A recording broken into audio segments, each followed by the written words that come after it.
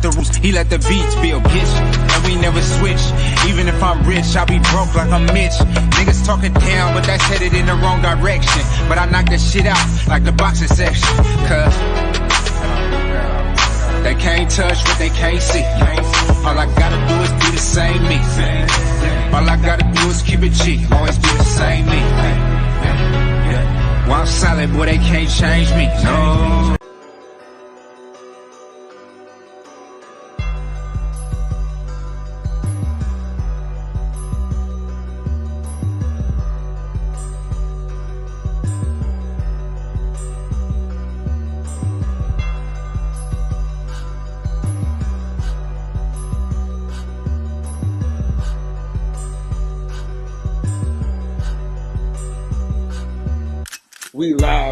We live from the boxing section, you dusty ass niggas.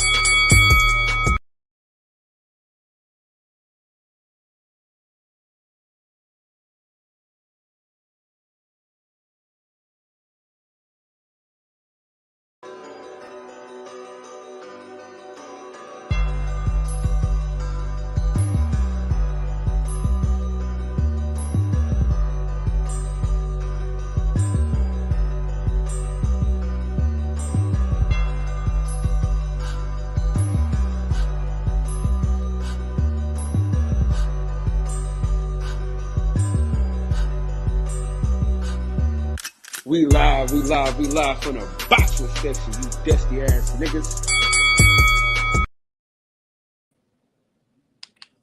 What's going on, man? We live from the boxing section, man. What's going on with everybody tonight, man? Listen, fight week, man, for my boy Omari Jones, man. Hopefully we'll be in the gym with him tomorrow. And we grinding, man. We working, baby. Tom Brown, salute to you, my brother.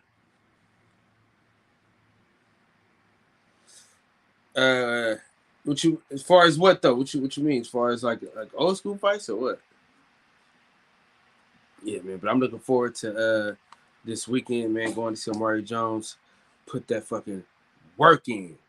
You understand what I'm saying? Put that work down on them boys, man, out there. I'm looking forward to going to Vegas next week, man. Let's get it. For my boy Troy Isley. So, man, I'm looking forward to everything that we got going on for the next 2 weeks. I'm feeling good, man. I'm happy. The grind is the grind, man. We grinding, man. We going hard, man. We doing what we doing, what we got to do. We chilling, man. 2 great interviews today. Have my boy Thomas Matisse on. Gonna have him on closer to his fight.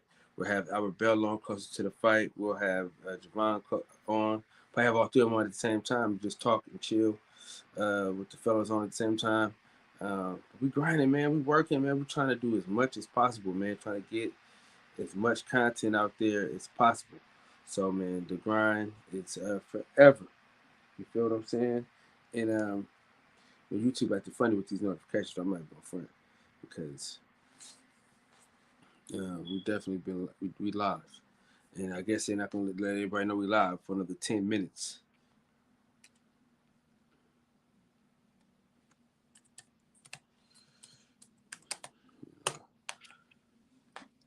I guess we're gonna do some Tuesday night fights, man. You know what I'm saying? I think we're gonna go over some fights, talk about the fights. Yeah, so that's probably most likely what we're gonna end up doing. You know what I mean? That's what we're gonna end up doing. Trying to think of some fights that we want to watch. And see people get in. I'll probably rewatch that Hagler Hearn or Sugar Ray Leonard versus Hagler, something like that, man. Yeah, really see what's up. See what we're gonna really do. You know, we got these fights coming up, man. Most definitely got these fights coming. August 13th, man. You got August 20th. I'm trying to figure out August. There's something August 27th is a lot of young homies. We got Abdullah Mason is fighting that fight. He fighting. Heaven Brady is fighting on that card. Big Baby Anderson is fighting on that card. So yeah, that's August 27th. Then the 20th, you know, you got Anthony Joshua versus Usyk. But, you know, we got that boy, man, AB, man. You know what I'm saying? All day. Tell the bro what's going on with you, man. Salute to you, my brother. Yeah, man. So that, you know what I'm saying? Those two fights are going to be cool for sure. So I'm excited to see those fights. Then, of course, you know, September coming. We got Carissa Shields. I stepped shot that fly just now. Carissa Shields, right? September 10th. Then you got Shakur Stevenson. You know what I'm saying? And then we kind of don't know what the hell we got going on after that. You know what I'm saying? Everything else is up in limbo. Everybody trying to figure out what they about to do, what we got going on, what's planned. But those fights are planned for sure. So I'm excited to see those fights. I'm excited to fly out to certain fights and really enjoy myself, man. We for sure grinding. That's a fact.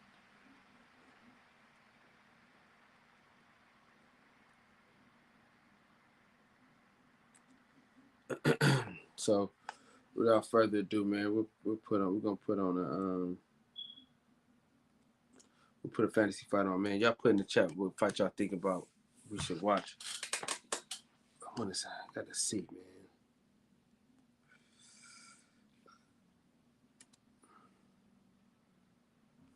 That's the one thing I gotta see. Matter of fact, that's what we're gonna do. Scratch that. We about to watch this. Interview Bob Arum with Fred. So that's what we're gonna do.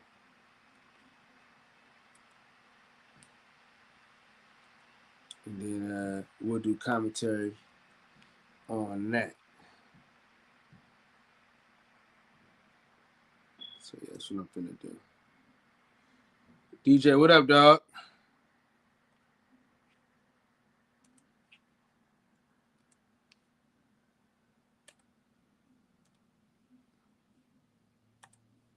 All right, let's get it popping. He took at least 9 that we know about. And I'm not. Of course, it's going to show it. Yeah. How's your summer holding up? Good, great. Good. Great. We're getting, set for the month of August. We got 4 shows in August. 4? And, so, we're clearing the decks. Now, your first show in August is the 13th, correct? No, it's this Saturday from England, from Belfast, where Mick Conlan is going to be fighting. Oh, yeah. And are you? ESPN Plus is going to show it. Yeah. And it'll be on, late afternoon. Okay, and then you got Teofimo Lopez on the 13th. Teofimo Lopez, yeah, he'll be coming. He's training in New Jersey, and he'll be coming to Las Vegas on the weekend and getting ready for his comeback fight. How is he doing? How's his mental health, and how's the relationship between him and his dad and Top Rank? Well, the relationship between Teofimo, his father, and Top Rank couldn't be better.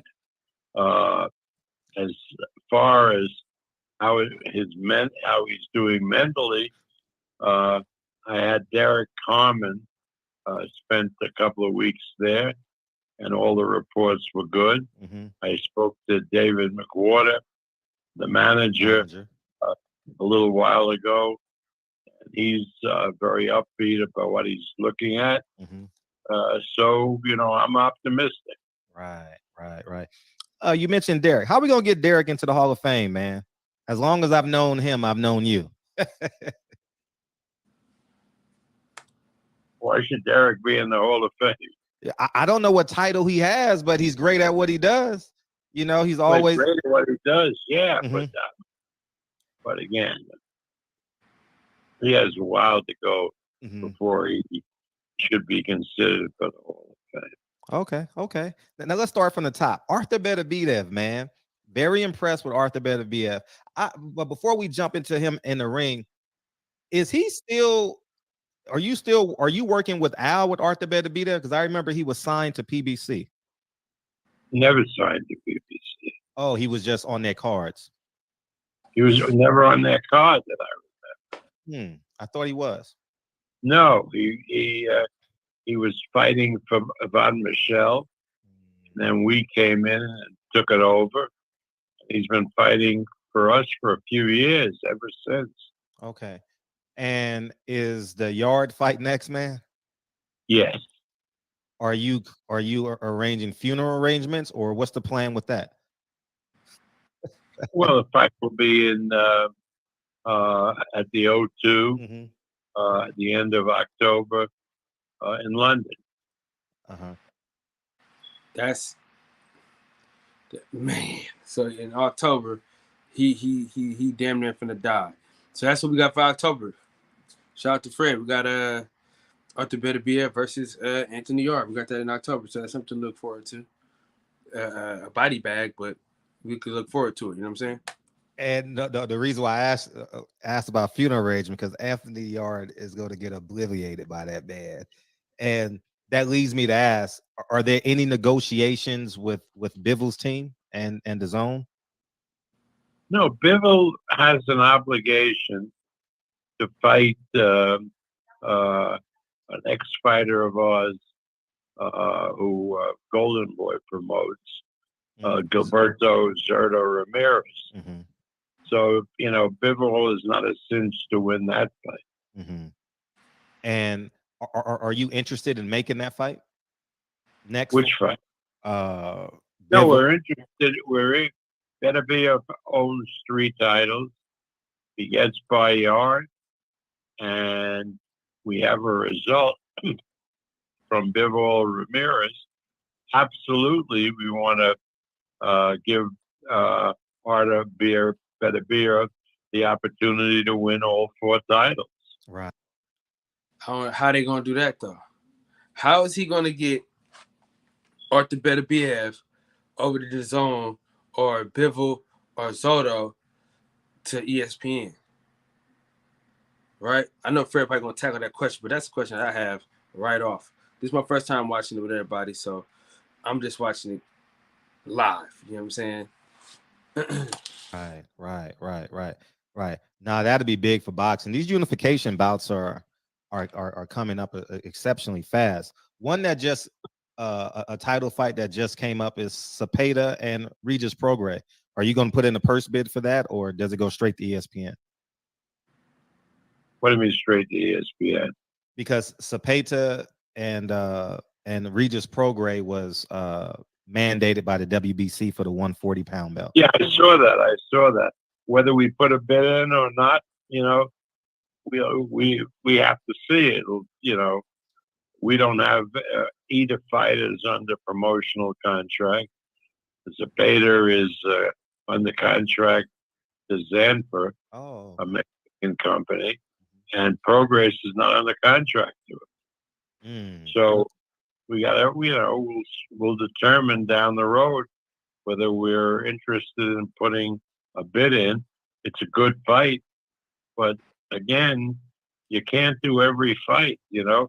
Even though we have so many dates, we got to look to find places for the fighters that we're contractually obligated to. Would the good business move would be not to bid on it in the first purse bid to lower the requirements? Because it seems like PBC don't like PBC is going to bid on it. Probellum is out of the mix, so it's only basic you and Eddie, your best friend. Well, again, we're not going to just bid to boost Eddie up. And spend money that he doesn't have to spend. Right. If he wants to do the fight, let him, during this period, meet with both guys and make him an offer and put the fight on. Right. I totally makes sense. And that would be the correct business move. And speaking of next move, you mentioned Shakur Stevenson versus Lomachenko next. So after next. Where does Devin Haney fit in that triangle? Well, Devin Haney. Great question, Big Fred. Great question. Now, he gonna try to sweep it under the rug and bring up Kambosos. I can hear it in his fucking voice. I can hear it in his voice that he gonna bring up Kambosos.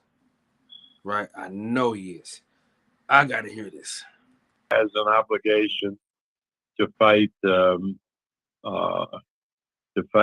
Kambosos again, and then we have let Devin Haney know that if Lomachenko can get out of Ukraine, he would take a fight, a tune-up fight, and if Haney beats Kambosos, then Haney would get the Lomachenko fight.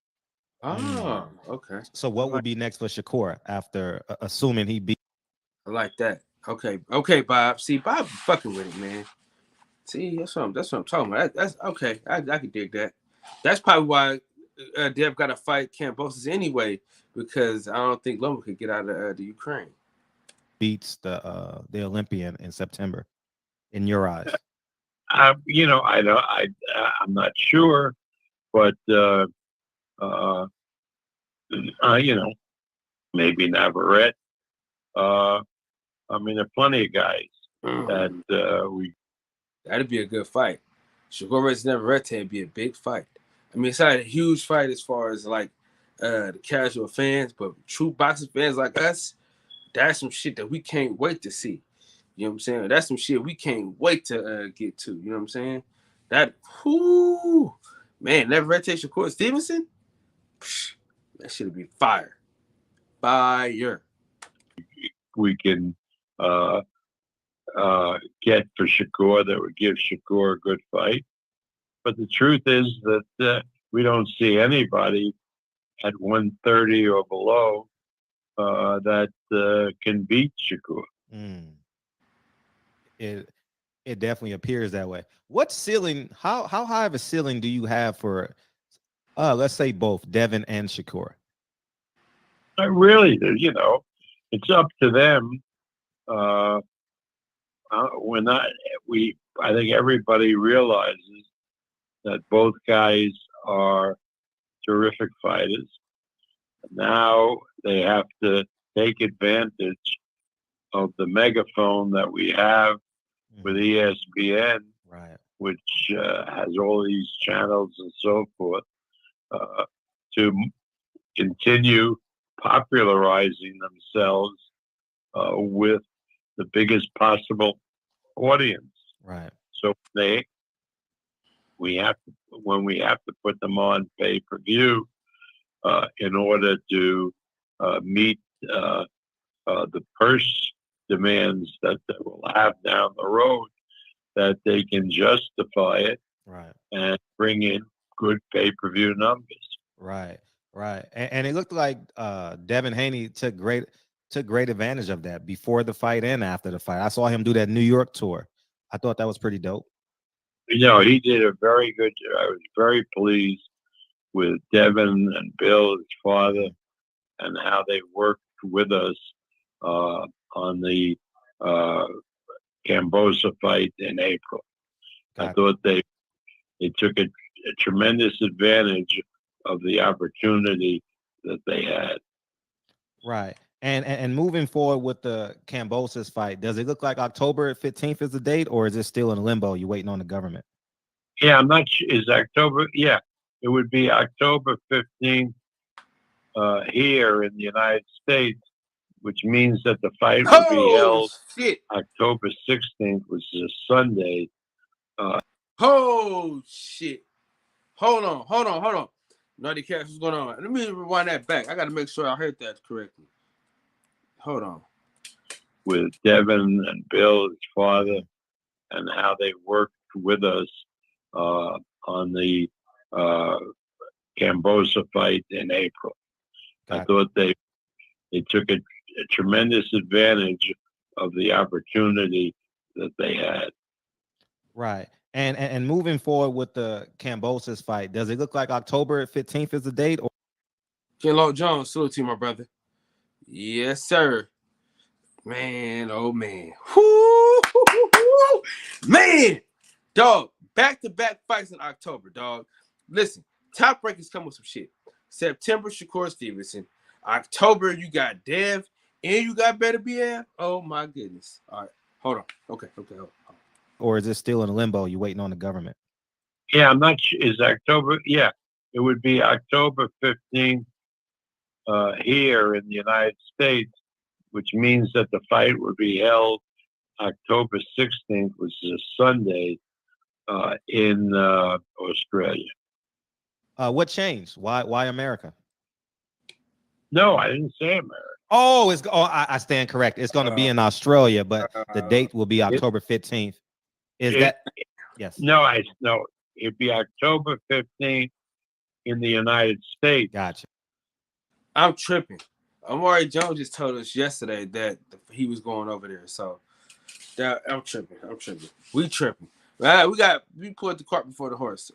We just had Amari Jones in here yesterday. My bad, y'all. My bad. It sound good. Gotcha. Which would be October 16th. Gotcha. In Australia. Gotcha. And that's pretty much set in stone, or are you waiting for? Pretty much set in stone and working through the details with the Victoria government, where Melbourne is.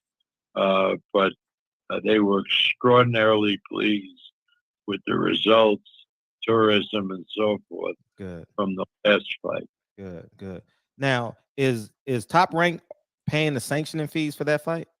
Or does the fighter pay the sanction fees? Because there was some discussion about that. Well, great question, Pedro.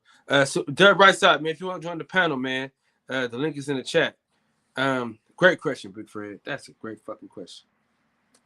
Usually, the fighter pays the sanction fee, unless the contracts provide otherwise. I don't know what this contract here provides, but if it says Top Rank should pay the fighter's sanction fee, we'll do it. If it's silent, then the fighters will pay it. How often does that happen? If you can give a percentage, it's normal.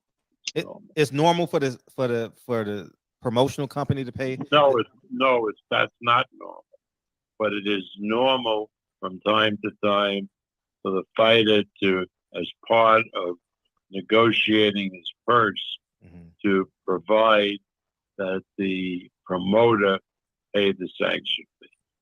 Got that. So that might work. What's up, right side? Talk to me.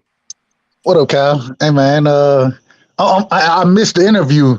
I heard that Fred interviewed Bob earlier, and I missed it. So I'm trying to catch up to understand what was going on and what was said, and keep going, bro. Keep rocking. I'm catching up too. So basically, I'm basically just pausing it and talking about some shit real quick, and then playing it right back. So basically, what I did with my documentary today, I'm doing with this. So hey, real quick, fire ass. So I was in the building. I watched that entire documentary. Fire ass documentary, bro. Like, hey, good work, brother. Good work, great work. Not even good. You know what I'm saying? You had Bozy in that bitch. You respectfully, I don't want to call it. Footage, though. We you were saying that. You were saying that you lost hella footage. Hey, hold on, real quick, Kyle, bro. You a nigga, right? What happened? That nigga, hey, Kyle was like, hey, what's the first thing I told you where I wanted to go? To the hood, nigga. That's how I feel comfortable in the hood. That's where I wanted to go over there. That shit had me dying, bro. That shit had me crying. I told him, man, take me to the trenches, man. I ain't all that other shit. I'm cool. No, that was a hell of an interview, bro. A hell of a documentary that you put together, bro. Like, salute to you, man. Great job on that shit. Yeah, I'm gonna leave it up for like a day or two, and then I'm gonna make it private. Yeah, that's what I end up doing. Hold on. So real quick, let me ask. So I just jumped in. How far are we along on Fred interviewing Bob? 12 minutes of a 53-minute interview. It was a 53-minute interview? Yeah. We 12 minutes damn. In. All right, let's do it. What did you want to know? Because we basically he talked about Arthur Beterbiev about to commit murder in October. Right. Against Anthony Yard, right? Yeah. So that's next. Did Beterbiev, did he have to have like knee surgery or some shit? He's gonna kill that nigga anyway. Don't matter what he get. He gonna beat dog shit out of Anthony Yard shouldn't even take that fight, but that's just my opinion. It's gonna be in England, so hopefully we got to fight that same night though. You feel me? Like, so hopefully we got some shit that's going on that same night. You get what I'm saying? Because it's gonna be in England, I feel you, but it'll be early in the day for us. Yeah, we got to get up hella fucking early, man.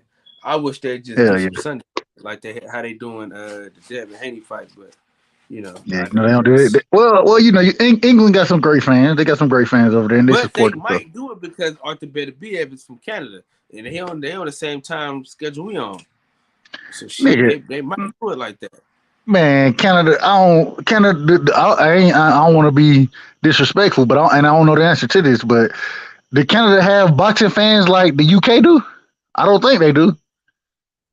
Yeah. Yeah, and I think he reside though. Where the money reside, That's where he reside. Yeah, we started from the beginning, bro. So if you was here from the beginning of the end, if you was here from the beginning of when I went live, you pretty much got the whole thing. No, I just jumped on, bro. I ain't gonna lie to you. I just jumped on. No, you get on. I was talking to Rob G Film. Oh, okay, come on. You ain't miss whatever you need to know. I could tell you. So you ain't missed nothing for real. I told you everything you need to know. They talking about the Devin fight right now, right? Oh, Regis Pro. Hey, did you know Jose Cepeda ain't even signed the Top Rank? I thought he was a Top Rank fighter. He signed with a Mexican promotional company, and Bob said he ain't finna bid on that fight, so it's probably gonna be a DAZN fight. Damn, I ain't know that. I thought Cepeda was signed with Top Rank too. I know Ramirez was. I know Ramirez is. I thought Cepeda was too, though. Yeah, he cleared it up. He cleared it up today. Okay. Let me see. Let me play this joint. So the Haney's got a good deal out of it. Yeah, but they, earned it. They earned it. Absolutely. They acted well. People liked them because they were real gentlemen, real sportsmen. Yes. So again, if a fighter does what he's supposed to do and produces in and out of the ring, and he deserves to get paid. Right. And I'm glad you said that because Devin Haney does an exceptional job outside of the ring. And I'm going to bring I don't know if I should say it now, but I think Shakur Stevenson dabbles with it a little too much. He wants to be cool and he wants to be a fighter. I think because there was a video that went viral, and God damn it, Fred! I knew he was going to. Damn! Come on, Fred! Come on! Don't do that! Don't do that! God my bad, it, Fred watching too. God. Hey, Fred! I got much love for Fred. I got much love for him. God damn it, Fred! You can't, but you don't say Shakur. Don't do that, man. Don't say Shakur doing this and that, man. Damn! Hold on, real quick. Let me see. He has difficulty committing to the sport of boxing, whereas Devin Haney is like, Fred, I gotta disagree with you on that, bro. He committed to the game, bro. What now? Them all day, every day. Huh? But I will say this, and this is just a personal opinion, and Cal, you more connected than I am. This is just a personal opinion. And I'm biased as well, so this is my bias playing into it. I think Dev is more committed than Shakur is in this situation. No. Or do you think they're equally? Do you think they're equally committed? I don't think nobody more dedicated than Devin Haney, bro. That motherfucker worked. Maybe I'm just a biased ass supporter of niggas from Oakland. You know what I mean? Hold on. Say that again. Say that one more time. My shit was fucking up.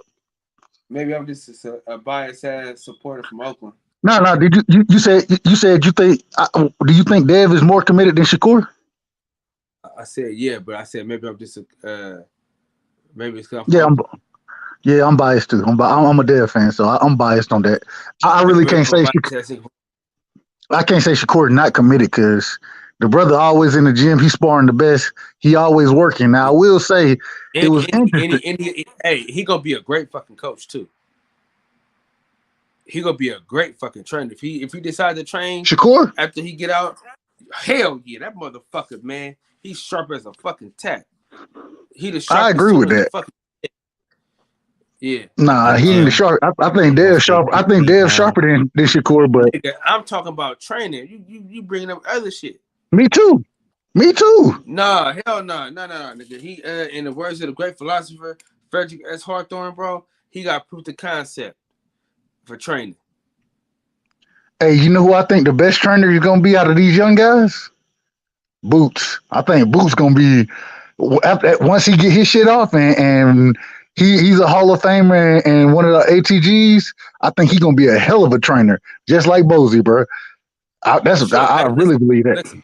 Listen, that's what I'm saying. Bro. Them two niggas, and they friends too. Them niggas like best friends too. Who? Shakur and Boots, they hella close. Okay. So, what I'm telling you is, them two niggas, because they don't, you know, a lot of times great fighters have the thing where they can't train greatness because they do, because they've been so great for so long that they can't build it. Them two niggas got that shit. They got it. Yeah, they got it. I think Dev got it too. Close to my weight, so I can make weight. No, I don't think that's the case. I think Shakur isn't been as articulate with the press as Haney been. Okay. But I think, you know, with his, you know, manager, Prince talks to him, and Tony Leonard, who's co-promoter, they are constantly talking to Shakur. Good. And Shakur is beginning to see the light. You know, it's not the easiest thing to become very talkative with the press when your personality is the whole thing's inside of you. You see what I mean? I get it. I 100% get it. And I think that I root for Shakur. And that's why when someone sent me a video, I don't want to elaborate on what I saw, but it kind of threw me in a loop because Shakur looks like my son a little bit, you know, and I always and I inherently root for the kid, and I just want him to be well. So hopefully he hears this video and he holds himself accountable to that. Hey Phil, that's not Hey Phil, that's a great fucking point. Damn, that's hey, tomorrow's show. Hey, if anybody steal my fucking concept, dog, you know they got it for me first. That right side. I'm right here. I'm listening. Tomorrow. We should do it tonight. We should do trainer 2. So what I'm gonna do is we're gonna talk about all the young fighters and who we think is gonna be the best trainer out of all of them. Okay, we could definitely do that. I ain't got no. He just dropped Gary Russell. I like that. I like that. Now, hey, real quick. Well, go ahead. We'll talk about it in a minute. Yeah, I like that. Yeah, well, there's good people with him, which helps. Good. Not a bunch of thugs. Right. They're really, really smart people. Right. And so I think it's just a case of maturation. Right. Shakur. What's your take on the Jake Paul melee this week? Well, you know, the question is really, is Jake Paul a real professional fighter? He's a good personality, and he creates a lot of interest. But now, if you match him with an experienced fighter, it's going to be very, very hard for him to win. Right. You know, he's really, I mean, he has a great following. I don't want to demean it. He's very promotion oriented, but can he really fight at the elite level? Right. I really don't think so. Why do you think Showtime elected to cancel the card as opposed to finding an alternate? Well, they didn't have much time to find an alternate. And the problem is, if you find an alternate and it's a real fighter, you wouldn't want to bet the house on Jake Paul. Got that. How do you think that fight would have played out? Damn. Hey, that motherfucker Bobby spent some facts, some game, don't he? The right side, motherfucker muted. Hey, you know, people. One thing, and people they like to hate on Bob. One thing I say about Bob, in his old age, the nigga gonna tell you the truth, bro. He reminds me of my great grandma. My great grandma, as she aged, you know what I'm saying? She just said what the hell was on her mind, bro. She didn't give a fuck about. Hey, she said whatever she was thinking, that's what she said, and that's how I look at Bob, bro. Old ass nigga, he ain't got no repercussions to nothing he's saying, bro. You know what I'm saying? So he gonna speak the facts. He gonna speak what he think the facts are, if that makes sense. Go ahead, keep talking, nigga. Now, and because of that, you know, whenever Bob, when he started cooking, I'm listening. I'm listening just because I listened to him earlier, you know what I'm saying, when he was talking about Shakur going for Undisputed. And he was like, yeah, the nigga over there with Eddie Hearn. Now we ain't trying to make that fight. Nobody don't know who he is. But now, you know, if either Garcia or is it Gonzalez? It ain't Gonzalez. What's the brother name?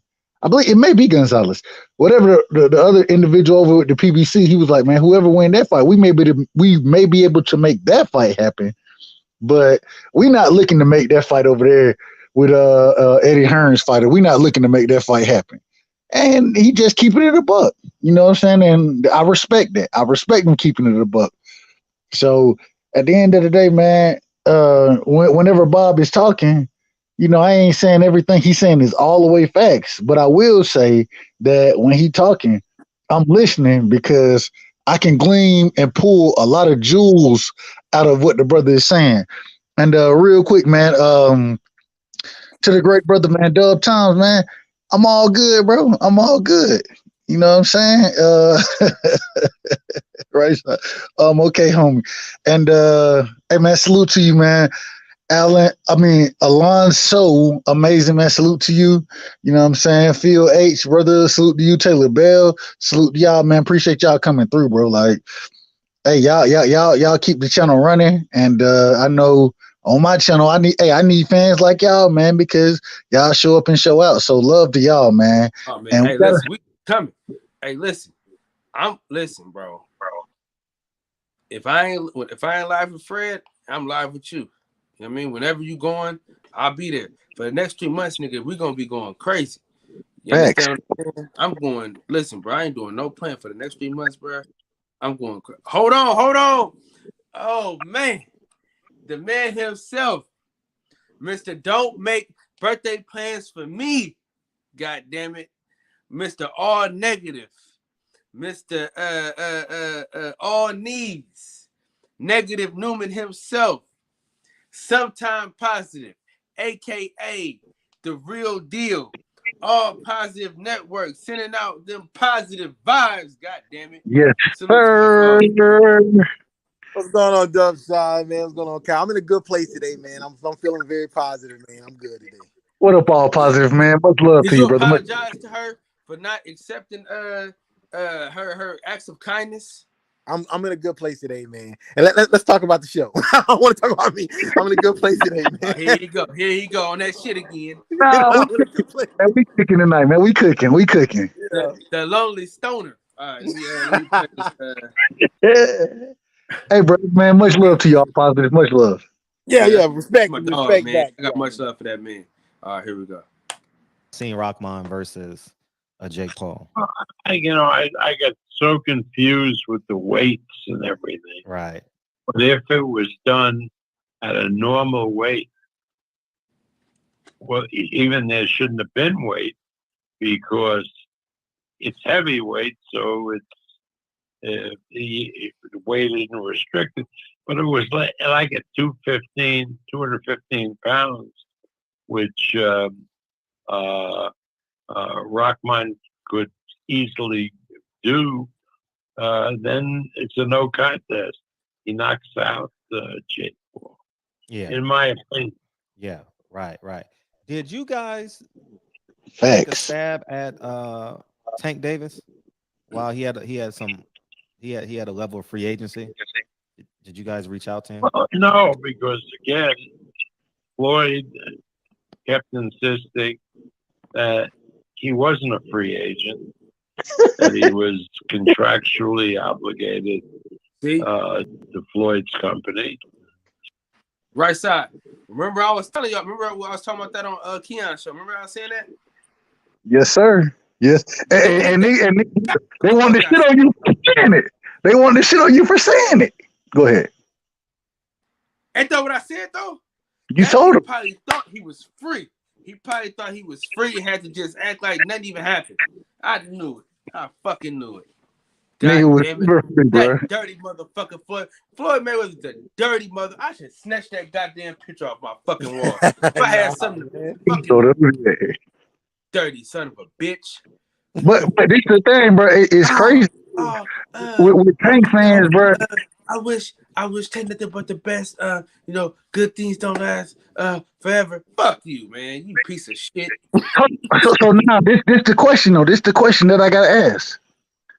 Is it on Floyd or is it on Tank? Did Tank get tricked into some shit, or did he just resign on his own will? That's the question I want. Nigga, we heard what Bob just said. He was still contractually obligated. Dirty motherfucker, man. That's a dirty motherfucker, dog. He dirty motherfucker, man. So you saying Tank was never out of his contract? Hell no. That's what I said that on Keon show. I said, bro, the nigga probably wasn't even out of the contract. They probably put something in there so if he touched a certain mark that he had to like re-sign him for another couple fights or anything. Because Bob be doing the same shit in his contracts where if you get you a title shot, you win a title, you're done for a couple more fights with him. You waiting for a couple more fights. And that's what I was tripping off of when Bud in Porter fight. I thought he had Bud locked in. You know what I'm saying? But he didn't.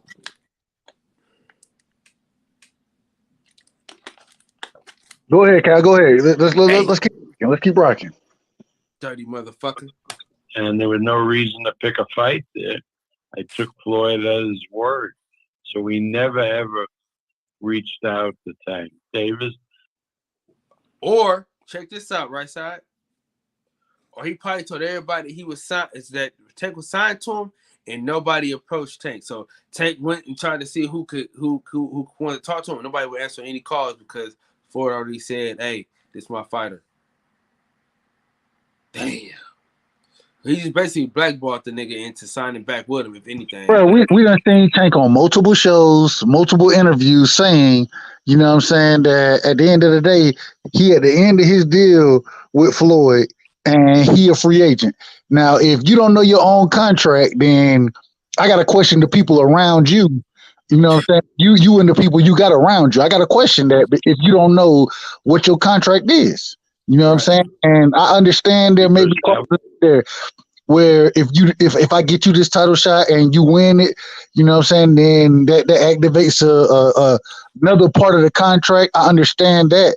All I'm saying is for Tank to say in multiple interviews, and I ain't gonna lie to you, I was watching an interview today with him when he was on what is All Athletes or We All Athletes or some shit with Brandon Marshall and this shit was like 3 months ago. Brandon Marshall and Ocho Cinco. I Am Athlete.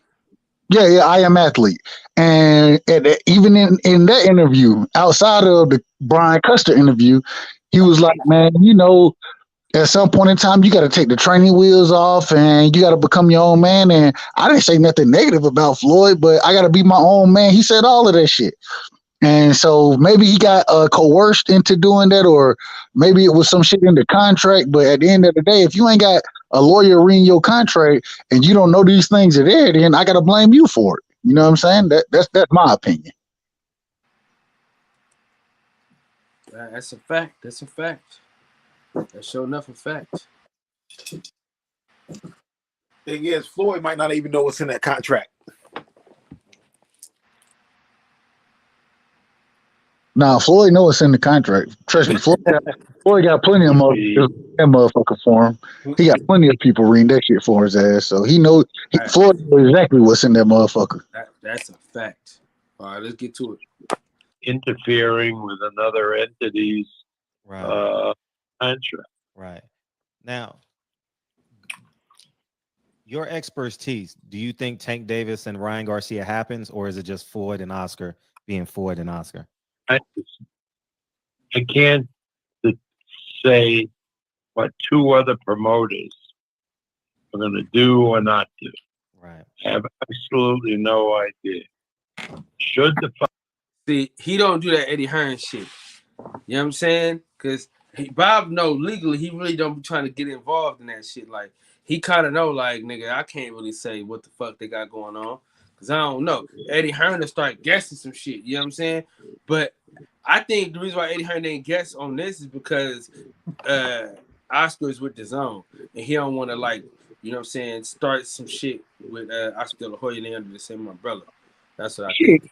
He can start whatever the fuck he want to with Oscar. Oscar is in debt to their ass because Eddie Hearn and Dazin, they're the one who kept Golden Boy afloat. That's the company that's keeping their ass afloat right now. So, I ain't gonna put it on Eddie Hearn in this situation. Now, a lot of shit I want to put on Eddie Hearn, but in this situation, I ain't gonna put it on him. But I will say that, like Bob just said, hey, I can't really speak on it because I ain't a part of it, and I can't really say what's gonna happen. But with him saying that says a lot to me because if he felt like that fight was really gonna happen, you know what I'm saying, then I feel like he'll come out and once again, Bob, that old ass dude who gonna say what's on his mind. That's how I look at Bob, regardless, whether I like it or not. That's how I look at him. And if he felt like that shit was gonna happen, I feel like he would have said that shit was gonna happen. But I will say that if he feel like it wasn't gonna happen, he probably would have said that too. So he probably really don't know. You know what I'm saying? But you know what I'm saying, he ain't gonna guess neither though. Fight be made? Absolutely. Because I think it's a very attractive fight. Will it be made? I don't know. Again, I'm only can be accountable for what I do as a promoter, not what anybody else does. Right. And speaking of promoter, what's the status of you and Terrence Crawford's lawsuit, or Top Rank and Terrence Crawford's lawsuit? Oh man, another great question. Well, Hold on. I'll be right back, y'all. Hold on. Y'all chop it up about the Tank and Ryan Garcia shit. I'll be right back. We're gonna talk about that. Hey, but before I chop it up, man, the answer that Bob gives here, I heard this piece of it. I heard this piece, and it's very interesting. And I got a lot to say about what Bob say about this shit. You feel me? I got a lot to say about this. I thought it was very interesting, his comments that he made in this situation. But go ahead, all positive. I don't want to, I get long-winded, so my bad. No, go ahead. Now you might lose your train of thought. Go ahead.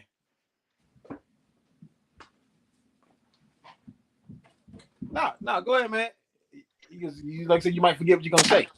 No, I ain't gonna forget what I'm gonna say. This in this situation, because of what he says, and I want to wait till that's played. I got a lot to say about what he says about this, bro. Like, it's very interesting. And Fred asked a really good question here. He asked a really good question about that lawsuit and who's responsible. And he ties other individuals into it at some point in time. Man, it's a good ass question. But going back to Ryan and Tank, all positive. You think Ryan and Tank? You think that fight happened, bro? Man, we gonna see a trilogy. We might see a trilogy or a rematch with Spence and Crawford before Ryan get in that ring with Tank. Man, Ryan, you know how Ryan do, man. You know he call out everybody. That fight ain't happening, man. Because even if Ryan wants to fight, De La Hoya knows that's his only cash cow right now, and he knows what's gonna happen. He put him in the ring with Tank. Bro, this when I realized the fight wasn't gonna happen. When the nigga did the Oscar De La Hoya did the interview with Fight Hype, like Floyd told him he had to do, right? When he did it, and he was like, he want to make it a joint promotional pay-per-view fight. And then probably a couple days later, Stephen Espinosa got on with Fight Hype, and Stephen Espinosa was like, shit, it ain't up to me, but you know, if it was up to me, in my opinion, damn it's too tough to do a damn joint pay-per-view venture. You know what I'm saying? Because everything ends up on the table. And according to Stephen Espinosa, I'm just gonna use the example he used. He was like, you know, the money is one thing, but then it come down to who gonna sing the national anthem, the announcer. You know, it come down to all type of everything is on the table when it's a joint pay-per-view venture. And then he brought out the point that the only 2 joint pay-per-view ventures that Showtime has ever done was Tyson and Holyfield and Floyd and Manny Pacquiao. Yeah, you know you saw what's his name, Lampley and what's my man name from Showtime? I forget his name. One of my favorites. With the champ. Yeah, you had those 2 together. You had those 2 commentating together. I had never seen those 2 commentate together. Exactly. Exactly. What's my man name from Showtime? Bernstein. Yeah, Bernstein. And yeah, Bernstein. Yeah, those 2 commentating together. That was crazy. Detroit BC, what's going on, man? Shout out to the great brother, man, Detroit BC. Shout out to Champion Heart, man. 817 in the building. 817, man, bring your ass up here, man. Hey, you're abrasive at in the building. I ain't see that nigga. Yeah, 817 in the building, man. The most abrasive nigga I know, but I love the nigga, man. I love him. Cut you off while you're talking. Shout out to my dog, man. Hey, what's something to cut your ass off? And then hold on. Look out here. Cut you off and then cut you out and then be like, my bad, bro. Go ahead, bro. Go ahead. And then he'll cut himself off. He'll cut himself off making a point to make another point. Bro, hey, 817, that's my nigga, man. I fuck with 817 long, man. The funniest shit in the world. We was on Keon show the other day and I said, man, I want to apologize to the panel. But 817 cutting everybody the fuck off. But nah, so look, this shit is so crazy. So I don't know if y'all know what New Way is. We got a little spot down here in Georgia. It's New Way, you know what I'm saying? They do hot dogs and little shit like that. So I'm listening while y'all cooking, right? And 817, Kyle, I'm listening to you on the panel, you know what I'm saying? You trying to get your shit off. And every time you start to try to get your shit off, 817 cuts you off. And I was like, man, god damn, shut the hell up, man. I love when 817 cook because 817 passionate about the shit. He gonna go off. I love when the nigga go off, bro. At the same time, I'm like, bro, shut the hell up, man. Let the man get his goddamn point off, man. I had to tell my dog, man, listen, just because your ass is yellow don't make you right. Shut the fuck up. Hey, listen. That's my dog in real life. You know what I'm saying? You understand what I'm saying? Like, that's my dog in real life. You know what I'm saying? My nigga Bruce, man. Shout out to my nigga, man. For real. Man, hey, join the panel 817, man. We got to laugh a little bit, man. But 817 a good ass nigga, man. He a good ass nigga, man. I want to hear him say, "See, this is what you get when you get with this type of person." Hey man. This is what you get when you fuck. These pussy ass niggas, man. These fuck ass Bob Aaron fuck ass nigga, man. This is what you get. Hey, without further ado, god damn it, my motherfucking dog. Although he may piss me off from time to time. But what's crazy is me and 817 normally don't go back and forth. That's the funniest thing. So when we went back and forth on Keon show, it's pretty funny. I finally got to feel how Mex feel. Motherfucking dog, man. Hey, what's up with my motherfucking dog, man? It's slander, man. This is slander. Just outright slander. What's going on, man? My nigga, what's going on, brother? Hey, man. Hey. Fuck you, Kyle. You already know, goddamn. Hey, look. Hold on, real quick. The nigga be like, OTB, man, fuck you, pussy ass. Nigga, you soft ass motherfucker.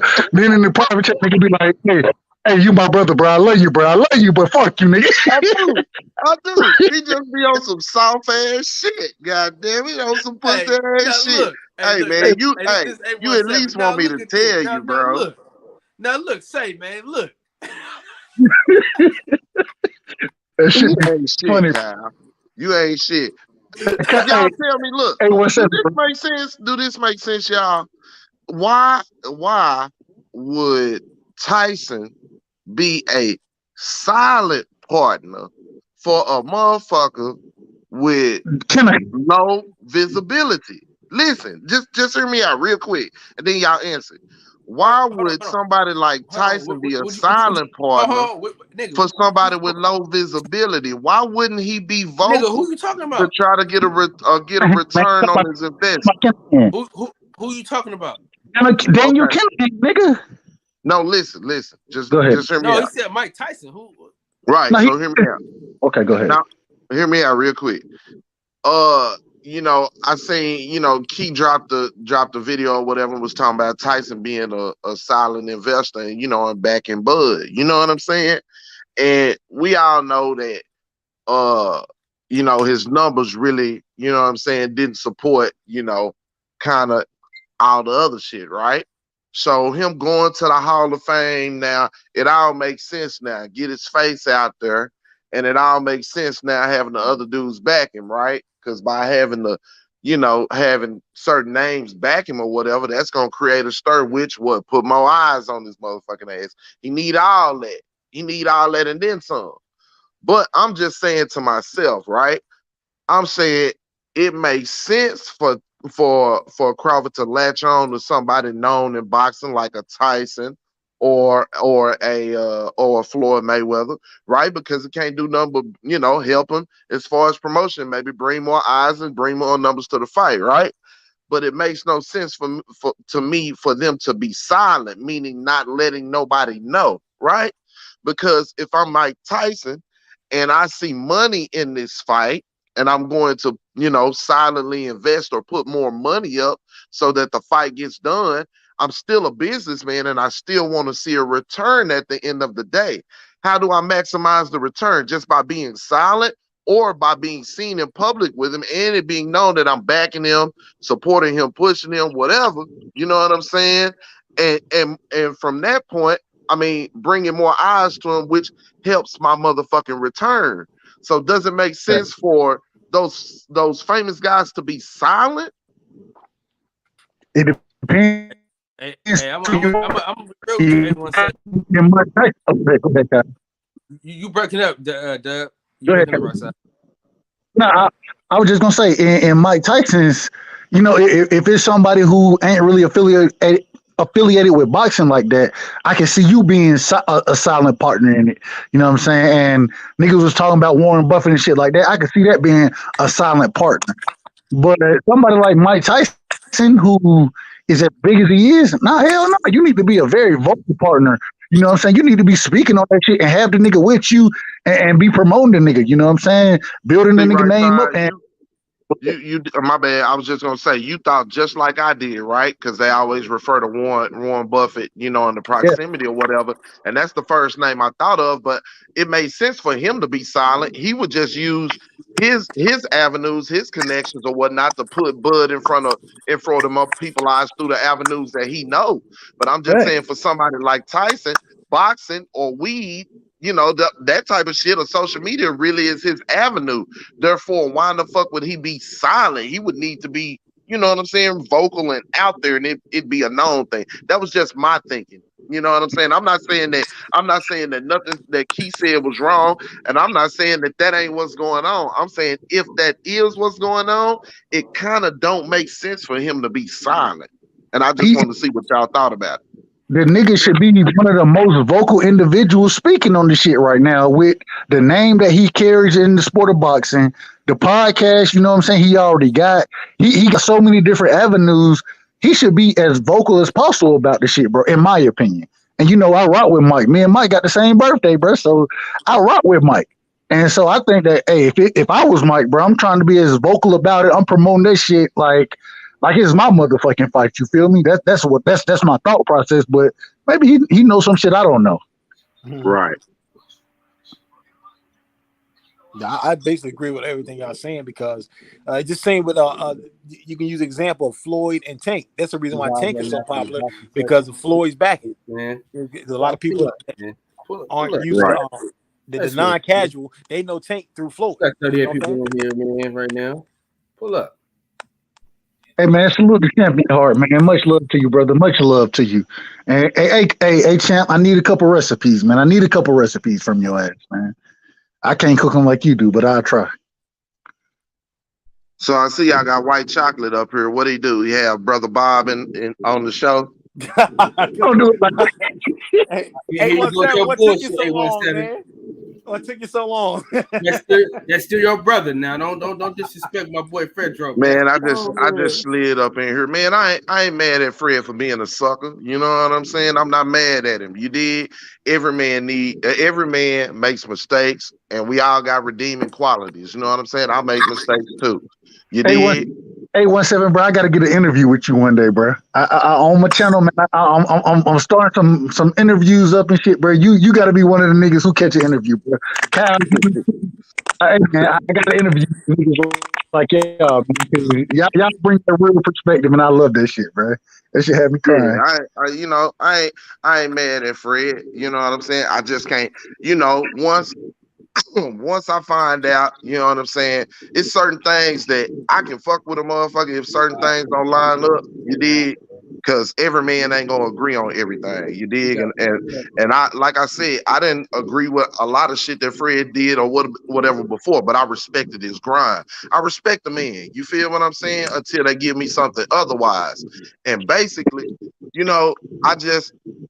I feel like all our time valuable on this motherfucker, and I try not to waste it. So when I come up here, I try to give thoughtful shit. You know what I'm saying? Because time is valuable, bro. It ain't promised to none of us. So when I feel, and then I kind of felt like I was being blown off, and I've seen him blow him out before. You dig what I'm saying?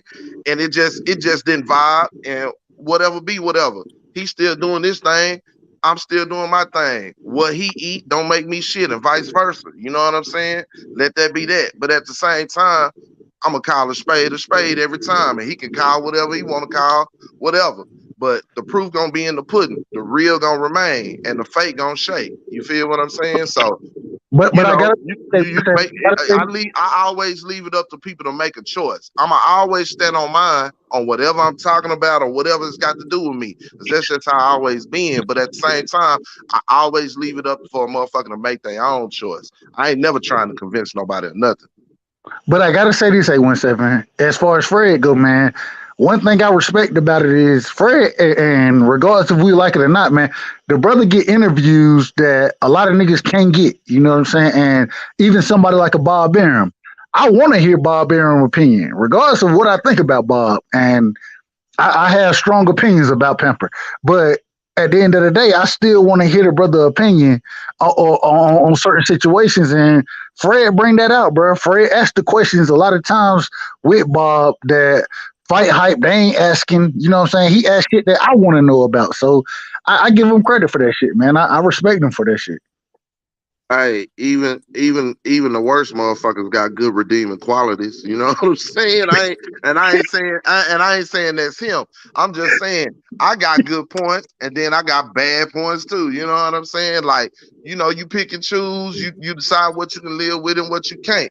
Yeah, the brother he is very intelligent. I ain't never accused him of not being intelligent. You feel what I'm saying? That ain't nothing anybody can ever accuse him of.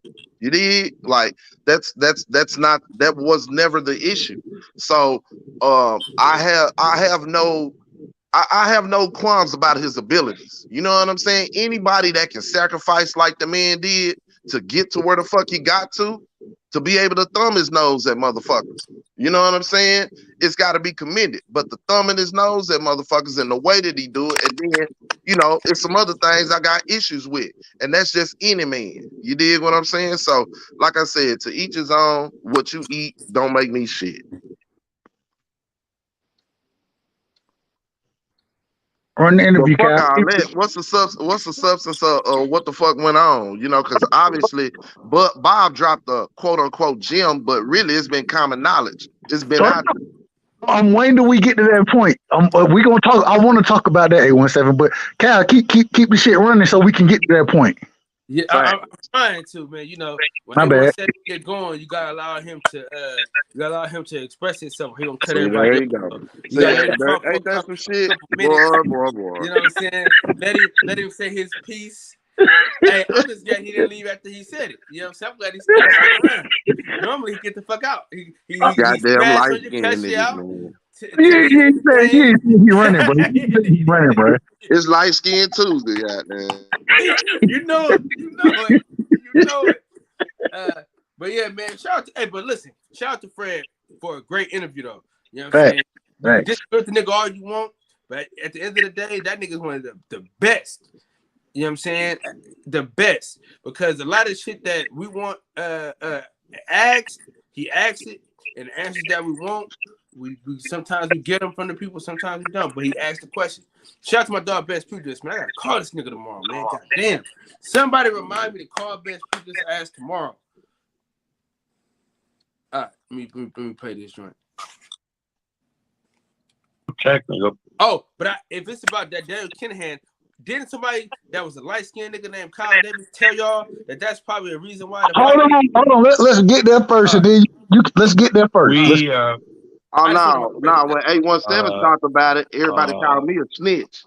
Asked to be removed to a federal court, and the federal judge said no, it has to be in the state court. So they have to refile the case. What's up, Reggie O? Hey, hold on. Rewind the Cal. Rewind it a little bit. Hold on. What I do as a promoter, not what anybody else does. Right. And speaking of promoter, what's the status of you and Terrence Crawford's lawsuit, or Top Rank and Terrence Crawford's lawsuit? That's what we want to know. Well, it's a little technical. We asked that it be removed to a federal court, and the federal judge said no, it has to be in the state court. So they have to refile the case in state court, and this was 6 weeks ago, and they haven't. So I don't know whether the case is going forward or is not going forward. I right now, as far as I'm concerned, there's no case. Mir, what's up with you, big dog? Salute to you, fam. Let me see if I missed anybody. Didn't he lose that judgment real quick? Didn't he lose that judgment? Hold on, real quick. Chef Boog, salute to you, my boy. My boy Dre Boog, man, in the building, man. Salute to you, brother. You said, hold on. Go ahead. I thought he lost that judgment. You know what I'm saying? I thought Bob was trying to get it moved or some shit, and he lost that, if I read it correctly. I'm going to look it up. He just said that. He said he tried to get it moved to a federal, but they made him do a state. Right. Okay. So why the fuck he think it's thrown out? But I mean, he lost. But once again, even hold on, real quick. Go ahead, Cal. Go ahead. You know why he tried to do that federal shit, right? I think he's trying to get it thrown out, right?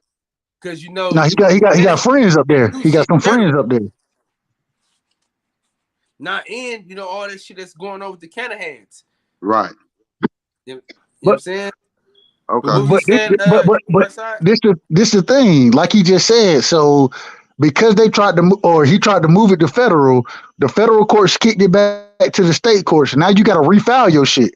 And that was 6 weeks ago, according to him. I don't know how true it is, but according to him, the shit ain't been refiled. So if once the shit get kicked back down, you got to refile your shit and present your evidence again.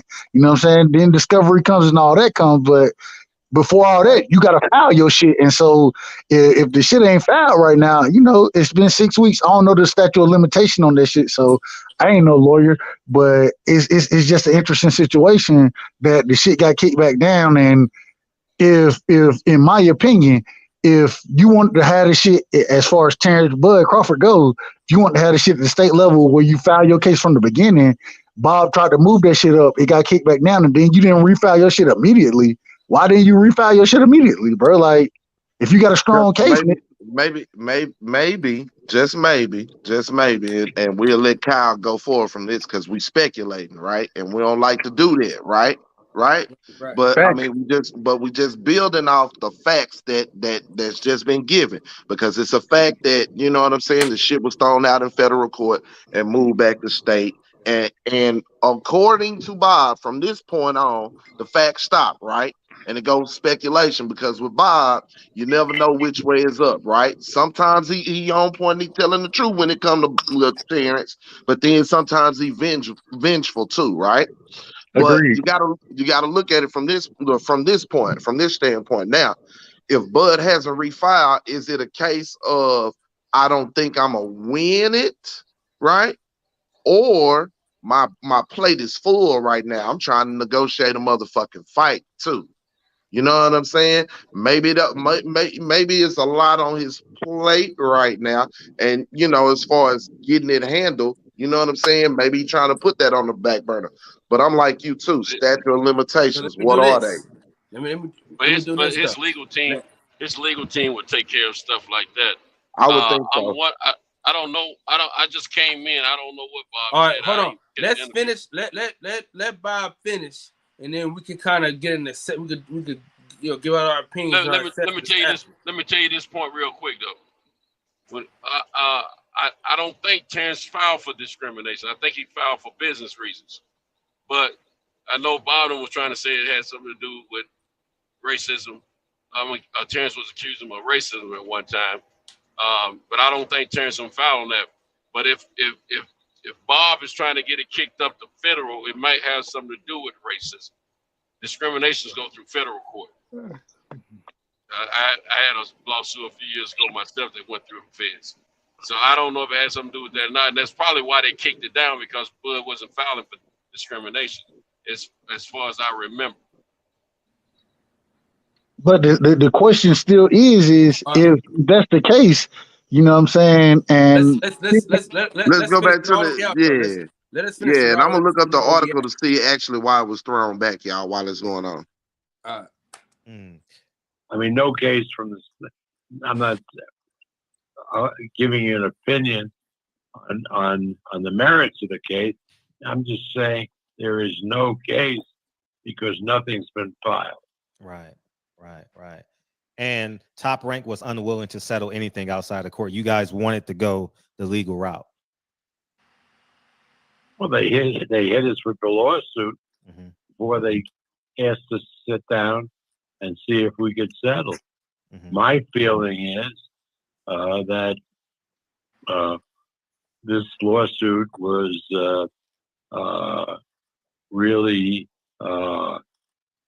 dreamed up by Kinahan and his people, because Crawford indeed had sent us an email saying that he and Kinahan were partners. This is before the Porter fight.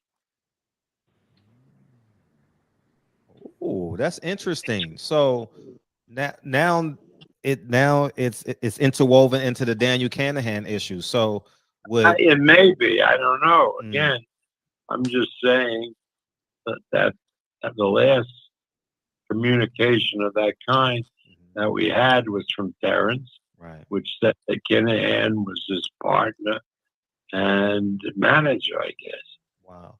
So does America put sanctions on Terrence Crawford in terms of? I don't know. Terrence entered into presumably this did occur before the sanctions were announced. So, I don't know what the status is, but obviously if he continues to deal with Kinahan, I don't know if he has, he would be in violation of U.S. law. Have you been questioned about Daniel Kinahan? Has the DOJ reached out to you? No. Okay. Do you know have they inquired about any of your fighters like Jamel Herring, Bomac, Terrence Crawford, etc.? No, Bomac, no. As far as I know, they haven't. Okay. Jamel Herring entered into a contract to do a fight promoted by Kinahan when he fought, who was it? Frampton. Paul Frampton. Yeah, and there were no sanctions at the time. So Jamal is really a law-abiding citizen. He clearly has done nothing wrong. Right. So and Terrence may have done nothing wrong, because he entered into an arrangement with Kinahan before the sanctions came out. Right, right.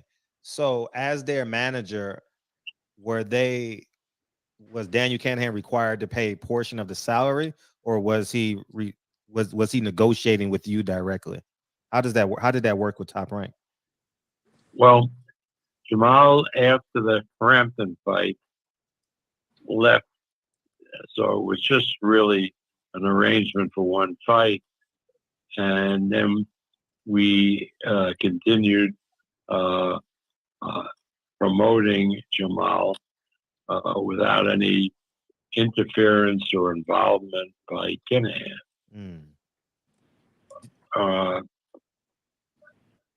And what was the question? Who else? Yeah. No, did Daniel Kinahan pay Jamel Herring's salary, or does Top Rank pay the salary? For what fight? His purse, the Carl Frampton fight. Yeah, he did. He did. And did Daniel Kinahan pay Terrence Crawford's purse and Sean Porter's purse, or did ESPN and Top Rank pay it? ESPN and Top Rank paid it. Oh, okay. So he had no financial bearings on the Sean. Well, I don't know. I don't know that. Maybe he did, maybe he did. I just know that we contracted with both fighters, both Terrence and Porter, and paid them what we contracted for. Okay. Fred, a good nosy motherfucker, man. Between Terrence and Kinahan. Oh, shit, my bad. I forgot to pause the shit. It got so good. My fault, y'all. It got so goddamn good. I forgot to pause it, man. My bad, y'all. I'm telling you, say, bro, he hit him with, hey, Fred ass, that nosy motherfucker. He good, bro. He hit him with them questions. Hey, look, he hitting him with them right behind another too, so he can't lie. Hey, Reg, you can hate the nigga all you want, bro. But Fight Hype interviews and I cannot interview better than Fred, bro. Let's keep it solid, bro. They some softball question asking ass niggas. That shit we just got right here, bro. Nigga. Hey, Fred coming with the smoke, bro. He coming with the smoke, bro. He coming with the smoke in that situation, and it's interesting. I can't stand him either, Reg. I can't stand this motherfucking ass either. But the bastard do ask good questions, man. and he timed them right. You know what I'm saying? Good, dog. Hey, what Snoop say? That nigga don't miss. In the heat of battle, he don't miss. In the heat of controversy, he don't miss. That nigga don't miss, bro. Damn, that shit was good. Hey, 817. Go ahead. What's that? Check it out. That motherfucker asked questions we ain't even hear the nigga ask shit. When he broke down the Jamel Herring person shit and then who paid the purse, come on, blood. Right. So now we know Daniel Kinahan paid the Jamel Herring versus Carl Frampton purse. Ain't that what Bob just said? That's what he said. Yep. That's. Hey, you know why Bob ain't got no problem with saying none of this shit now? Because he pimped him for his motherfucking fighter. You know what I'm saying? His fighter that he really hadn't made no money off of, that he wasn't really doing good business with, that was being difficult with him or whatever. You feel what I'm saying? Bro, that shit crazy as fuck, bro. That shit crazy, and I ain't gonna lie. This nigga Reg talking about he lying. Come on, man. Man, I ain't gonna lie, man. Bob seemed like, and I don't want to put no cases on nobody, but Bob seemed like he may be the informant in the situation. Reg, I'm gonna give you the benefit of the doubt because we know Bob a lying son of a bitch too, and he would like to turn the heat lamp on another motherfucker and keep it off himself. He was super forthcoming when he went to the government, you know what I'm saying, on Kinahan, but he was cool with doing business before. You feel what I'm saying? So I feel you, Reg. It could all be smoke and mirrors and just turning the heat lamp on another motherfucker to keep it off of him. Who knows? But what heat is it? Hold on, real quick. What's the heat?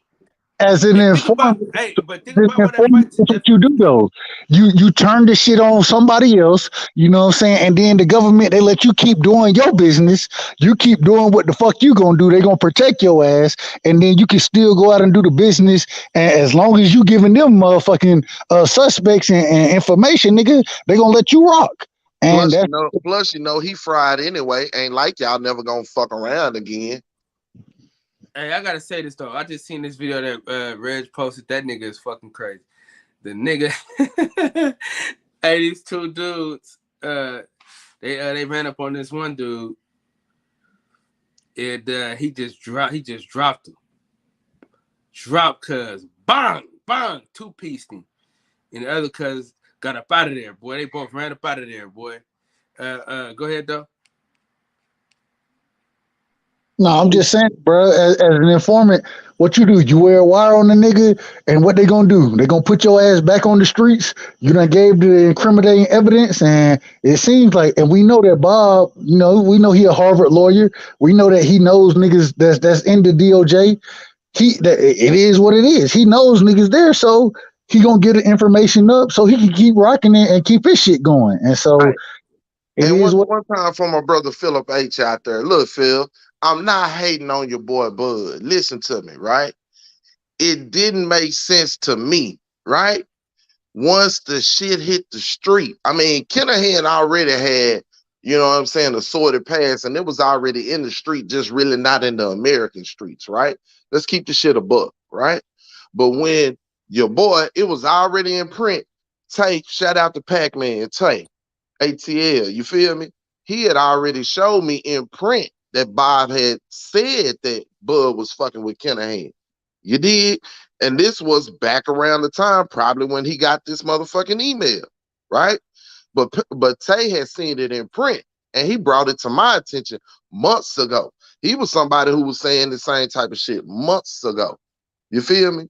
But I thought it was strange, and it didn't make sense when it was hot on the American streets, and Bud was on the ground taking pictures showing that he was shooting the Dubai to go holler at old boy. You feel what I'm saying? And I'm like, goddamn, bro. Every last one of us know. Every last one of us, right? Even us normal, regular civilians, right? Street motherfuckers too. We all know once somebody under investigation with the feds, bro, that's the number that you just take out your phone. You know what I'm saying? You put that motherfucker on do not disturb or whatever. You know, shit. You just go get your shit somewhere else. You did what I'm saying? So I'm just saying it didn't look like if your goal was to be a free agent and to get out there and really mingle, make a deal, and make your, get the fights that you weren't getting, it didn't make sense to go fuck with a motherfucker who was being watched by the feds. But if you already been fucking with a motherfucker, you know what? Don't forget, he probably got turned on to Kinahan because of Fury and all that stuff. He saw what kind of business they were doing, Fury, because a lot of people at that time was switching over to Kinahan. So the word was out that they were mob style, but they seemed to be in the clear at that point, and I think that's why some of those fighters signed up with Kinahan, because they saw the success they would have with Fury and stuff like that. I just can't believe that some of these guys, they knew for surely this the Kinahan was going down, that they would have signed up with it. But the question becomes, even if you don't know for sure and you still doing business there, are you implicated or aren't you implicated? You know what I'm saying? Even if you don't know for sure what the brother got going on. How can the fighters be implicated of anything? All they trying to do is get management and representation. How can they be they ain't got no legal situations to worry about. Right, but check this out, Centos, right? You can be working every day, driving your truck every day. You dig what I'm saying? Centos, if I got something going on, right, and you pull your truck up to my crib and no folks watching me, they may pull your truck over, you know what I'm saying, once you leave my crib. You don't even know what the fuck going on. You came over here to get these plate of ribs and this potato salad and shit that my old lady cooked. You know what I'm saying? You are on your driving your rig on your way to pick up your next load. You feel me? So him shooting over there, just trying to do business or whatever, he probably had to sit down with them people and explain that. But the fact remains, we ain't gonna say it's a fact, right? But it's been in print before, and Bob just said it. I mean, he been dealing with this motherfucker. So, like I said before, when everybody was calling me a snitch or whatever, and I was saying this shit public knowledge, the boy was fucking around with somebody hot, and it might be fucking up the fight. Or it might have held up the fight for a while. I don't believe it is now. I truly believe the motherfucking fight's fine and we just wait. But I do believe it had a hindrance in the fight, and Steven Espinoza brought it up. And this the thing. Look at what Bob. But when you look at what Bob said, he didn't say this shit happened recently. He said that shit was happening before the Porter fight. You feel me? And even at that current moment in time, as boxing fans, we didn't know the shit was going down the way it's going down, but shit was going down then. And he was like, "Hey, I got this email before the Porter fight," so the nigga was fucking with him before that. And so, hey, I don't know what's going on, but for Bob to drop those gems right there, bro, like I still think it's going on. Bud has not fought any fights on a Cunningham. Bob just made it clear because Bob and Top Rank took care of that between him and Porter. What Bob did, Bob just said, what Santos Bob just said, Santos, he just said, because Fred asked him, you know what I'm saying? Did Kinahan have any money, or who paid the purse or whatever? And he said, yeah, ESPN and Top Rank paid the purse, but he doesn't know if him and Bud had some kind of arrangement. So basically what he's saying is if they work something out on the side, that I wouldn't aware of, then shit, I don't know. But as far as I know, you know what I'm saying? That man got no proceeds from that fight. Bob would have said something. See, that's what I be saying, Santos. Look, real quick, look, Santos, that's what I be saying real quick about how people say stuff, right? The way that he said it is innuendo. You feel what I'm saying? It casts a shadow of a doubt to where you go, well, shit, maybe they could have had a side deal. I don't know. By the way Bob making it look, you feel what I'm saying? The business so shady, hell, I don't know what they doing on the side. Bob, he's slick, bro. He's slick. He nasty like that. And that's a way for him to keep getting that Terrence and Kinahan. You feel what I'm saying? And to keep himself out of it as well by saying I don't know exactly what's going on, but then also saying in the same breath that, well, when the lawsuit got signed, well, Kinahan, you know, they sent me an email, and Kinahan, he was a part of this shit. It's a catch-22 that Bob got going on right there. He's trying to keep himself out of it while implicating Bud and Kinahan having some type of dealings and relations together. And I don't know what they are, but clearly, just going off of what Bob said, he knows something that we don't know. In my opinion, that's my opinion. I'm looking at it like you, bro. I'm with you, right side. He definitely trying to throw shade. You know what I'm saying, on both they motherfucking ass and keep himself clean to me. But go ahead, play some more, Kyle.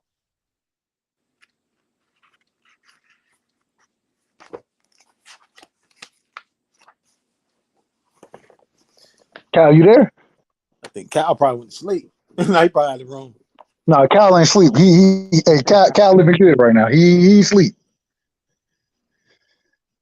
He can't run the video and go to sleep. Now, come on, Kyle.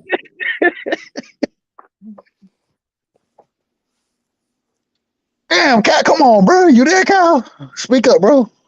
Real light skin ass. We on your shit right now.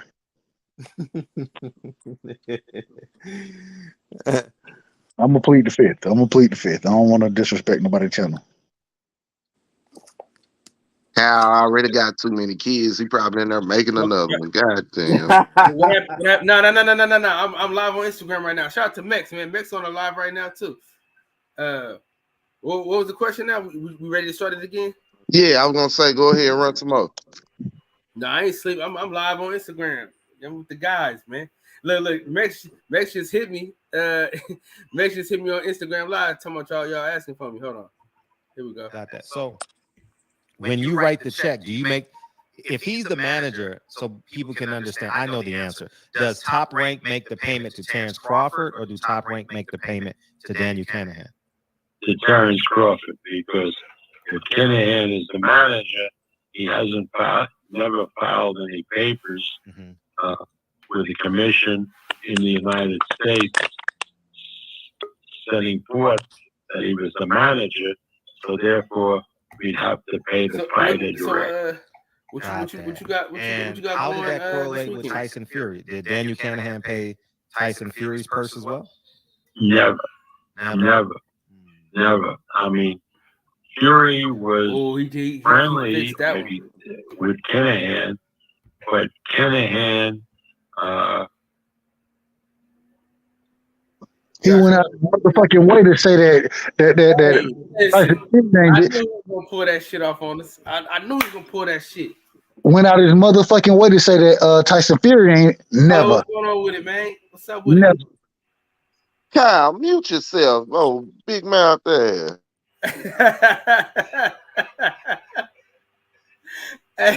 Hey, I'm trying to do two things at once, man. You know what I'm saying? We got people here just saying, you know, I'm trying to, but no, when I'm saying I'm talking to y'all, when I say I knew he's gonna do that shit, I knew nigga, Daniel Canahan had something to do with Tyson Fury. I don't give a damn what they say, bro.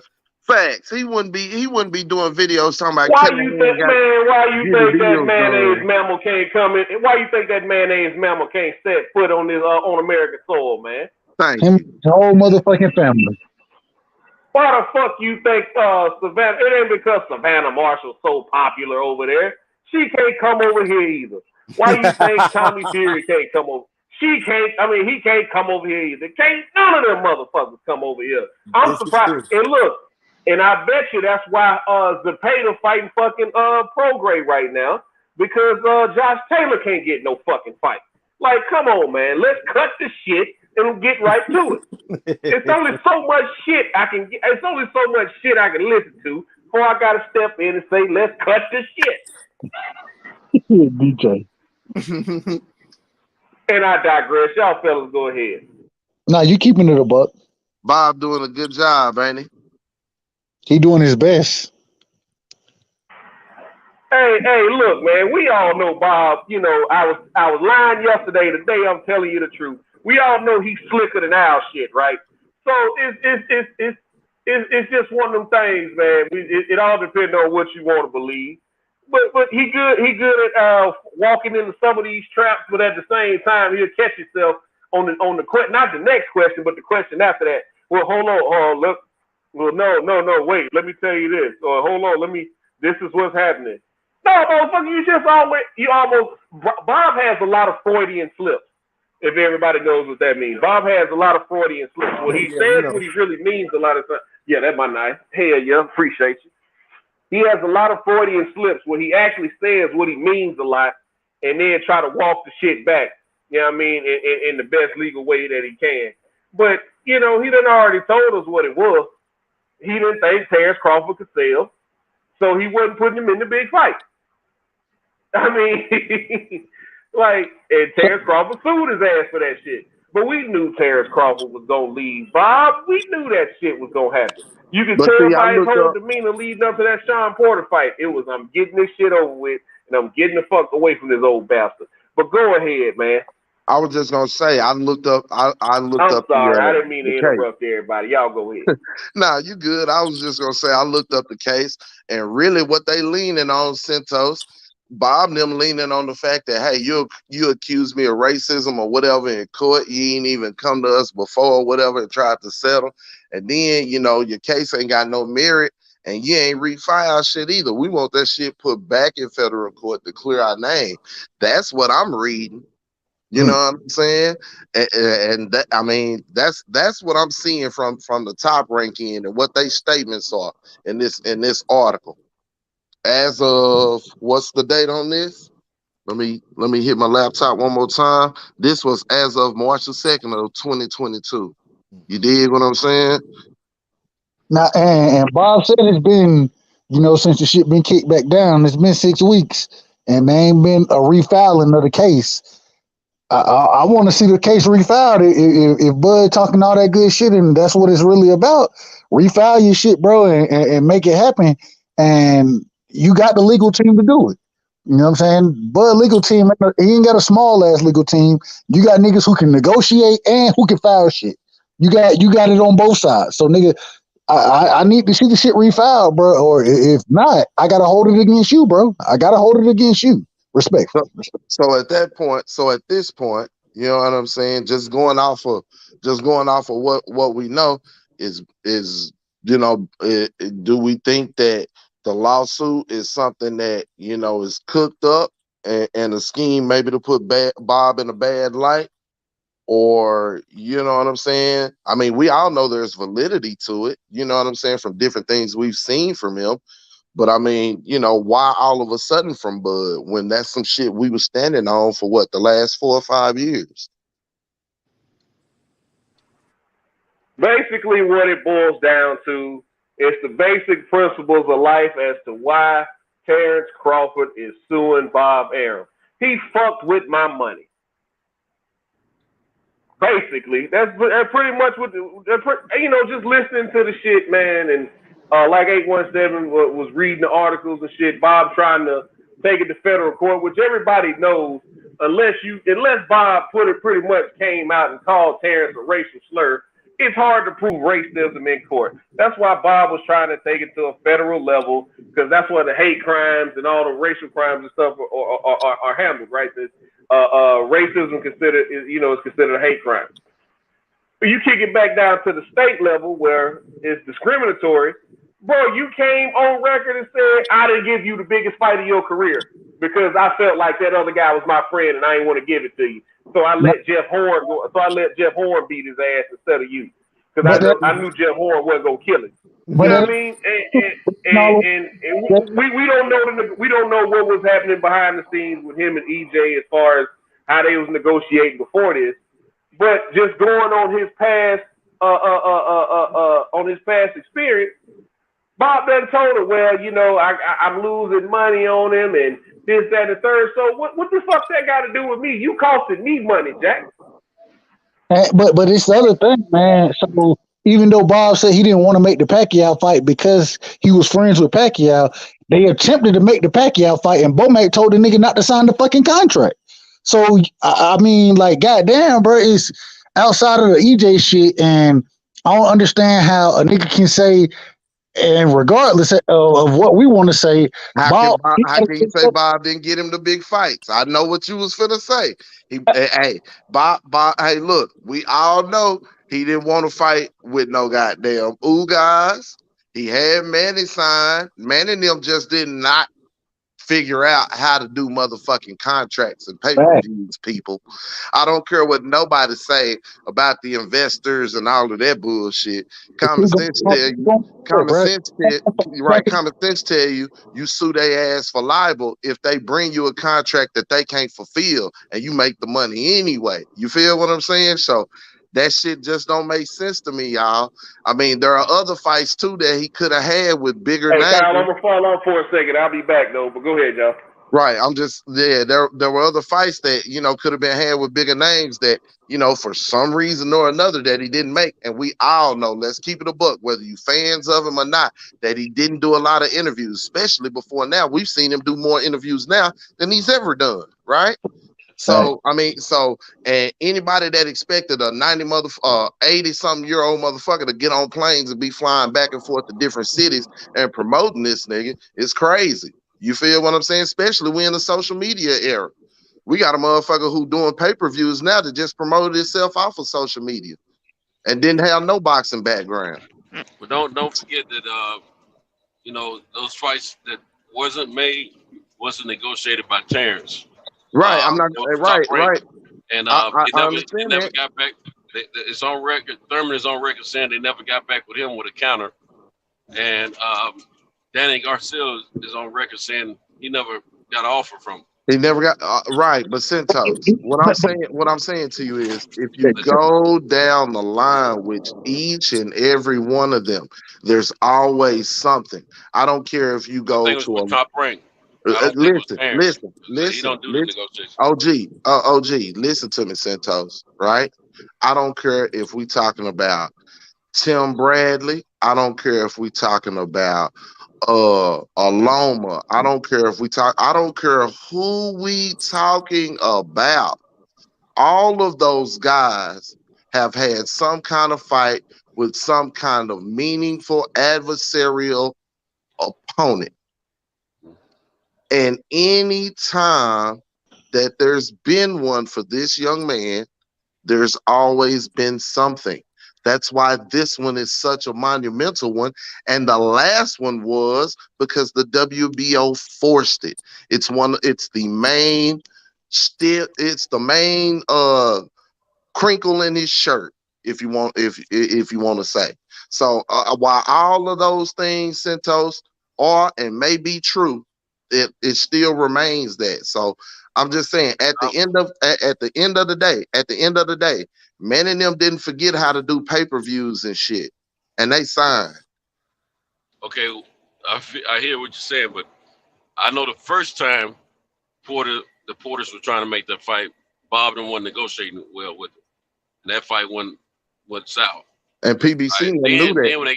Then when they came back, that's when the WBO forced the fight. Okay, Centos, let's talk about that. Hold on, let me say this. When it came down to the Pacquiao fight the first time, Bob admitted on record that he caused that fight not to happen. This last time, when Terrence was supposed to fight Pacquiao, Pacquiao said, so he didn't point to Crawford. He pointed to Top Rank. He said he Top Rank didn't. Okay. So I don't want you to go too far away. I don't want you to go too far away from what you said, so I don't forget. Right? When you talked about Porter and Bud, right? Let's focus on something. When Porter first came to Bud and wanted to fight, right? Top Rank, Bud didn't want to fight, and Top Rank was pushing what? What were they pushing? They were pushing pay Porter no more than $1 million. No, not in regards to him. I'm talking about Bud, an opponent. They was pushing for him to fight who next? I can't even remember them. They was pushing for him to fight. To make that fight. They weren't trying to make that fight because they was trying to push for him to fight Josh Taylor. Bob was trying to sell it. That was his last fight. Okay, but listen to me, Centos. Even at that time, he was trying to push Josh Porter and a Bud Crawford fight. They was not worried about Sean Porter and pushed him away. That's why they offered him the $1 million in the first place. Listen, PBC now, they already knew what time it was. They knew what time it was. They knew Bob and them weren't going to negotiate in good faith with him. And they knew it was Porter's last fight, and they didn't want to do cross the way business with him. But they allowed him to go over there and try to negotiate that because they knew Bob wasn't going to negotiate in good faith. Now, when Bob couldn't sell the Taylor fight and Bud actually going over there because he was going to be feeling like it was some B-side shit with him shooting all the way over there, even he was going to get paid. Right? And it was, hold on. And it was the last fight on the contract. And we know Top Rank history with fighters that he quote unquote disgruntled with, and it being the last fight in their goddamn contracts. Bud didn't bite. But they didn't have no other options. Remember, they was talking about a Zepeda. And then at that point, he was tired of fucking with him, made his call to the WBO, and all of a sudden, here we go. The adjustment in the purse bid and shit, and the fact that Top Rank paid it, PBC was banking on. Mm-hmm. Yeah, they wanted Porter because Sean Porter wasn't gonna make $4 million nowhere else, guaranteed right off the top. Y'all tell me, where was he? Nowhere. And PBC knew that. So it goes the purse bid, drive it up, and then who paid it? He just told us. Top Rank paid it. Yeah, we knew that. So Sean Porter on his way out got a big guaranteed bag out of who pocket? Top Rank at ESPN and Bob Aaron pocket. You feel me?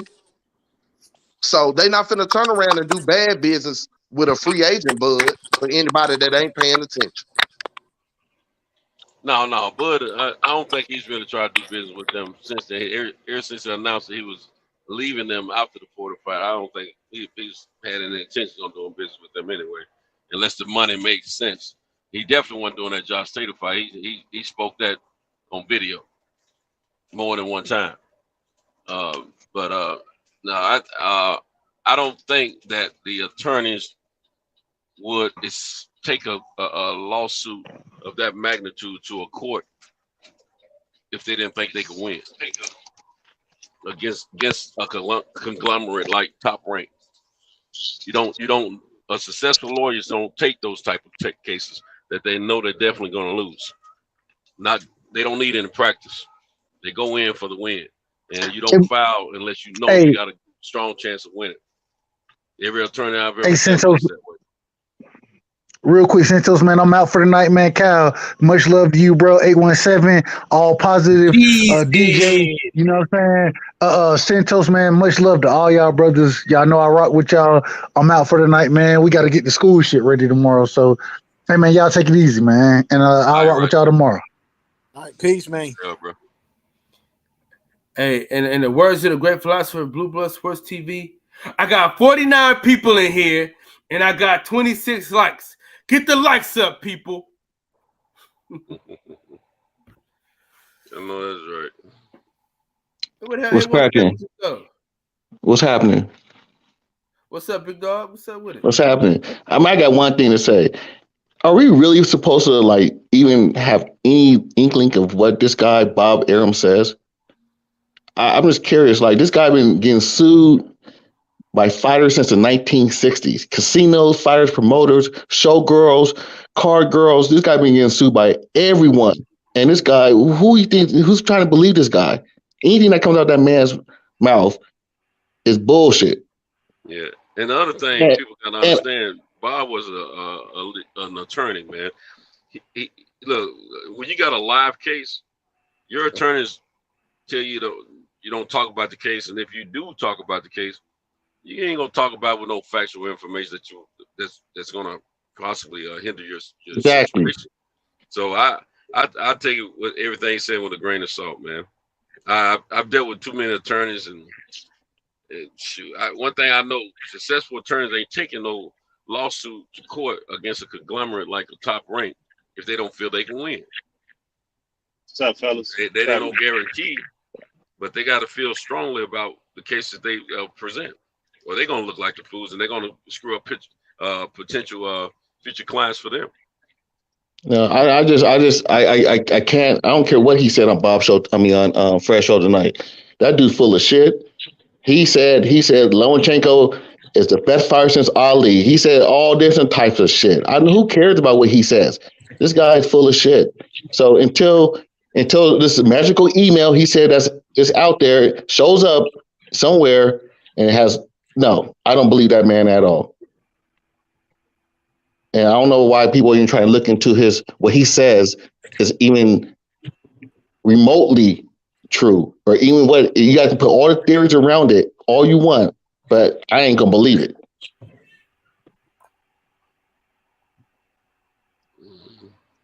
Yeah, I don't think we'll get the true story until the case goes to court and come out of there. But I do believe. I mean, it's some validity to it, though. You know what I'm saying? I'm sure there's some validity to it, but Bob is too smart to give us all the nuggets about a case that he's got to worry about going before the court. I just don't believe he's that stupid. Well, let me play this. Let me play the rest of the interview so we can. I ain't heard the whole thing, but I'll go back and check it out. But yeah. It's interesting. I want to hear. Hey, Santos. Yeah. For the next 3 months, you ain't got to worry about me sleeping. What's up? Was never paid anything. He changed his shift. And he was, again, it was a relationship that went back, I think, many years. Okay. Yeah.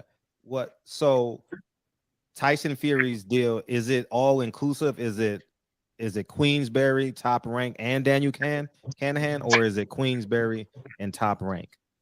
It's Queensberry and Top Rank. Got that. For example, yes, the Dylan White fight, right, was the profits on that fight were divided between Frank, Queensberry, and Top Rank. Got that. Okay.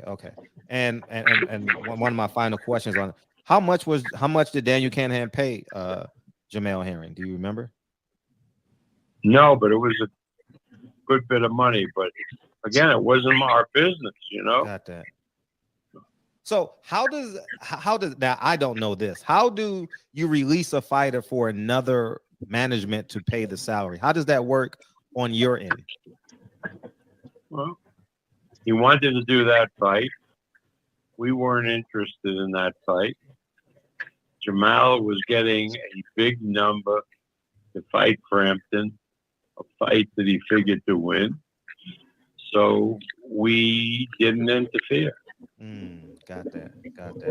So I mean, you know, you talk about fighters and who are good people. Is nobody better than Jamel Herring. He's a good person, very much a good person. Really good person, patriot, you know, and everything. So anything we could do to help him, we were happy to do. And if that was stepping aside, that's fair. To let Kinahan promote the fight with Frampton, a fight that we weren't interested in. So why not do it? That's admirable. So who pays Top Rank for being the lead promoter on the fight? We weren't the lead promoter. Oh, you just released Jamel Herring to fight Carl Frampton. For that fight. It all makes sense now. Thank you for clearing that up. What's next for Tyson Fury? Besides this? Well, I'll let you know in a few weeks when the Usyk Joshua fight takes place. And I mean, yeah. And what do you think? I'm hoping that Usyk wins because I've talked with his people, and I think they would be anxious to fight Tyson Fury. Right. And I would hope to do that fight in December, maybe, or early next year. Got that. And what's your take on Robert Garcia working with Anthony Joshua? Well, Robert Garcia is an excellent trainer. He trains a lot of our fighters. We have great respect for him. Whether he is able to train a big heavyweight, I just don't know. I don't know. Maybe it doesn't matter. Fighter's a fighter. But again, I'm not sure. But you know, as far as being a competent trainer, he's one of the best. And what's your prediction? I don't think he can turn Joshua into what Joshua isn't. I just think Usyk is a much better fighter, much smarter fighter, much quicker fighter, and I can't see how Joshua can beat him. But heavyweights are heavyweights. Right. And so we could possibly have a different result. Right. Yeah, I have a theory on this fight. Malik Scott is in Usyk's camp. He has Gerald Washington, and he's training some other fighters over there. Robert Garcia has Anthony Joshua. I think that, and feel free to answer this question however you want it. I'm not railroading you into an answer, but I think that the cadence of an African American trainer is different from a Latino trainer. And I think that because Usyk is already an Olympic great, and he has Gerald Washington and Malik Scott training over there, I think that cadence is important. And I think that because I learned this over history, like the African nations got drums, you know what I mean, and they move at a certain cadence, and it's succinct. And I think that Anthony Joshua will be off by like a split second, and that will be one of the advantages that Usyk has. Well, I think I don't know, ethnically whether it's determined that way, but I just think Usyk is a better talent, and he's certainly quicker than Joshua. Right. And Joshua, I like Usyk in the fight, but again, Could it go the other way? Yeah, possibly. How is Eddie getting all this money? Not that he's money, it's Saudi Arabia. What are you kidding? None of us have that kind of money to put up. Right. How is he able? Are you shocked at the relationships that he's able to form in Saudi Arabia? Because No. If Usyk wins and Saudi Arabia will come knocking at our door to make the Usyk fight. Eddie had both fighters in the sense that Usyk was obligated to do a rematch with Joshua. So he was the promoter of this fight. Right. But Saudi would make a deal if they liked the event with whatever promoter presented the deal. Right. I totally get that. Do you have a verbal agreement that you would inquire about the Usyk fight? Because I know you're close to Usyk's and Loma's team and their manager. Well, yeah. I mean, if the money was right and we lay it on the table, I think the Usyk people would have no problem dealing with them. Right. And let me ask you something about the purse bid. I remember you bid it, I thought, out of character. I'd never known Bob Arum to spend that much money.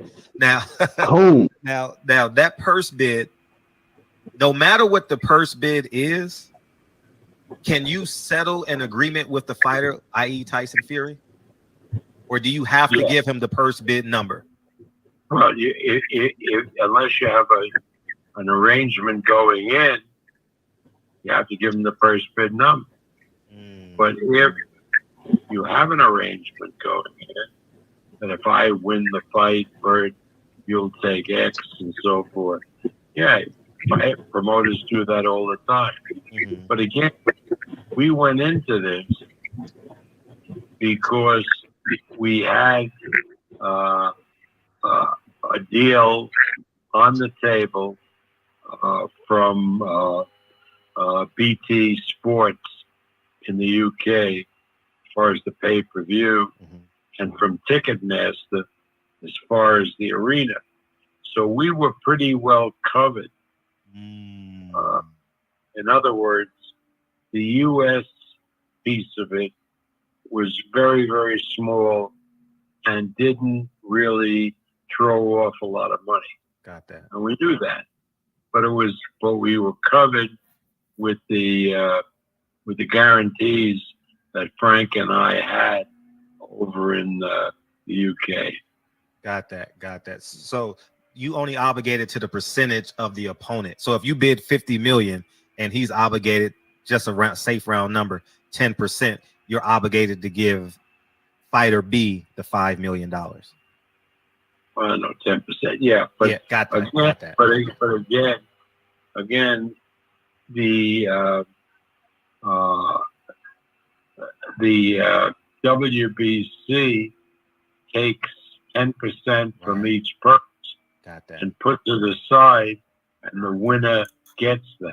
Got that. So if Dylan White had defeated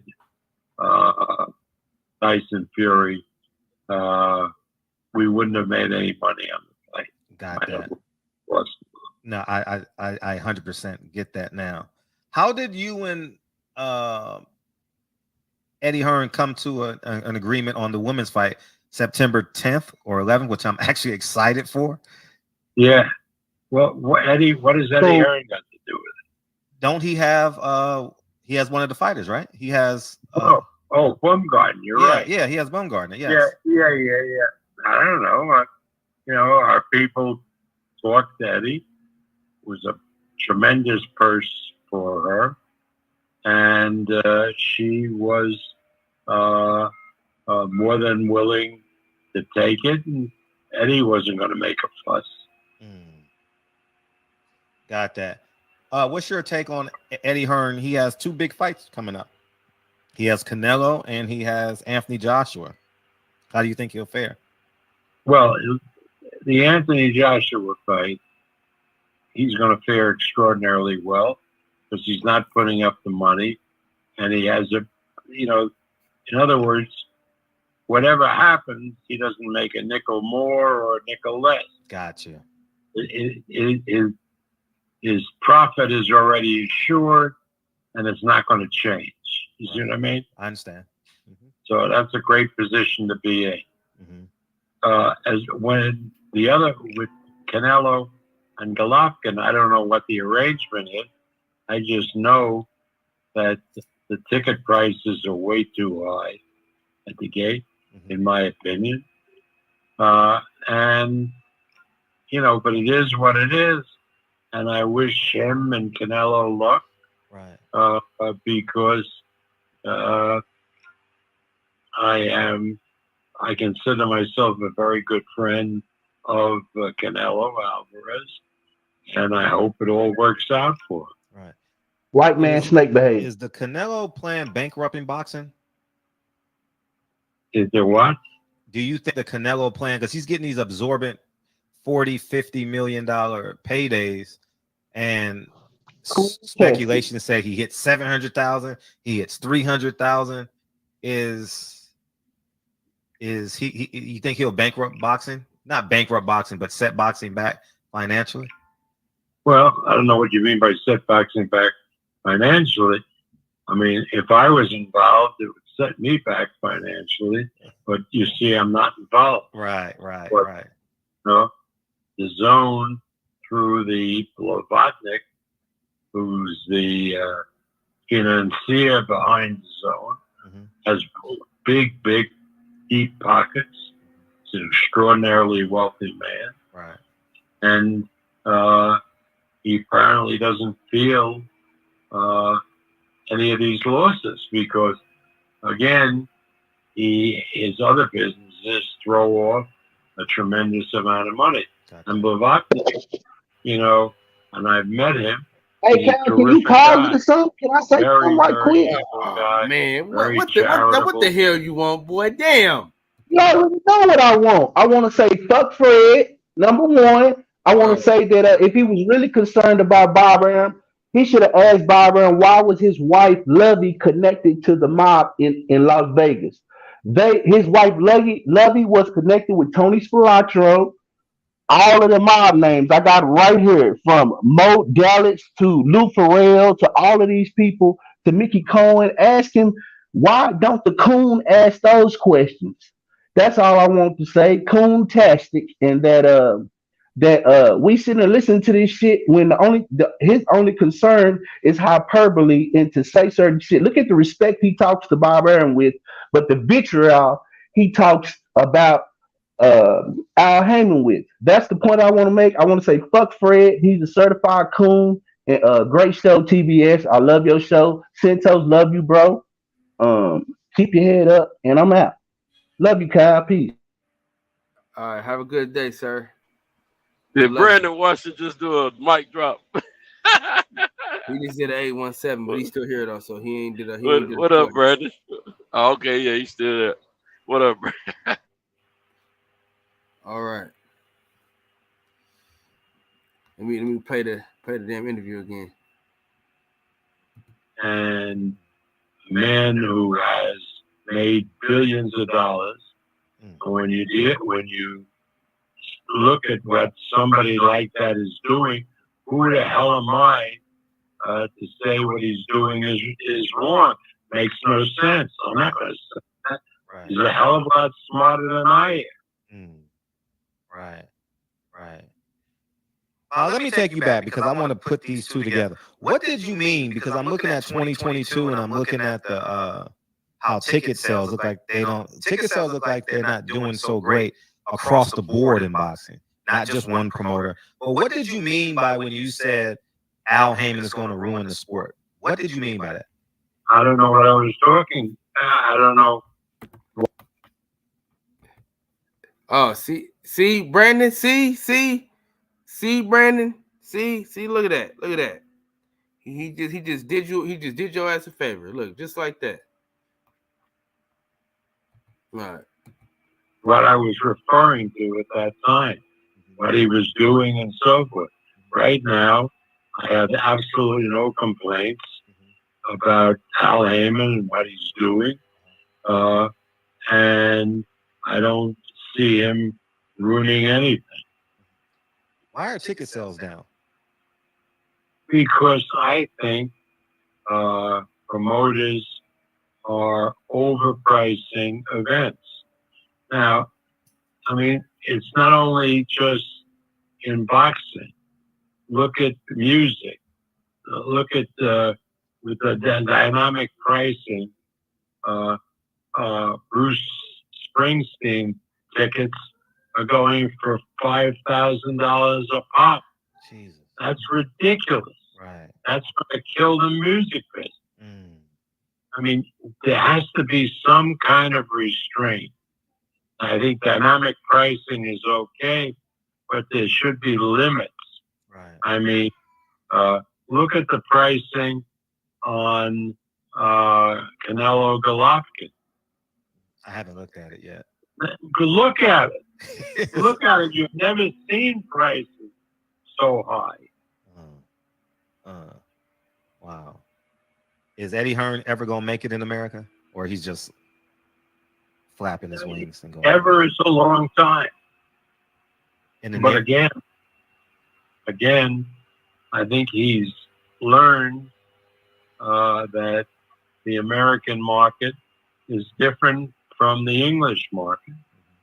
And he should have learned to walk before he started running as fast as he was running. Remember when he came in, I got $1 billion, I'm going to take over, and so forth. You know, didn't work out. Right.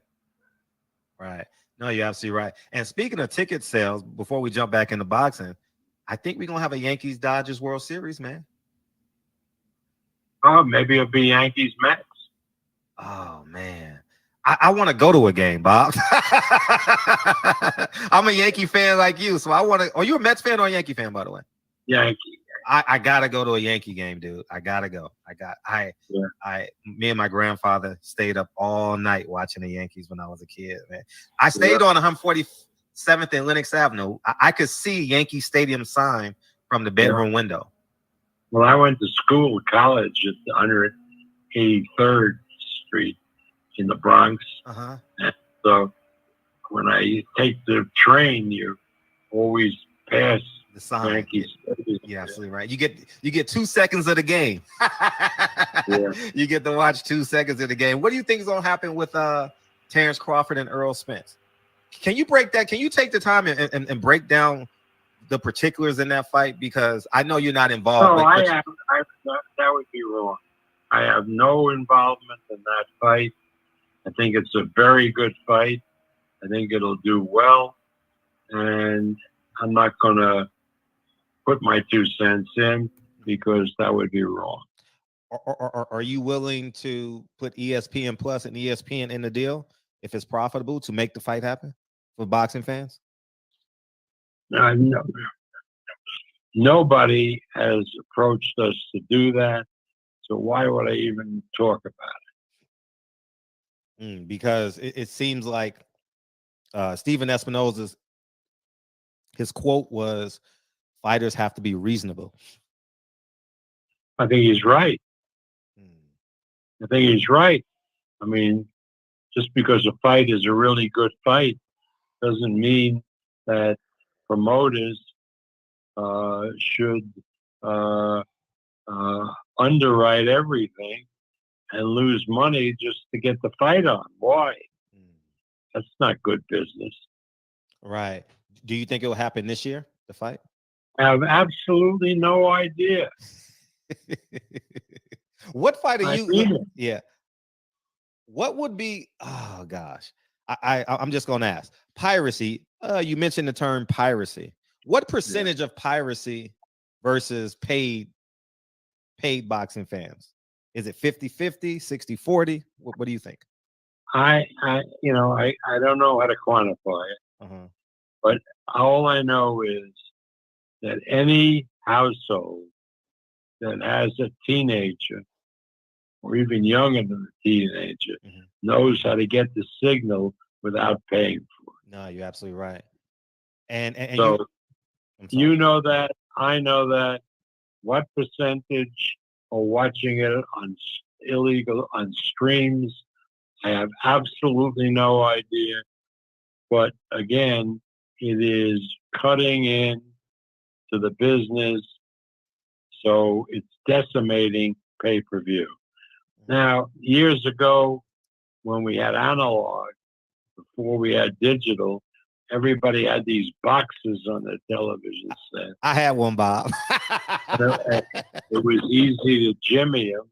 Yeah. So you could get the and the pay-per-view business virtually disappeared. Right. Because everybody, well, again, it's not as easy now, but there's so many streams that anybody with any technical prowess can get the stream. Now, old guys like me who are not tech savvy have to pay to watch the fight. Right. Have you ever streamed a fight, Bob? What? Have you ever streamed a fight, Bob? What do you mean stream? You mean a legal stream? It was a trick question, but I know how the lawyer Bob is going to answer that question, man. No. You see, you're using wrong technology. It's the wrong terminology. You stream a fight, like ESPN Plus is a streaming service. Right.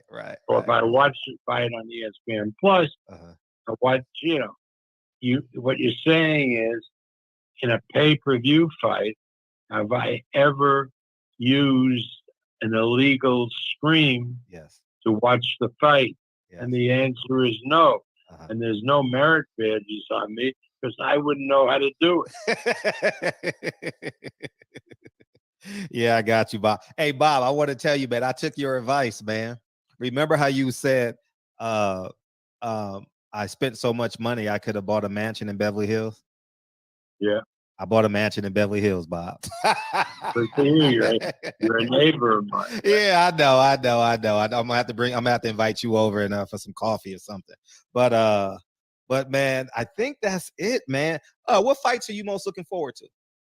Well, we got a really robust program. We got Teofimo on the 13th, and then the 20th.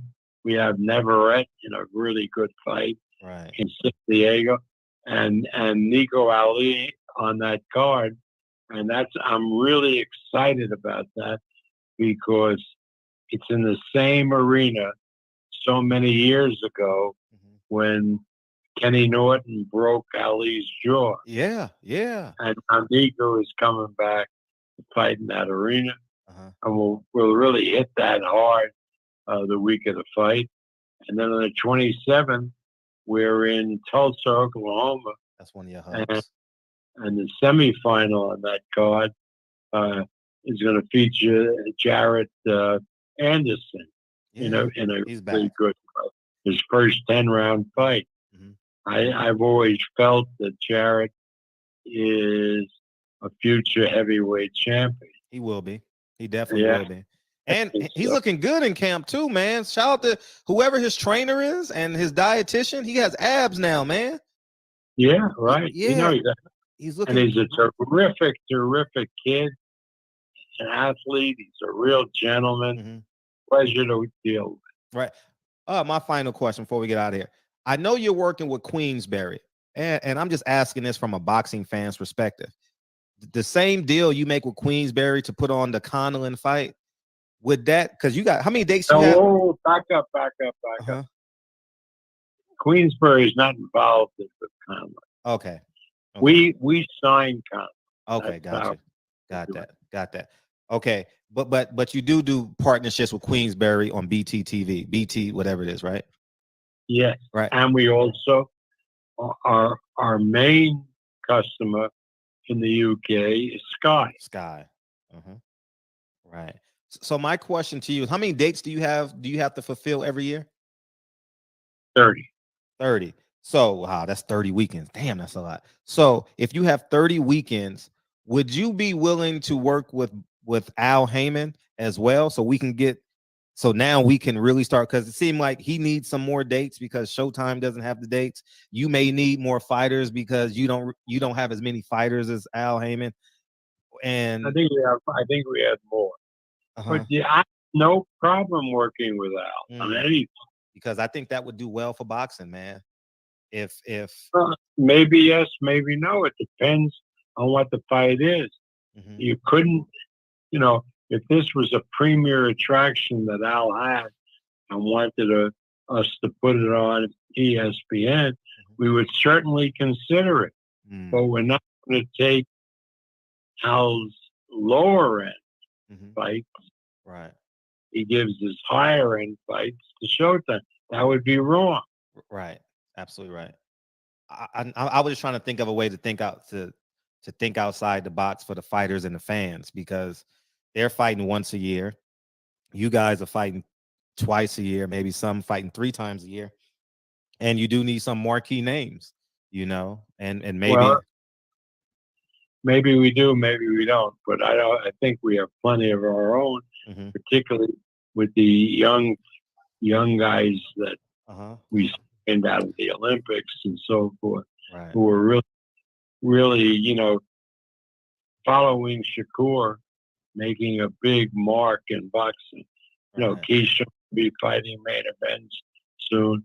Xander Zayas is going to be fighting main event. You're right. Yeah. You're right. It totally makes sense, man. And man,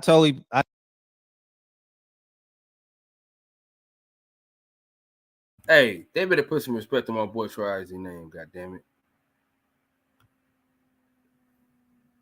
Shit. Santos, you still here? Pittsburgh. Yeah, I'm here. Yeah.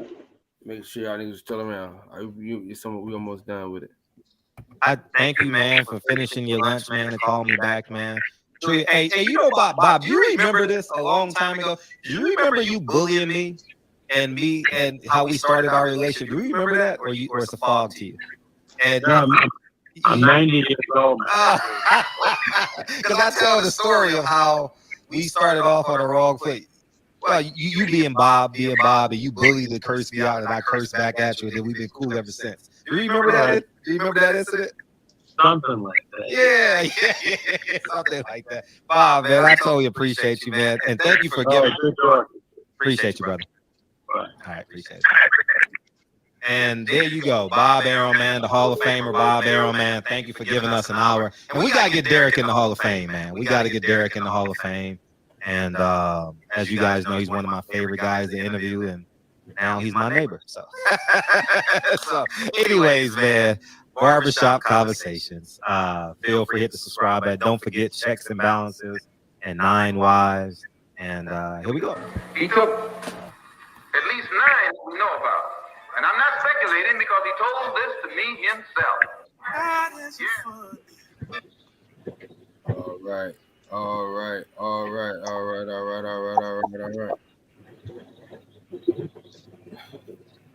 So what did you think about the interview overall, Santos, from what you heard? I haven't heard the whole thing. From what you heard? Typical Bob to me.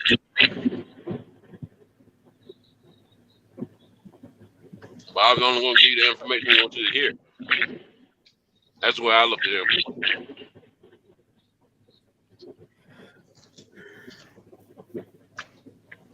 I'm impressed with Bob being 90 years old and still being as sharp as he is. That does impress me.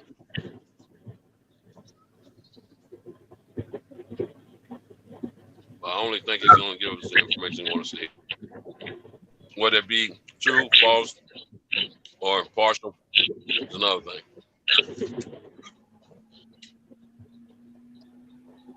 Yeah, it's probably, I feel it's the same lines. I don't know what the hell to take from Bob and all his stuff he said. That's Bob saying what Bob said. I don't think nobody really take him at 100%. What he says is 100% accurate. He still ain't working with PBC. He made that fucking clear.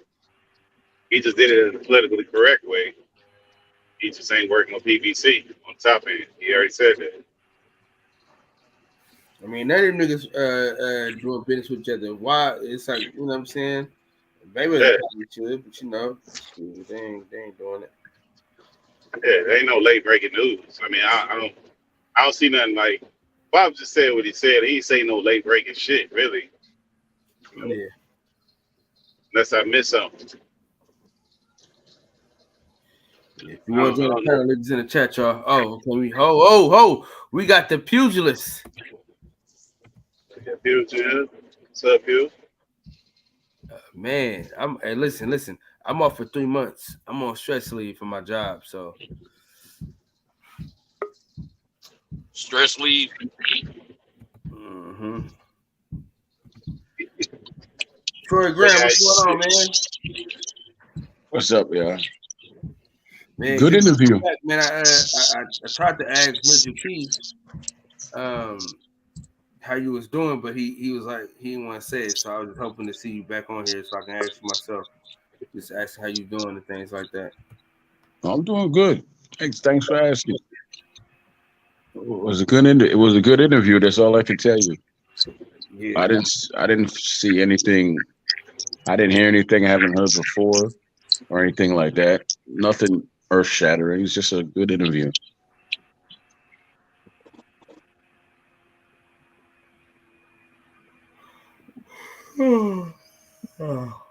Best Pew, what's going on, man?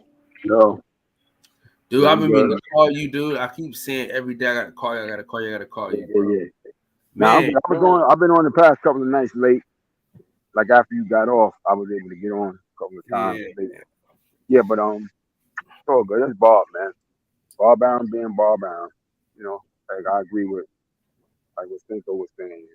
Bob Arum being Bob Arum. You know, ain't finding new revelations and nothing more than a lot of that stuff.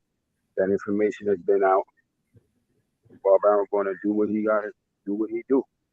He's been doing for the past 40 some odd years, man. You know,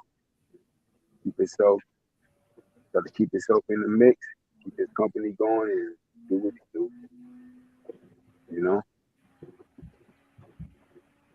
ain't no real surprises. All said and done. Yeah, man. So what do y'all think about TV Lopez comeback? I'll be right back, y'all. I ain't going to run, but I'll be right back. What do y'all think about that fight, though? Who he fighting again? I don't know. Yeah, I can't remember who he fighting. He just need to get back in there and try to get a win. You know, that's what they got to try to do. Just get him back in there and try to get him a win. First and foremost. And then they can start trying to rebuild his career from there. Who's his promoter? Is his dad? Who's his promoter? Is it Top Rank or who's his promoter? Top Rank. He was Top Rank. Top Rank. He Top Rank. Yeah, he was Top Rank. So they're gonna try to get him back in there. Bob and them know what to do with that. Put him in there, get him a victory, get him back on the winning track, and then start try to rebuild his career. I don't know. T.O. didn't handle that. He handled that loss too good. He need to get. He definitely. How long that fight, man? It's been a while. He need to definitely get back in there. Yeah, all you gotta do.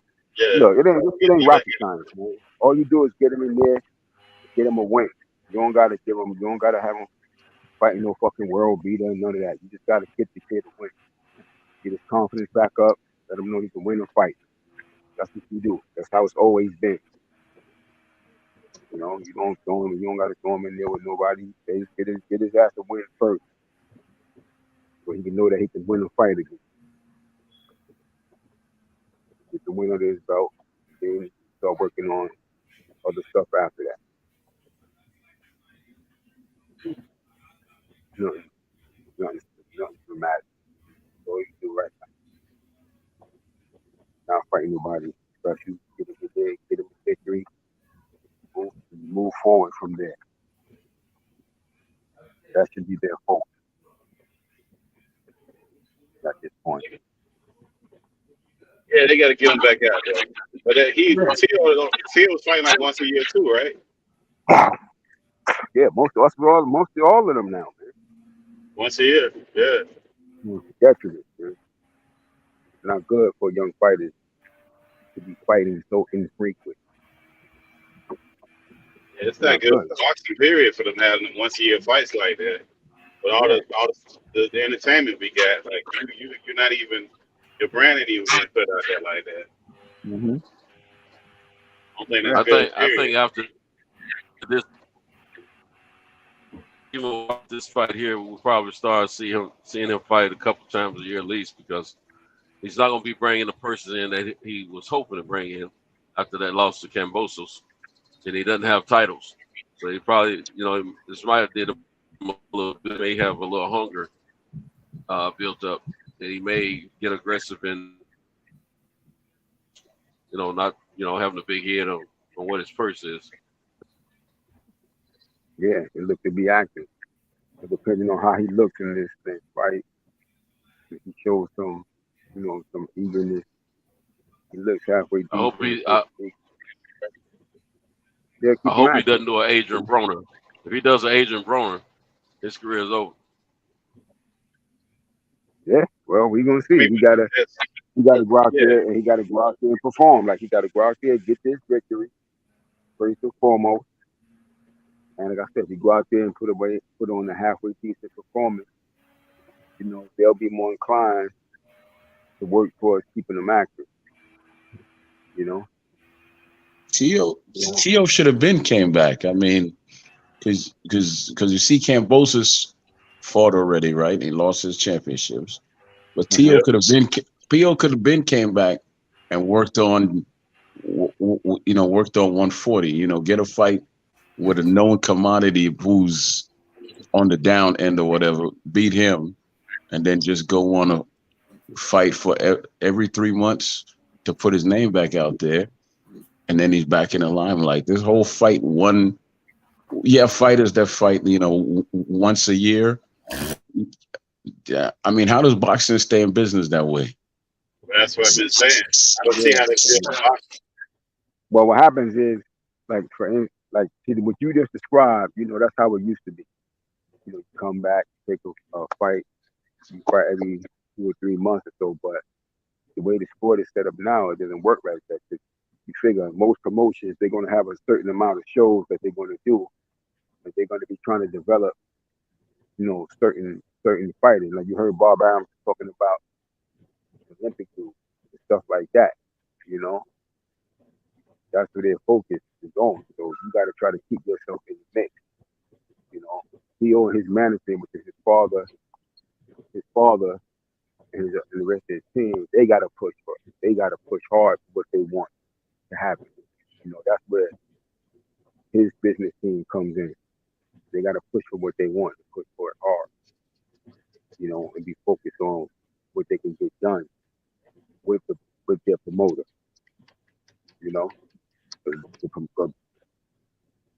Because Top Rank gonna have their agenda to do what they have to do for all of their fighters, including him, not just him.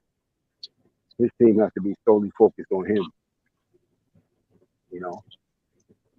Tell you the truth, man, I lost the passion for boxing. I don't really talk about it that much. It's too much more out here to talk about that's more entertaining. Boxing has to get the business side together, which I've never been interested in. And there's really nothing great to get together. You simply have to market the fighters and have them fight more. The Charlo twins should be household names. This boy here, Errol Smith, Crawford, T.O. You said who? Crawford. Before that. What you say? Spence. I said Spence. Said Charlo. I said Charlo. You said Earl. Yeah, I said the Charlo twins.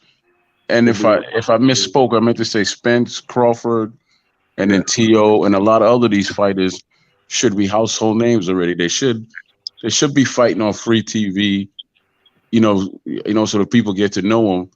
And then when it's time for the big fights, that's when you put them on pay-per-view or whatever you want to put them on, right? This way, people actually get to know you, and people will be more apt to spend their money on you. No one's going to spend money on someone they don't know. Nobody. But that's most of the fighters you name. That's most of the fighters you name for the casual fans don't know who the hell those dudes are. That's the problem. The whole boxing shit. That's an old business model. That business model don't exist in boxing. What's the new one then? What's the new one? The shit we've been watching for the past 20 years. What's the new business model? Since that's the old one, what's the new one? The new business model is fighting that once a year shit. With limited promotion. I get that, but that's not working. What I'm saying is, we know that's where's not the working. new one that can help boxing? But you just described, that's what the era that me and you came up in. That's how it used to be. That shit it hasn't been like that for forever now. I understand it hasn't been like that. I'm not going backwards. I'm saying the only way to get these fighters' names out there and to fight more often is to get the people to know them. No, I agree with you. We've had this discussion already. Good. I agree with you on that. Like, but how likely is that to happen? Honestly, it's not a difficult thing. But when you're dealing with managers, promoters, lawyers, and everything else, guess what? It becomes real difficult. As fans, we can say A, B, C, and this is how it should work. Once you close those doors, it doesn't work that way. It does not work that way. Yeah, because I knew a boxer. Well, hold on. I knew a boxer right here in Maryland who actually put on his own shows. He didn't have a manager. He didn't have a promoter, and he found a spot on the Eastern Shore where it went by how many tickets he sold. And, he was from Colombia, and he was in an area that was highly populated by Latinos. He made about $250,000 a year just fighting right in that little community. Then he got his shot on HBO and he lost. He didn't give a damn because he came right back home a few months later and made his money, and he started to promote fights in that area. He didn't care. So, if more boxers take that route, we'll probably see more shows. Yeah, but boxers got to want to fight each other. All that lawyer stuff and managers and promoters, that's all bullshit. If fighters want to fight each other, they'll fight each other. The back end and the money and all that shit, if they really want to fight each other, they'll figure that shit out. There's no real burning desire to fight each other at the top like that. They're not scared of each other, but they ain't really going crazy trying to get at each other like that. That's not happening. Once you sign to a contract, even if you want to fight, you have to go by letter of that contract, or you'll get benched, or you'll go through what Crawford went through, Mikey Garcia went through, and a whole lot of other people went through. You have to. If I'm calling out a fighter, if I'm calling you out, the promotion ain't got nothing to do with that. Promotional company and managers ain't got nothing to do with that. If I'm calling you out at a press conference. If his people don't want you to fight, like Fighter A's people really don't want to fight Fighter B's people, the fight will never happen. But if I'm fight will never happen because this is what I'm telling you. If I'm going to my presser and I'm calling you out, I'm doing interviews and I'm calling you out. Eventually, that pot gonna get hot. You're gonna have to react. And if I don't fight you, I go fight somebody else. It's enough. It's not just one fight that these fighters are avoiding. It's not like if they don't fight this one fight, it's not like Crawford, whoever fights whoever. These are the top guys. They're staying in the top 10. They're fighting guys that we got to go look up who the fuck these guys are. That's the problem with boxing. Where you got the talent level of where these guys are fighting, it's not that high. And it's entertainment when you get somebody like Rolly in there talking, but nobody really thought that guy had a shot at beating Tank. It was just entertaining because of the promotion behind it. He sold tickets though. Yeah, but it's not once the fight happens, and it's not. It is what it is. People want competition when it comes to a fight. You can get somebody to the arena all you want to, but it's like WNBA. If that shit ain't entertaining, people gonna get up and they gonna fucking leave. I tell you what, man, this is the era that boxing is gonna forget is no real superstars or legend being built here. They're just, I tell you what, most of the best fights that we get as fans are on social media. But when it comes time for them to really fight, the fights doesn't happen. You go on social media, you hear the back and forth, that's great. The actual physical fight never happens. This area is going to get washed away. It's going to get washed away and forgotten. Well, you're right. I mean, we're not disagreeing. I think we just approaching it from different angles. That once a year stuff is definitely not good for boxing. And then when you're going to do once a year and you're going to do a pay-per-view, and like you say, the casual fans are who's going to fill in that pay-per-view crap. And nobody knows who the hell you are. That's why people like Floyd and them can come back, because they got the name that people got traction with, and they'll go watch that crap. So let me tell you, Floyd was good at selling his fights, but let's be for real. His fights were shit because they weren't entertaining, wasn't exciting, there wasn't no intrigue. You knew from the first belt to the last, who was going to win the fight. It was never, it was never entertaining. It was boring. He just knew how to sell shit and let you think it's sugar. Yeah, but we can't say it's boring because remember, it's both sides in that fight. It's the other guy's fault. Like if you're the champion and the other guy's the challenger, is the champion supposed to chase the that's his style is his style. Let me give you this quote real quick from Floyd Mayweather. He said, right fighter, right price. Simple explanation. He picked those fights. He even came out and said it recently. He picked who he wanted to fight.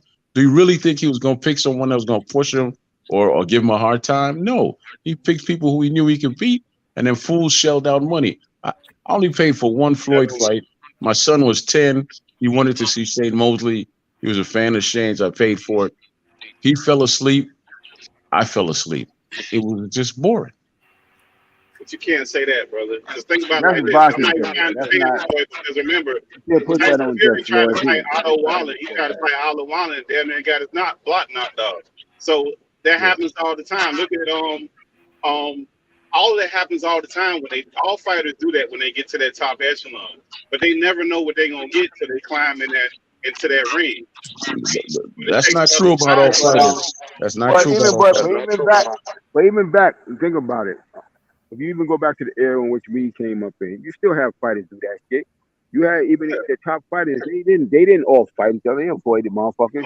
You see, like Sugar Ray Leonard was the master of that shit. Sugar Ray Leonard, he knew how to build a fight. He didn't fight Thomas Hearns when everybody first was saying that shit. He said it out his mouth. Let that shit build up, then we'll fight him. You understand what I'm saying? He let that shit build up. Angelo Dundee said that, not Sugar Ray. Angelo Dundee. No, Sugar Ray said it too. Sugar Ray Leonard said it too. Watch the Four Kings. I remember this shit, but I watched it again, just watching the Four Kings yesterday. No, but the point is that they fought though. The point is they fought. But they didn't fight as soon as Thomas Hearns won the championship. They let the fight marinate and build up. You understand what I'm saying? So I understand clearly what you're saying. And Sugar Ray clearly avoided Aaron Pryor. He never made that fucking fight. No, but I understand clearly what you're saying. He get more popular. And look at Mike McCallum. You know this because that's my big bro and that's your dude. Mike McCallum. They avoided his ass, yo, because they said he got to get more famous. It's too much of a threat without enough money attached to him. So that shit happens all the time. You understand? That shit happens all the time. It's not nothing new.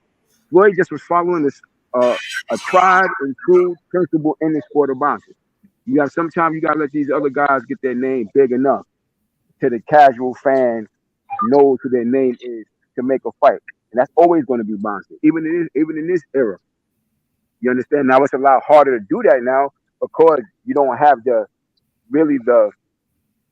avenue to make fighters as known as you once did because of the way that the sport is set up now. And it's mostly due to these big corporations that control that money now. Because it's these big corporations that control that money like ESPN. You got like Showtime and them. You got these big corporations that control that shit. It's different. The landscape is different. Who controls that big money at the top. And that's why the sport is in mostly in the predicament that it is in now. That's why I said the other day when we was talking, Pittsburgh, that the money in the sport of boxing was a blessing and a curse. Yeah. At the same time, you understand, it was a blessing and a curse. So these big corporations that control that money now, they have so much influence and control over that, and the way that they have things set up now is just different. It's just different. Well, then you got to have fighters with personality too, because nobody wants to see a Kawhi Leonard out here. Like the fighters got to have some kind of personality, some kind of attachment to make people want to invest and watch that fight. Like it's not just you getting in the ring and doing your thing and leaving. People need to have some kind of connection to you, love you or hate you, to be tuned in, to even be drawn into you. And you don't really have a lot of that. You don't That's have exactly a lot what of I that. said, isn't it? That's exactly what I said when I first started speaking. But I can't tell you a fighter nowadays that has a personality that makes him stand out. I can't. Mute your mic, somebody.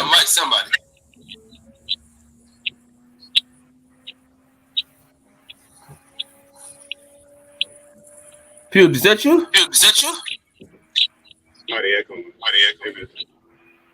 Yeah, I think that's best pugilist, man. He gotta get a better signal.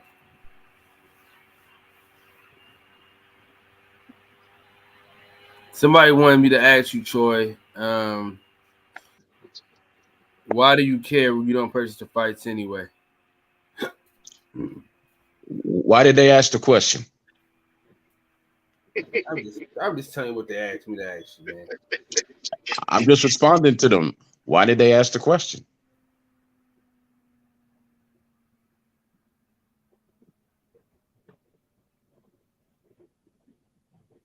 I mean, they're gonna have to switch it up sooner or later. Money will dictate it sooner or later. They're gonna start losing money by putting on these bullshit fights, and they're gonna have to switch it up.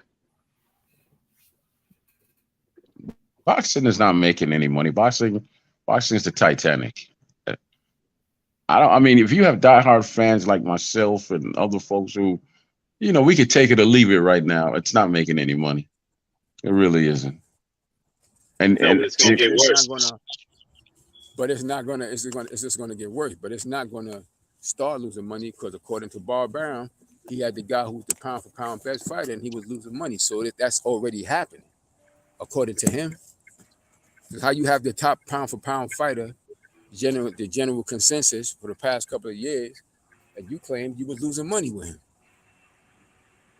How does that happen? So that's already, according to him, it's already happening.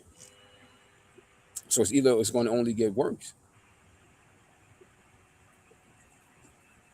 Because you ain't supposed to have the best fighter pound for pound in the world and be losing money. How do you do that?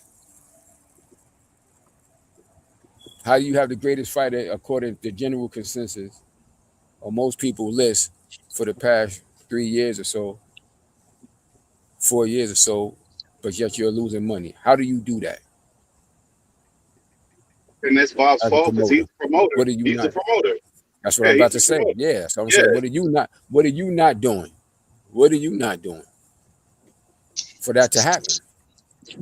Bob Arum is no different from any promoter. Troy, you don't even buy. Troy, you don't even Bob buy Arum is no pay-per-view. different. Bob Arum is no different from any promoter that's out there right now. So, all of them are doing the same thing. So, you can't really put you can't really put all of it on one person. Okay? Can you hear me? I can hear you perfectly. I'm choosing to ignore you. Oh, good. Well, let's keep talking. But let me keep talking then. Good. See, here's the thing. What y'all got to recognize is when y'all talking to Troy, Troy has a history and he talks about it. Troy's up here talking about the business and the goings on in boxing, but he does not support boxing financially. He steals every pay-per-view fight. He does not and has not supported boxing. He is a boxing pay-per-view thief. So when it comes to talking about price points, people, how many times they box, and fighters that are well known, why should you care? Because you don't participate in building them up and marketing them anyway, because you don't support pay-per-views. You're a thief. So Are why you should you finished? care? Okay, I thought you were I'm finished. getting close to finish. I'm getting Okay, close good. to Because finish. once Are you you're gonna done, answer my question? once you're done, can we get back to talking boxing, please? Because you know what you're saying Oh is yeah, that's what irrelevant. I'm talking. We were having Oh, a that's boxing what. conversation, not a Troy Let me conversation. finish it. Well, I'm gonna get on Troy because Troy is up here making We were having a statements boxing about Floyd. conversation. I understand you That's have what a I'm talking fetish for about. me, but we were having a boxing conversation. Let's just stick to a You, boxing Floyd, conversation. you said something about Floyd that I didn't appreciate, and you said something about the business of boxing that I didn't appreciate. First of all, you said Floyd fought in boring fights, and his fights were shit, and they wouldn't, his fights were shit and I said he boring. sold I'm you gonna say, shit and he sold you shit and told you it was sugar. That's what I said. If you're okay, gonna did he quote me, sell then you you should any get it right. shit? Okay, did he sell you any shit?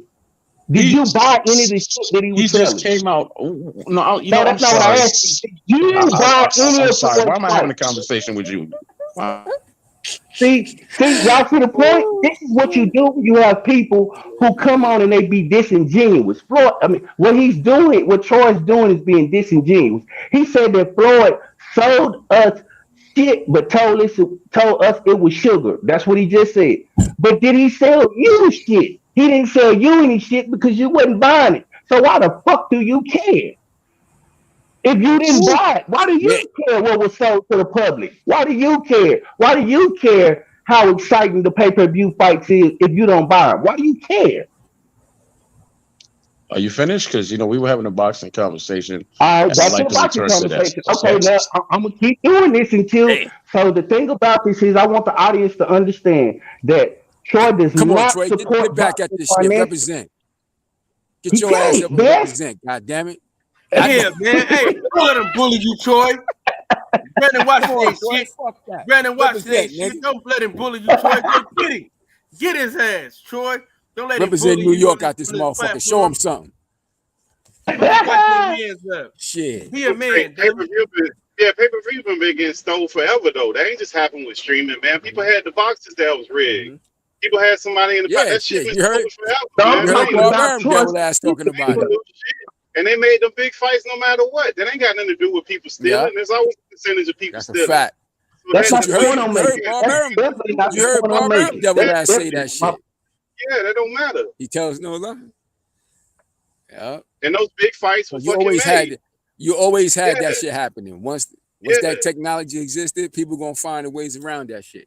They had the satellite that was rigged. Man, They had Troy, the get cable his box that ass, was Troy. rigged. That shit been gone, man. Don't let him bully you, man. Go get Come his on, ass. Troy. He Nah, calling man. you. Yeah, He give saying you him to him. He's saying you ingenuous about boxing, man. You used to box. Talk your shit. Yeah, man. You trained your kids, man. Talk Tell this your nigga shit. something, man. Word.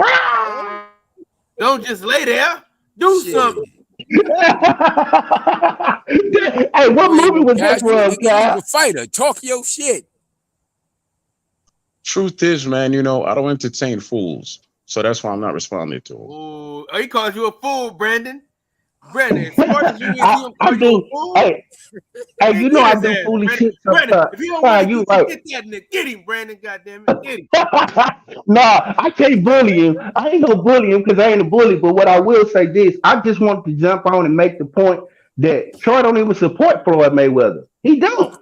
He don't support Floyd. He don't support Earl Spitz. He don't support Bud Crawford. He don't support these people. He just gets on and You complains trying to about say? boxing. You trying to Oh, say? So you trying to say he don't support boxing? That's what you basically trying to say. he don't. He don't. He You pretends basically like saying he he don't does, but he support don't. boxing. Then Damn. That's a fact. So he ain't nothing but a damn thief, is what you're telling us. Okay, Pretty fine. much. Okay, fine. I'm a thief and I don't support boxing. He's Can saying we you get back to the fraudulent like a conversation, please? Can we get back to the conversation, bro. please? Brandon don't feel like Nah, it. you got He to don't show want and to go back to prove. this You got to conversation. show. You got to show and prove that you support boxing, man. Whose show We is ain't this, letting Cal? your Is ass it back on this Brandon or panel. yours? You're Huh? not. You're not gonna You let you just back said on this Brandon don't panel want to get back to the until you show. conversation. You know, whose show is this, Cal? Brandon or We not yours? going. This is a It's community your, Fuck that, social Troy. You night, got to man. represent. I know you because got some right now boxing you're shit. giving him You got to represent. a lot of power just to do what he want to do, and he's not talking about nothing. You got to He's represent, focusing Troy. on me. You got to show Nobody and wants prove. to hear about me. Hey, Nobody yeah, wants to hear about me. Show and listen, prove. Brandon. Brandon, you ain't talking about nothing? Everybody We want to all hear about boxing you. fans on here. Everybody. You got to show and prove Everybody. that you got the true love for the sweet science on this motherfucker. You cannot come back on here. Show and prove it. Fine, then I won't come back on here. Good. Show improvement. Problem Show solved. improvement. Problem You know solved. your boxing. You was a fighter. Show Don't your. be Show like your that, Troy. skills. Troy, let don't them be just like talk to you that. Don't let them talk to you like that. You got to fight history. Show them you. Show them you got a strong foundation, and your love for the Man, game is Troy ain't paid for a fight since fucking 2000. Lennox Lewis versus Tyson. He still every fight and be like, man, that fight was boring. Man, that fight was boring. Why do you didn't pay for it? Why do you care? You went on your fire stick, found your stream, or you had the black box and found the channel to pay and clicked on it. You should everything should be gravy for you, Troy. You should never complain. If I didn't pay for nothing, it's all gravy. I'm not gonna go to somebody pay for my lunch and then I'll be like, yeah, that shit was trash. That shit was trash. I'll be like, yeah, I didn't like it, but at least I didn't pay for it. So you should be grateful for boxing. You should never complain. Call Floyd boring. That's blasphemy. Floyd is boring by himself, but Manny Pacquiao wasn't boring. Yeah, Manny Pacquiao wasn't boring. Manny Pacquiao was exciting. Fucking Gotti was exciting. Floyd was just boring by himself. Madonna was exciting. Fucking Canelo was exciting. But Floyd's boring.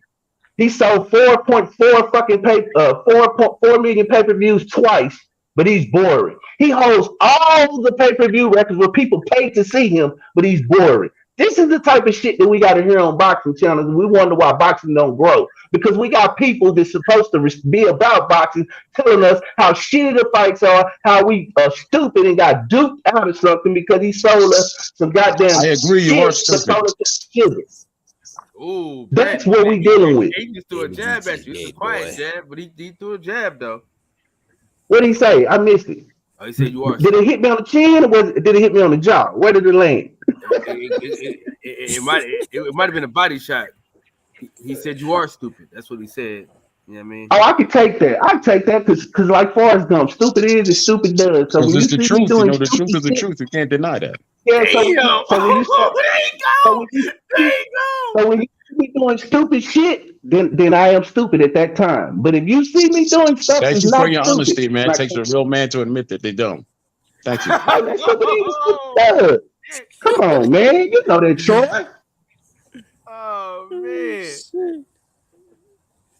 So now he calling you stupid, Brandon. So you know. He right. No, Kyle. You know, Brandon called himself stupid. I'm simply reinforcing the fact that he is stupid. Thank you for calling yourself stupid. Stupid is what stupid does. He's right. When you find yourself in a situation where you do stupid shit, you're stupid at that time. So he's right about that. But what I'm not a boxing thief. I'm not out here stealing pay-per-views. I pay for every pay-per-view that I've ever bought. I ain't out here stealing, and I'm not complaining that Floyd fought in boring fights. I've seen every last one of Floyd fights at least 5 times over. When it comes to boring, it depends I on don't what have you that much time to waste. I actually have a life. You don't. I know you almost out of here. No disrespect, but you know. We got almost out of here. Why don't you explain that comment? Why don't you go ahead and break that down? No, Brandon. No, Brandon. Now you have my attention. Go ahead and break that comment down. I'll be 41 at the end of this month. I'm almost out of here. I have more life behind me than I do in front of me. I'm almost out of here. All you got behind you, you know, is your behind. So, you know, why don't you go ahead and explain that comment that I'm almost out of here? I just did. I'll explain it again. Me being 41, I made the comment to you because you're an older man. Myself, I'm 41. I have more of my life that's behind me that's gone than I do in front of me. So I'm almost on my way out of here. That's the point that I made. Okay, so you know, obviously you don't watch the news and you don't know about reality, because I know a bunch of 20-year-olds and 30-year-olds that have passed away. So you know, how do you explain that one? I was talking about my age. You was asking me why did I make that comment to you, and I was talking about your age and versus life and how much is in front versus behind. That's the reason I made that point. That's the context I meant in. Did you understand? Unless you're the Almighty God, you don't know how much time I got left on the show. Okay. What you were trying to do No. I understand what you're trying to do because you got nothing else to say, and you have nothing else that you could try to use against me to get under my skin. Guess what? You got under my skin. Let me say something to you. I'm gonna shovel dirt on your grave long before you shovel dirt on mine. Damn. And that's a fact. Hey, and this is what I say. That's a Muslim tradition. We bury our brothers. So I would hope that you would I stand ain't in my gonna bury you. grave. I'm gonna burn you. I'm gonna burn your Make bones sure and you salt the earth around you. make sure you you cover the dirt up all the way. When you put dirt on me, I hope my I'm friends are going there to burn and you, that and love then I'm you gonna are salt the putting earth that you walk dirt on on. my grave. That's a privilege. So Troy, that's not an insult. That's a privilege for me. Ain't that right, Bess? Ain't And then that I'm how gonna we do it? and then I'm gonna flush your ashes down the Yeah, toilet. that's a fact. And I'm totally gonna forget about you and this stupid ass conversation. We were having a conversation about boxing, and you want to come in. The show is called the boxing section. It isn't called the Troy section. It isn't called the Brandon section. It's called the boxing section. You came in with all this rigmarole, and we were having a decent conversation about boxing. What did you accomplish, Brandon? I believe that the show was definitely entertaining. I believe that what I accomplished was I brought clarity to a lot of the statements that you made. You got up here and spewed a bunch of stuff about boxing, and I wanted to bring the other side to that. And I think I did a good job of that. And I use you as a personal example of how boxing fans are fickle in this community. That's what I think I accomplished. Well, congratulations. You accomplished nothing. So congratulations. Well, that remains to be seen. I bet you if I can't see the chat, but I'm pretty sure if I look in the chat that the chat is probably pretty active watching us have Look this up little on discourse. look up on the screen. It was 6 people here before. Now it's only 2. And since I was quiet most of the time, I don't have anything to do with them leaving. That was you because you came and They took over not the shit, gone. right? They not Kyle put them in the background so we could talk. They not gone. They not gone, Troy. You don't sound like you 41. You sound like you're 65, bro. You know, you need to That's adjust your good. seat when you talk That's too. knowledge. That's knowledge on me. That's good. I appreciate that. That means that I have an old Knowledge soul. about I what, man? thank you for Because that. knowledge about what? You spent most of the time talking about me. You don't know me. We've never met. I've never laid eyes on you ever, and I never will. But I didn't lie on what you, but I did not lie on what you. I actual tell no knowledge lies. did you what actually knowledge did you bring that actually moved the conversation about boxing? I brought the knowledge. Okay, you were talking about the business model, the pay-per-views and all of that, and why you were disgusted with it and how boxing wasn't this and how it was when you were young in your heyday. And then you start taking the shit on Floyd Mayweather, who is right now the most recognizable name in boxing. Right now, he just is. Even And if he that's boxing pathetic. not just does it. That So is let me pathetic. finish. Let me finish. So when you did that, I had to let the public know that you do not support boxing the way you pretend to, or the way you insinuating that you do, because you Did I steal say that I pay-per-views. support You boxing? don't buy. I guess you didn't hear the first part of my That's what you was conversation. talking about. After What I supporting said, boxing. what I said is I don't Wow. have the passion for the sport no more. So I don't know what all this rigor, this talk is. You have diarrhea of the mouth, but you have no facts. What did I lie on you about? Do you still fight? Did I lie? Because that was the main premise. Do you buy pay-per-view fights? Yes or no? I don't buy pay-per-view fights because I don't have to. So I did not lie on you. What So I fights did do I not need lie to on you. pay for? Name me a fight out there that should excite me right now. That's on pay-per-view. Go ahead. See, Troy, Silence this is is the point golden, that brother. Thank you for that. Thank you. I'm talking. I'm talking. This is the point that I'm trying to make.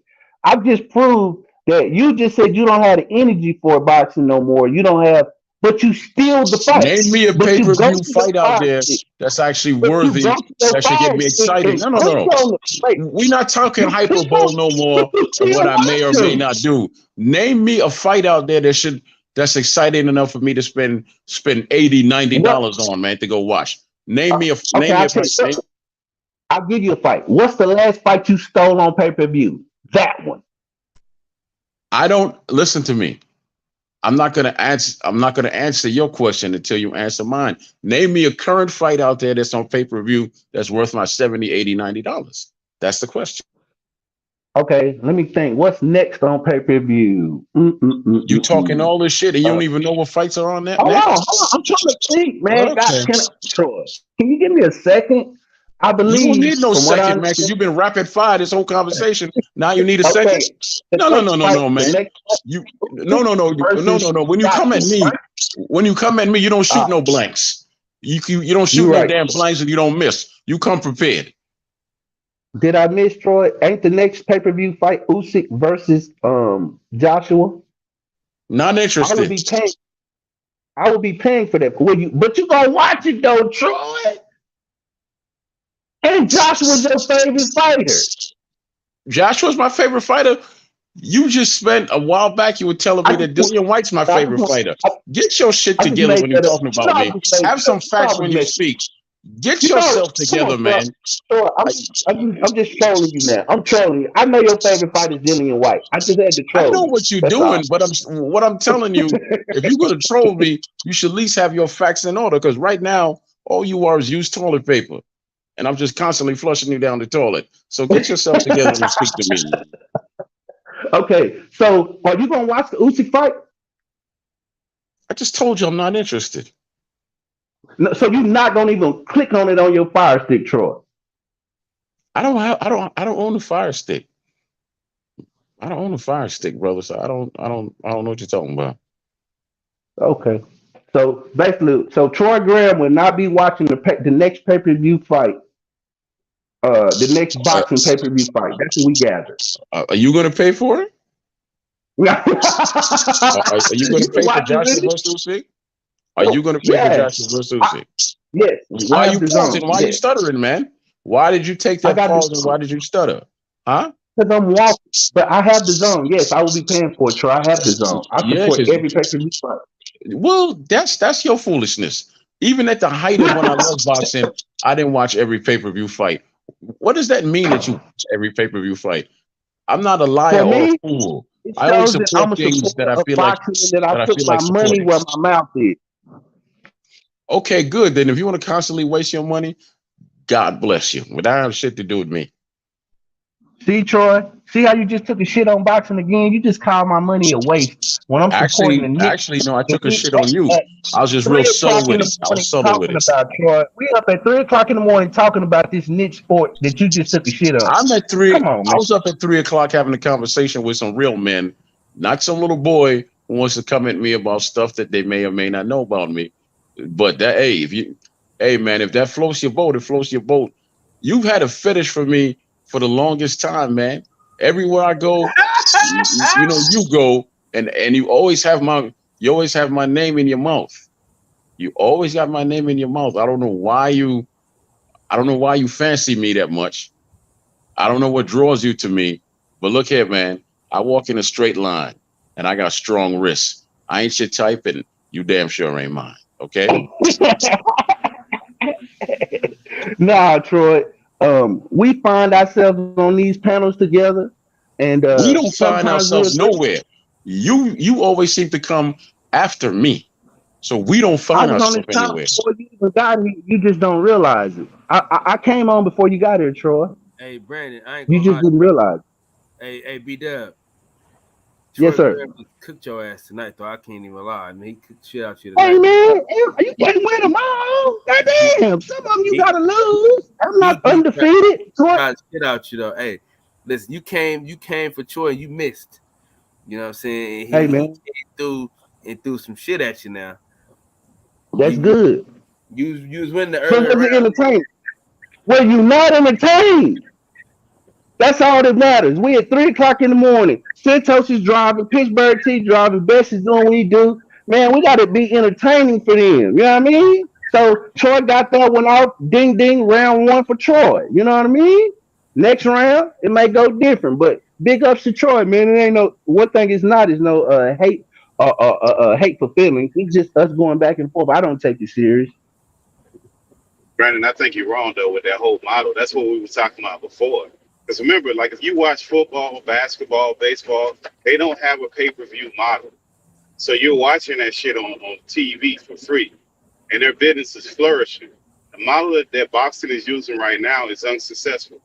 for the fans The and for NFL Network has an app. The NBA has an app. These people have at the NFL is about to pay $40 for NFL ticket through their new app that they gonna have about so they making their money. You got to remember they have more sponsors than boxing does. Look at all the alcohol commercials that are running doing, so they don't have to charge.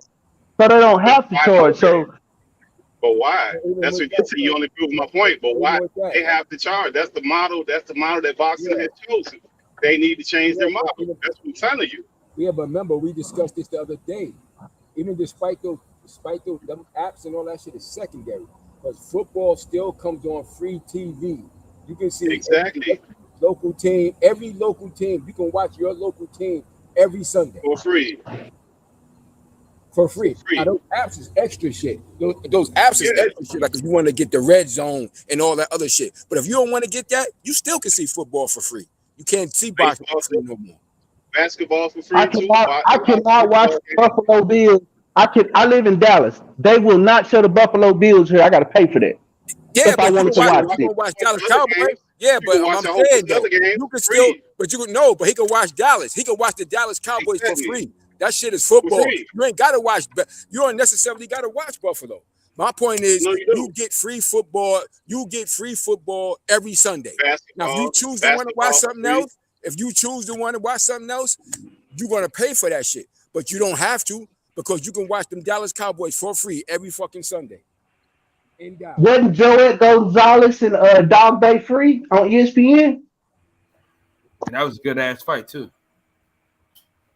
Yeah, but that's not the model. That's not the norm. That's not the norm. The majority of those other sports are free. The majority of those other sports.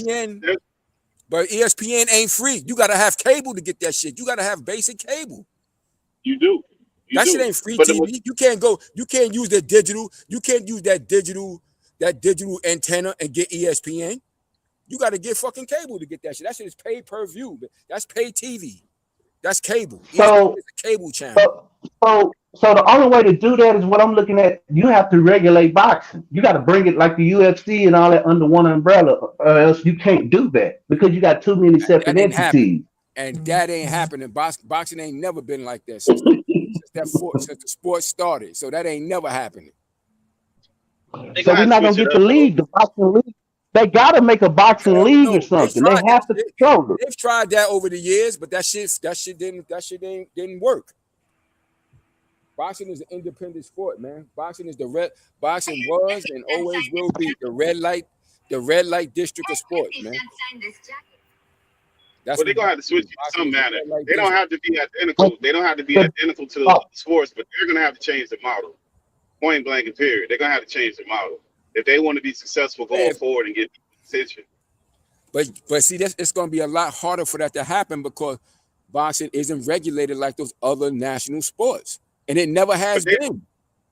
But they don't have to. They don't have to get that model. They just got to change their current model. Mm-hmm. I'm not saying they got to be like. They don't have to be like football. But I don't have to be like all the other ones. But like even like we talked about this like a week ago. Even for you to get pay-per-view, a lot of times you got to have subscription with these channels, Showtime, ESPN. You have subscription to get that shit. You have to. So they make, even if you wanted to get pay-per-view, they make the shit complicated. You just can't go buy that particular fight.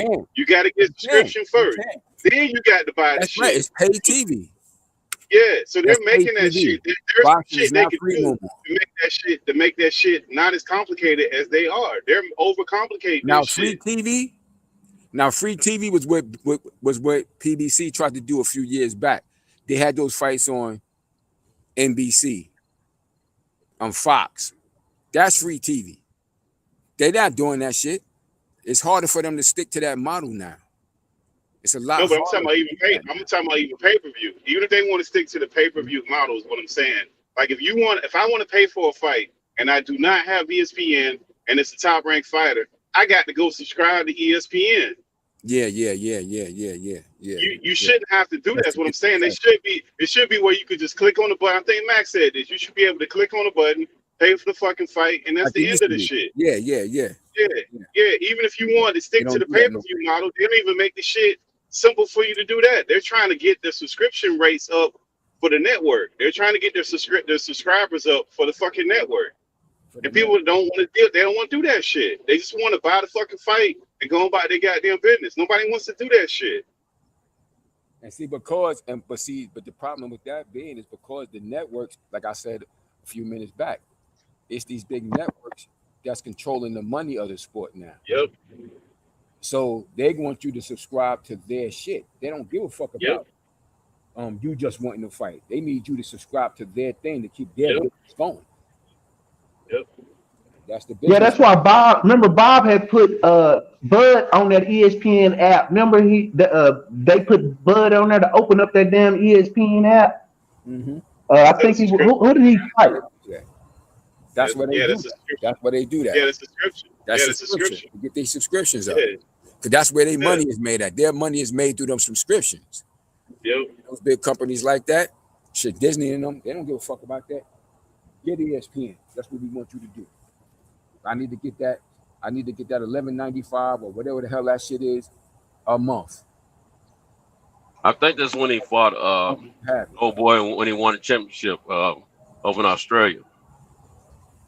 Yeah. Yeah, remember the fight was supposed to be on, and then they retook it off ESPN, and then they put it on that damn app. And I even had a hard time getting the fight because that app was acting buggy, and Bud drove all them damn subscriptions. Bud should have a fucking piece of Top Rank, the shit that he did. I mean, just by him, he took the lumps and the bruises so everybody else could shine. Now, if you're gonna say that, then Adrian Broner should have a chunk of PBC. AB should have a good stake in PBC if that's. I agree. I agree. Adrian Broner, Danny Garcia, Thurman, they all ushered in the PBC. They did a good job with that too. Yeah, promotion, but that's not how business works. That go back to what we were talking about last night. Business ain't about being fair.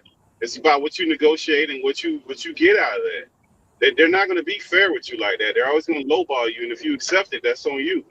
They're not going to come back later and say, "Hey, we made a bunch of money. Here go a couple million." They don't do that shit. Yeah, they're going to do that because that's their business principle. Yeah. That's capitalism. We're going to go back to it again. That's capitalism. Exactly. One. That's how they get down. That is the essence of that system. That's how it works. That's what it is. Capitalism to capitalize and monetize everything on earth. Mm-hmm. Straight up. And that's their system. Well, actually, that's just everything in the United States. You know? Yeah. Because you know what? That Bud fight, that first one he did on that app, it was being viewed, broadcasted on Sky Sports over in the UK. Mm-hmm. In the UK. That's what I watched on because I didn't have ESPN at the time. I watched it on Sky Sports. That's they didn't do no pay-per-view over there on that fight. Yeah, because you heard Bob say they do business with Sky. Because he said, Fred said BT. He said nah. We said yeah, but we do our main thing also with Sky. He got Bob got business. Top Rank got business with Sky. They got business with BT, and they got business, which brings on Boxing Nation. Box Nation also. Yep. Box Nation. Yep. And what I want to know is why come you didn't press him more on the Daniel Kinahan questions? How the fuck can a mobster, a dude that's a recruited mobster, be getting fighters loaned from Bob Arum and that kind of shit? Dude, what's the nature of y'all relationship? That should have been the first thing asked. Hey man, what's the nature of you and Mr. Kinahan's relationship? That is nothing new. Remember those fighters that Kinahan had already? They were Frank Warren, Queensberry fighters. Yeah. And then Bob hooked up with Queensberry. That's how he got involved with that. But Kinahan was already in the mix. But look at the Saudis. Look at the Saudis with all the other shit that the Saudi Arabians got their hands in. Look at that Live Golf shit. Yep. Where the dude who killed the reporter, that dude that killed Khashoggi or whatever the fuck his name is, that they was wanting Trump to go and do something to them people. They got a whole golf league, and that Saudi prince is running that shit. That shit, when you got that kind of money behind you, ain't nobody fucking with them people, man. And you better be careful saying something about them people, because really, ain't nobody really pressing them people, because you don't know how deep and how long the motherfuckers' arms is. Ain't nobody fucking with them folks, man. And on top of that, look, Bob Arum knew what time it was when he started fucking with him. Yeah, man's reputation, his reputation already preceded him, yo. Exactly. Bob done. He did business with the mob back in the day when he first got in the Yeah. Ain't none of this new to him. They know. But Most people did business with the mob back in the day. You know that, right? Most fighters did business with the mob back in the day. You're not in the position that a man like Bob Arum is in, and not be able to know that type of information when you're about to do any type of business with anybody. Believe me, they be thorough and find out what the hell they need to find out before they do that shit. You understand what I'm saying? He don't go into shit like he don't go into nothing haphazard. You're right. Time it was. You're right because organized crime is going to recognize and respect a conglomerate such as Top Rank that's been around forever like that. Yeah. Got dead business in the past with them other folks. Absolutely.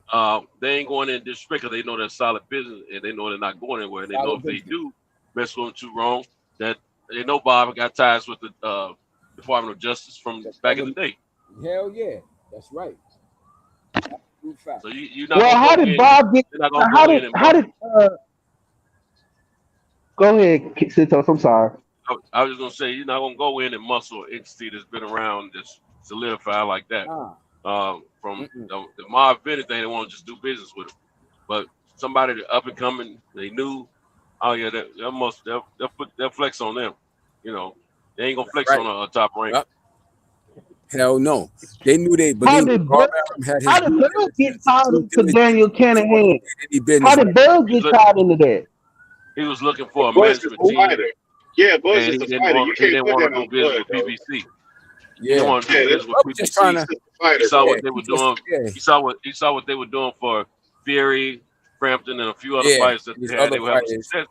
So because MPK Global was doing they was doing making some moves. So Bud, he ain't want to be forced in. See, Bud ain't trying to. It's obvious. When you just look at him, he ain't trying to be forced to do what everybody else be talking and shit about what he should do. He ain't trying to follow what everybody else saying. Oh, he should go to PBC. Right. A man like that in his position, he ain't doing that shit. He not doing that shit. Like people don't understand they that. Probably would have had a chance to get him though if they hadn't dropped that negativity on him. You know, they talk pretty soft about Bud. Before that. So Bud, he said,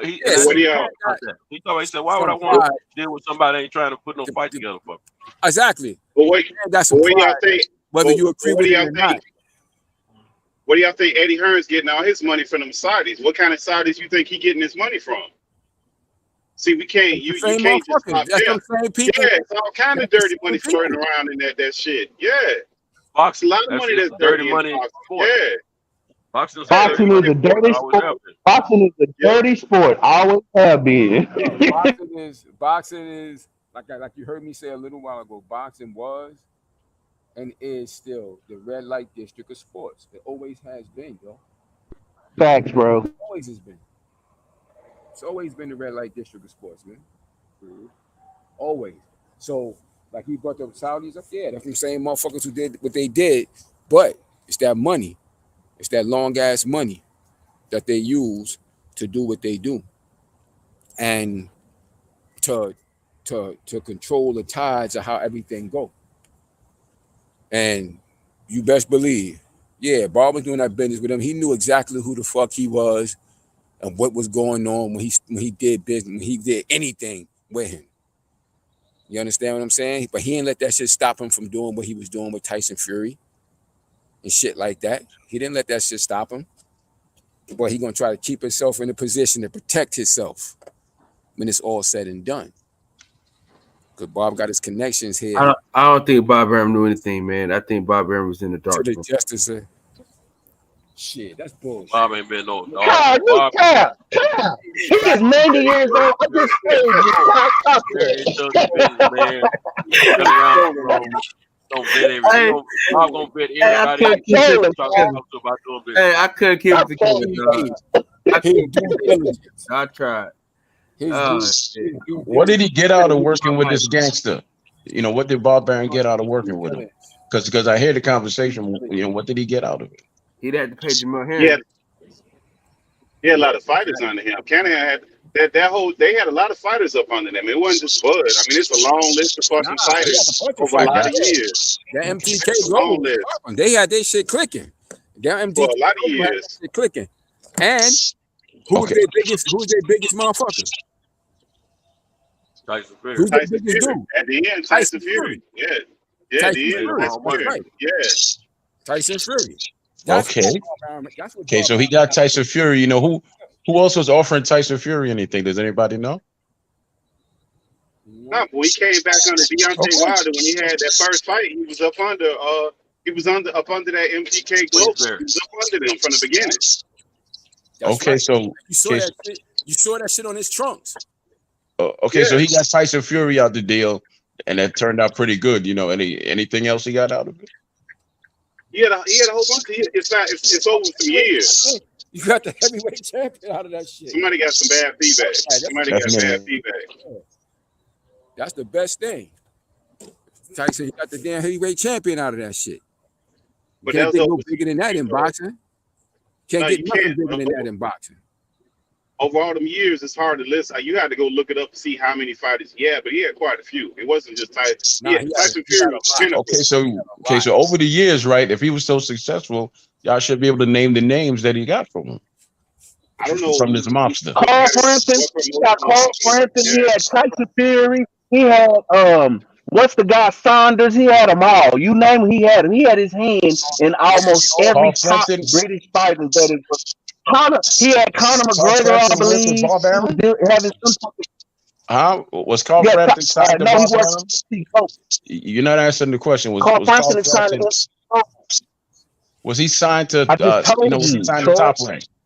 Was he signed to Top Rank? Is what I'm He, asking. no, he, Boy, let me answer the question. From what we understand and what we gather, when he was over here in America, Top Rank probably was the lead promoter, but overall, he was signed to MT Global and loaned out to Top Rank from what it looks like and what we understand. So you don't The have same way you don't have any Jamel facts. Herring You just was guessing. loaned Okay, I got you.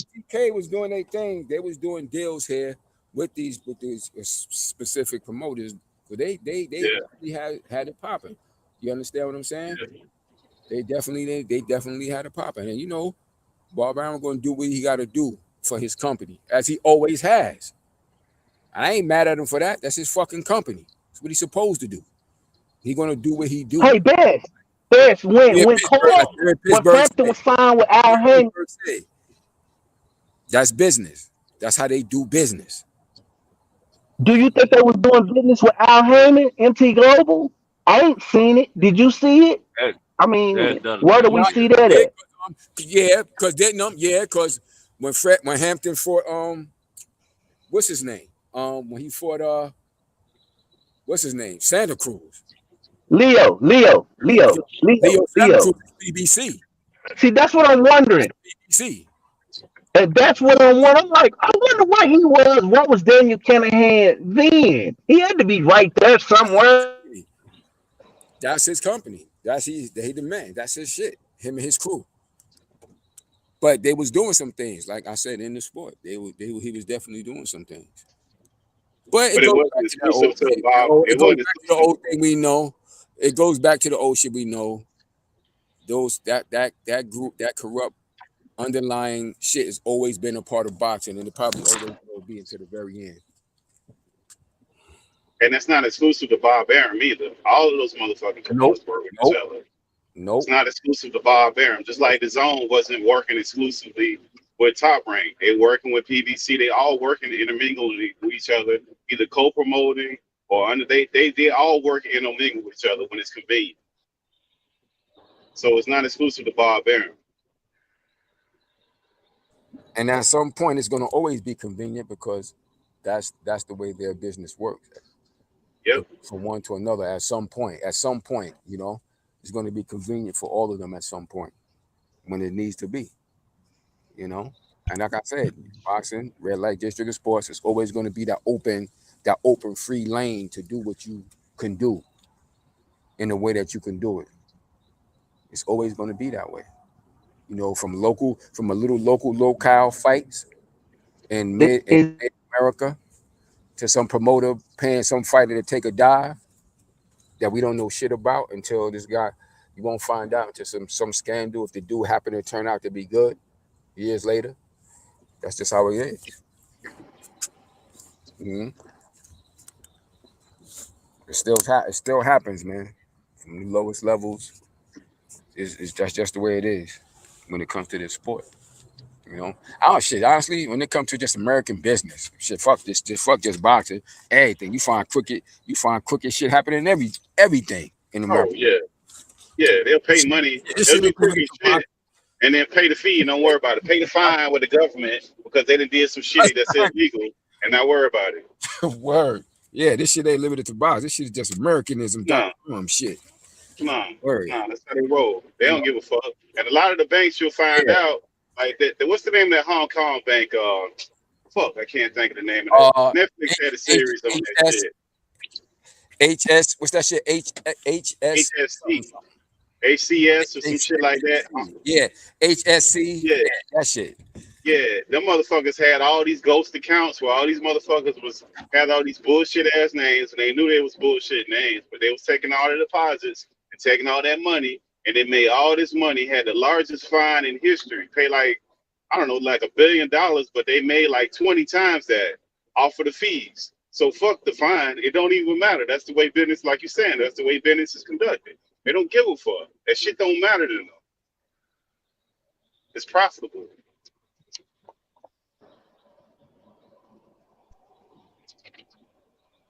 And that's probably never gonna change. That's how they roll. There's no real penalty. Yeah, there's no real penalty behind that. Even when they pay the penalty, they done made 20 times whatever they paying on the penalty. So they don't really give a shit. They laughing all the way to the bank. Yeah, that's how it's gonna be, and it's gonna always be that way unless there's some paradigm shift and a new power, new people take this shit over and change that shit and bring in something new. But until then, that's the way it's gonna be.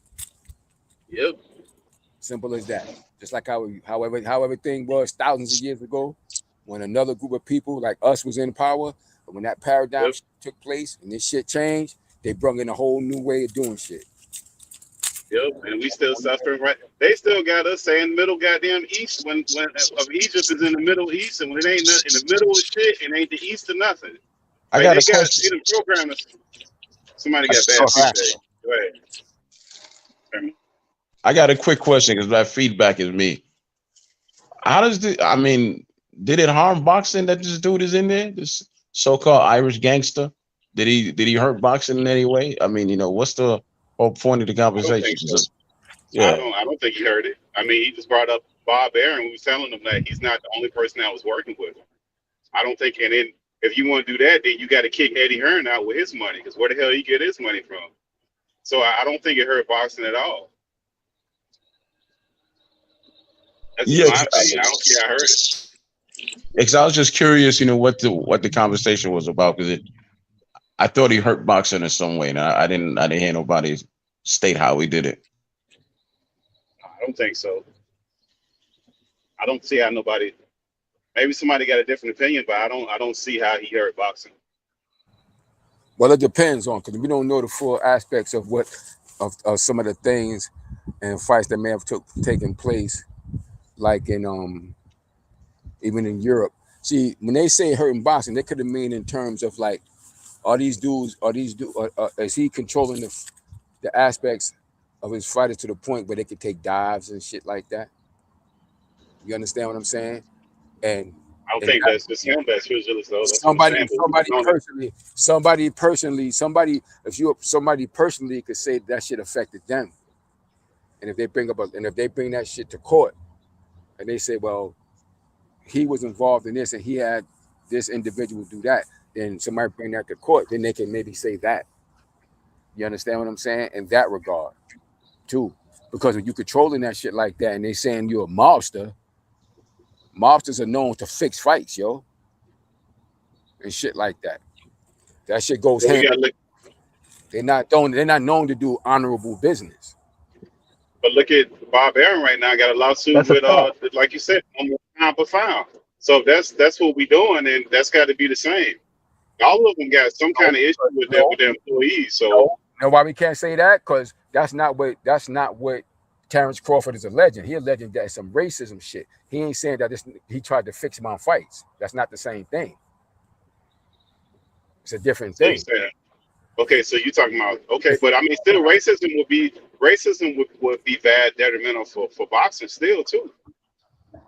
If he racist to Terrence Crawford, then it wouldn't just stop with Terrence Crawford if that's true. Yeah, but would it really be? But would it really be? Would it really be for a bunch of white guys who control the sport of boxing? No, that shit wouldn't be. Shit, because if it was up to them, they'd have everybody. They'd have every great white champion. If it was up to them. But what I'm saying is, if I think we got two different points. My point would be if he's racist, he wouldn't just be racist with Terrence Crawford. Is what I'm saying. That would affect all the boxing, all his fighters. As if that's true. That's what I'm saying. Now, what proof he got to prove that? Who the hell knows?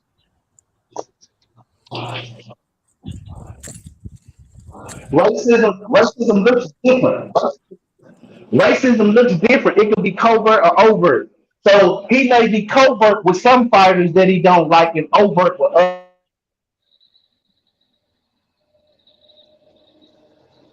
Breaking up, right? Maybe I can't hear you. Can y'all hear him?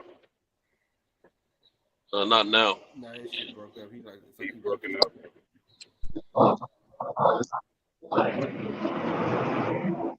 Brandon, you hear me?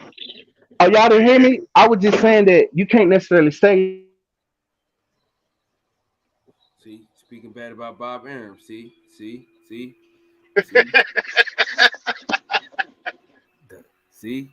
Bob done snatched him up out of here. Yeah, they got about it. You got to be able to prove that shit though. When you Cinto, did you get past the bad spot yet? Yeah.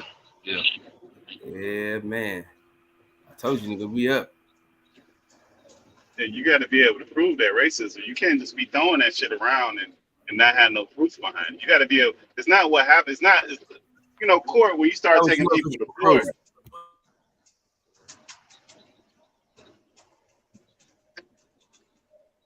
Yeah, you got to be able to prove that shit, man.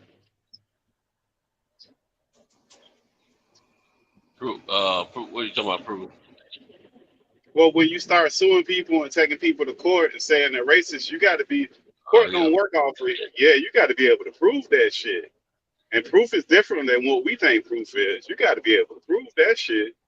And then they set themselves up, and they set themselves up to protect themselves with their laws that they put in place to protect themselves to make that shit hard to prove. Yeah, of course. They made that shit hard to prove. Like, you know what I'm saying? Of course. But by the laws that they put into play, it may be obvious to us.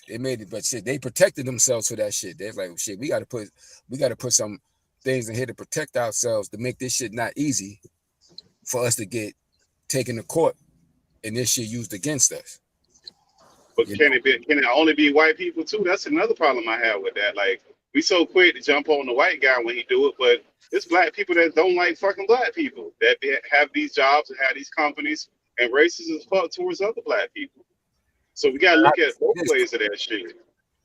Yeah, but I would have to say this: that but a person with that mindset, I find a lot of people use the terminology wrong. It's not racism, because see, that wouldn't be racism. Towards its own people, yeah. That could be somebody. That would be somebody. That could just be somebody have a prejudice, because you could be black and have a prejudice towards black people, or be bigoted towards black people. So that's not racism, though. See, racism is a power dynamic, man. Racism is a power. No, I'm saying if you're in control. I'm saying if you're in control and you're black and you're doing that same shit, is what I'm saying. Yeah. That's what I'm saying. I'm not talking about a regular black person like me and you with our prejudice where we don't like some shit. I'm talking about a black person that's in charge, that's fucking over other black people, firing them and doing all this other stupid shit. That's what I'm specifically talking about. Yeah, but clearly a person who would behaving in that manner, their mindset would be that of a white racist person. Clearly, yeah. In order for you to do that, that's a mindset. for you to be doing that. So you would in effect be thinking with that same mindset. So in that regard, but it would be because you can have blacks that may feel like I don't like a particular type of black person because they worked their way in this system and felt like, oh, I made it up through my bootstraps, or they got whatever helps or aids they got from the so-called man to get them in a certain position, and they have a certain mindset. So in that regard, I guess you could say racism, that they say have the same racist mentality as, you know, those type of people, if you're using it in that way per se. But when I hear, like I said, a lot of people use racism a lot now, and I'm like, it's really not, because racism is more of a power dynamic that whites control. Blacks don't have, like you said brilliantly the other night, blacks don't control shit here in America. No. So if you don't control shit, you can't really be racist, because you can't determine where no white person lives. But a white motherfucker can determine where you live, though. Still right now, today, they can determine where you live. And shit, redlining and shit. That shit still exists. People act like that shit don't exist. That shit still exists, yo. That's why you got black communities and you got white communities. You guys saw a few blended places now, but that shit ain't like that as a whole. You know? So in that regard, yeah. But it's like that would be more of a mentality than actually having and more 9 times out of 10, you got that position because some white man put you in a position to be there, to be an overseer.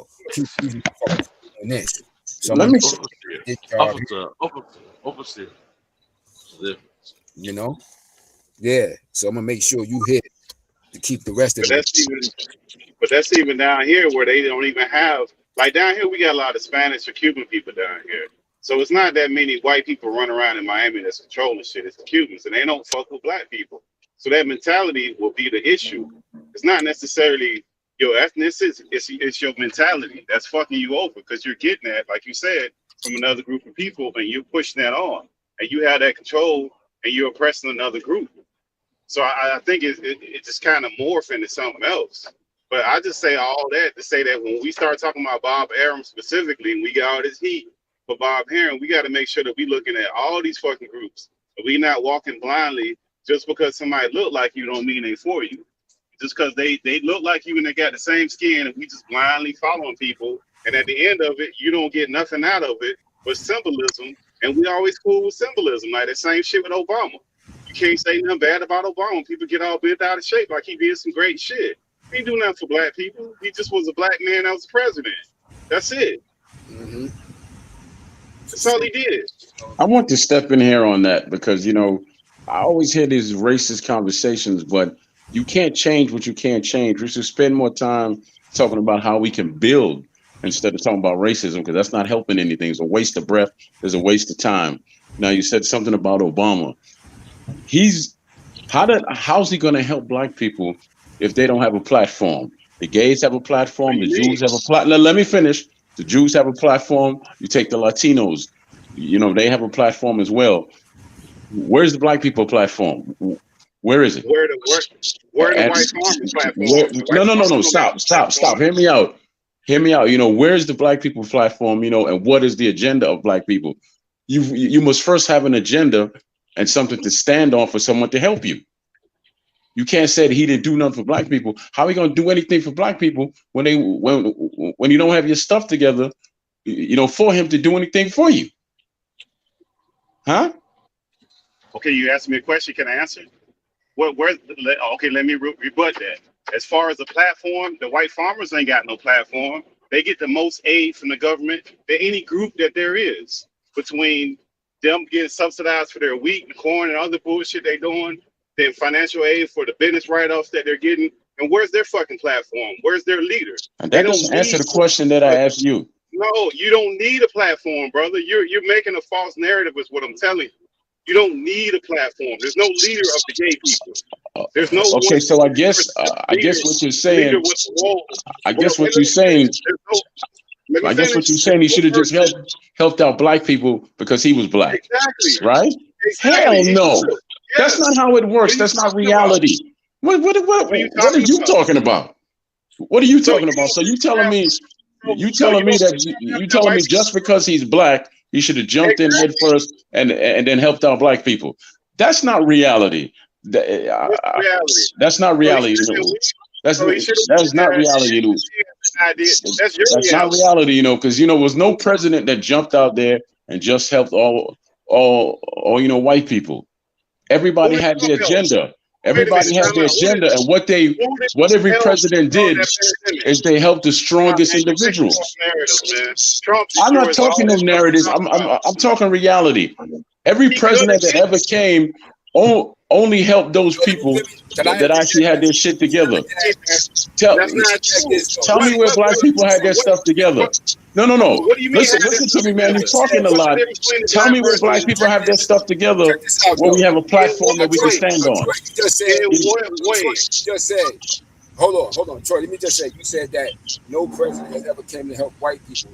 I think you're wrong. I didn't say that. I did not say that. What I said clearly, I did not say that at all. What I said clearly is that every president that came before him only helped those that had this shit together because he was forced to. He was forced to. Man, get the fuck out of here. You said that shit secondary. First Tell me where black people got their. What is the black people forum? What is the forum, man? Where's the unity? Where's the unity that we stand together, that we can come together and get somebody to help us? So the majority rules. The majority rules. There ain't no damn majority rule. I tell you what. So what are you talking about? I got a different mentality. I got a different mentality than y'all. I don't need no. You start to help yourself first before you ask for help. You start to help yourself first before you help your before you beg. I'm sick of this begging mindset that's out there. I'm sick of the begging mindset. You build with me, okay? Yeah, go ahead. I don't know what you getting this from, man. Y'all just be making up shit in your fucking head, man. You damn sure begging if you constantly want something from someone. I mean, you blaming the white man. I mean, you saying Obama didn't help you.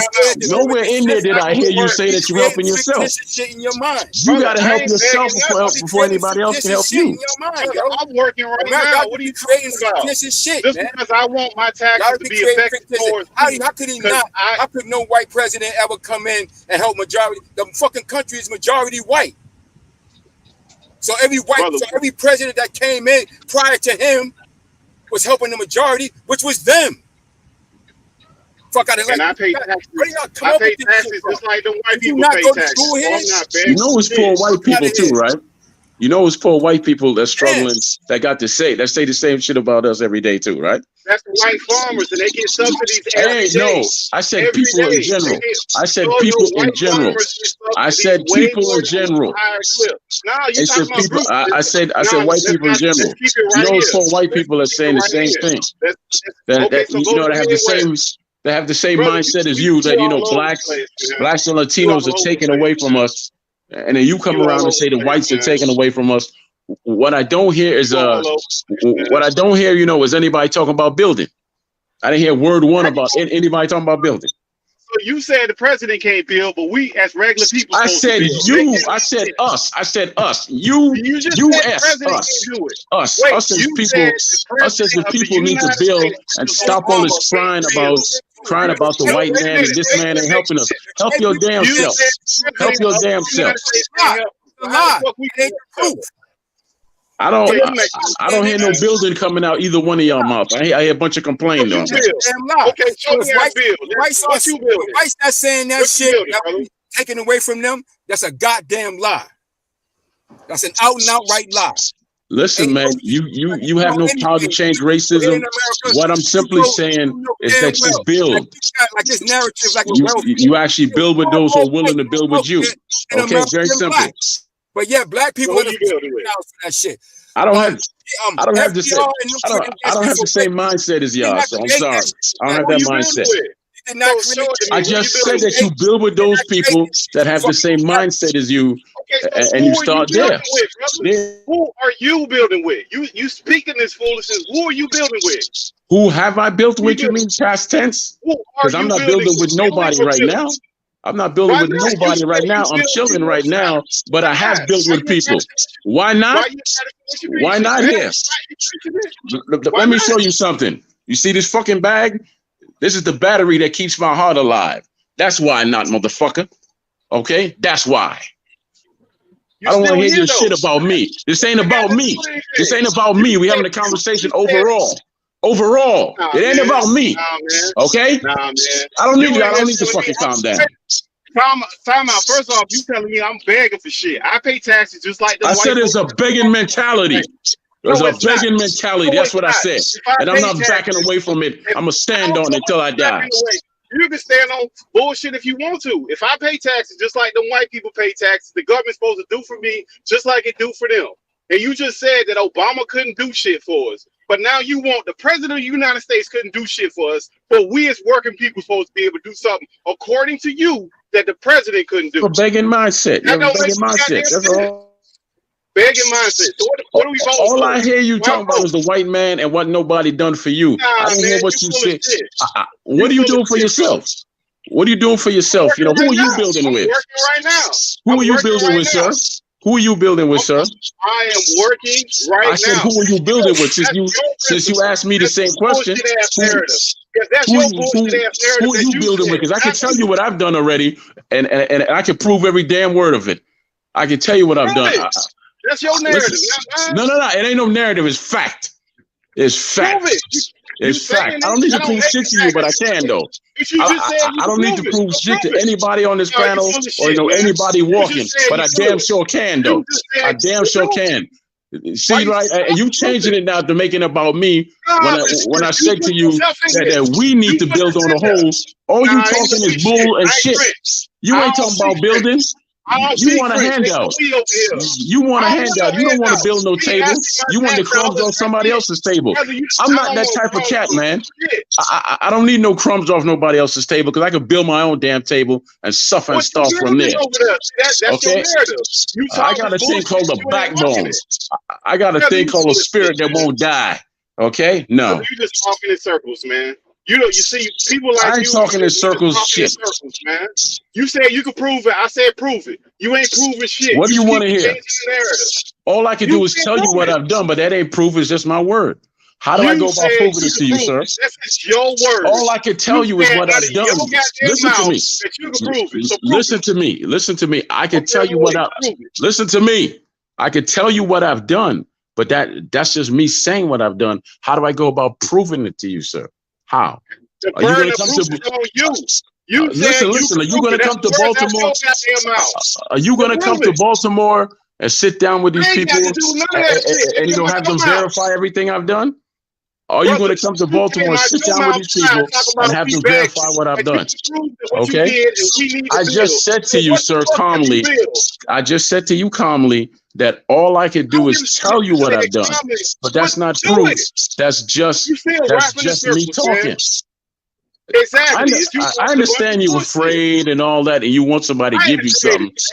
I ain't that, man. Yes, you are. You asked Obama for something. You asked Obama. You asked the white man. Of course you are. He's the president of the United States. He's not the president of the United States, sir. He was the president of the United States. Exactly. Yeah. And when he did, what he did and for I you? simply asked you, what platform do black people stand on for him to help Why them? do they need a platform? What platform? Because that's how business works, man. It's common sense. It's common sense. It's common sense. They are very powerful, man. They are very powerful, and they are powerful, and they control a lot of things. All you gotta do is go through Hollywood, man. All you gotta go through Hollywood and look at all the commercials, look at all the movies, look at all the TV shows. They control Hollywood.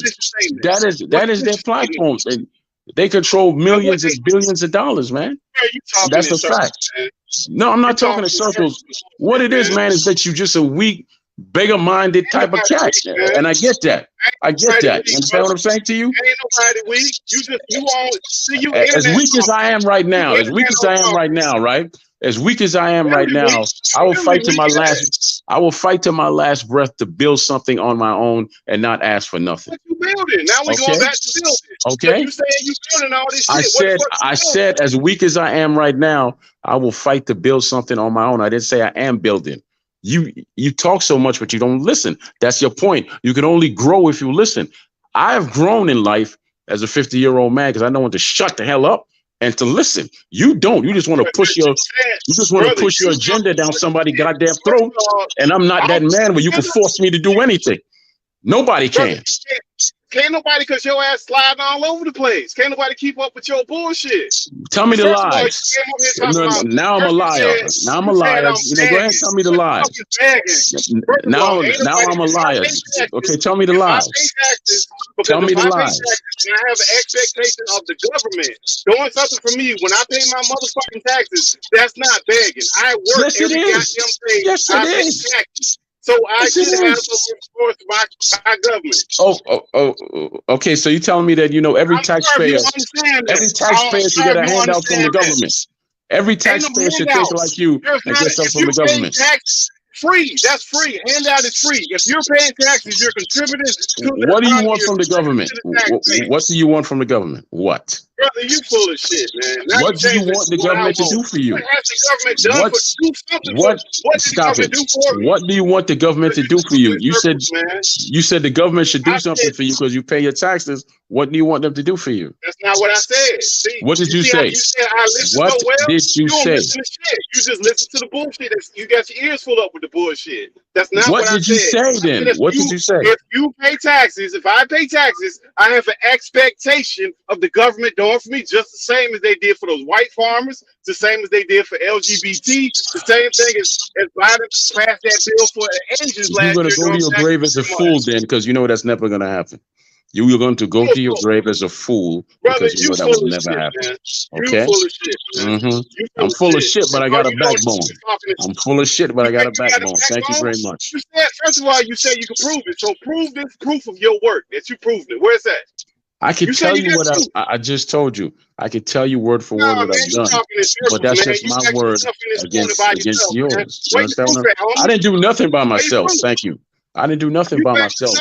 I can tell you that I started chess clubs. I can tell you that I took people off the street and took them to the boxing gym and trained them. I can tell you that I started the church, that I got all the churches together in my community. That's not proof. That's just my word.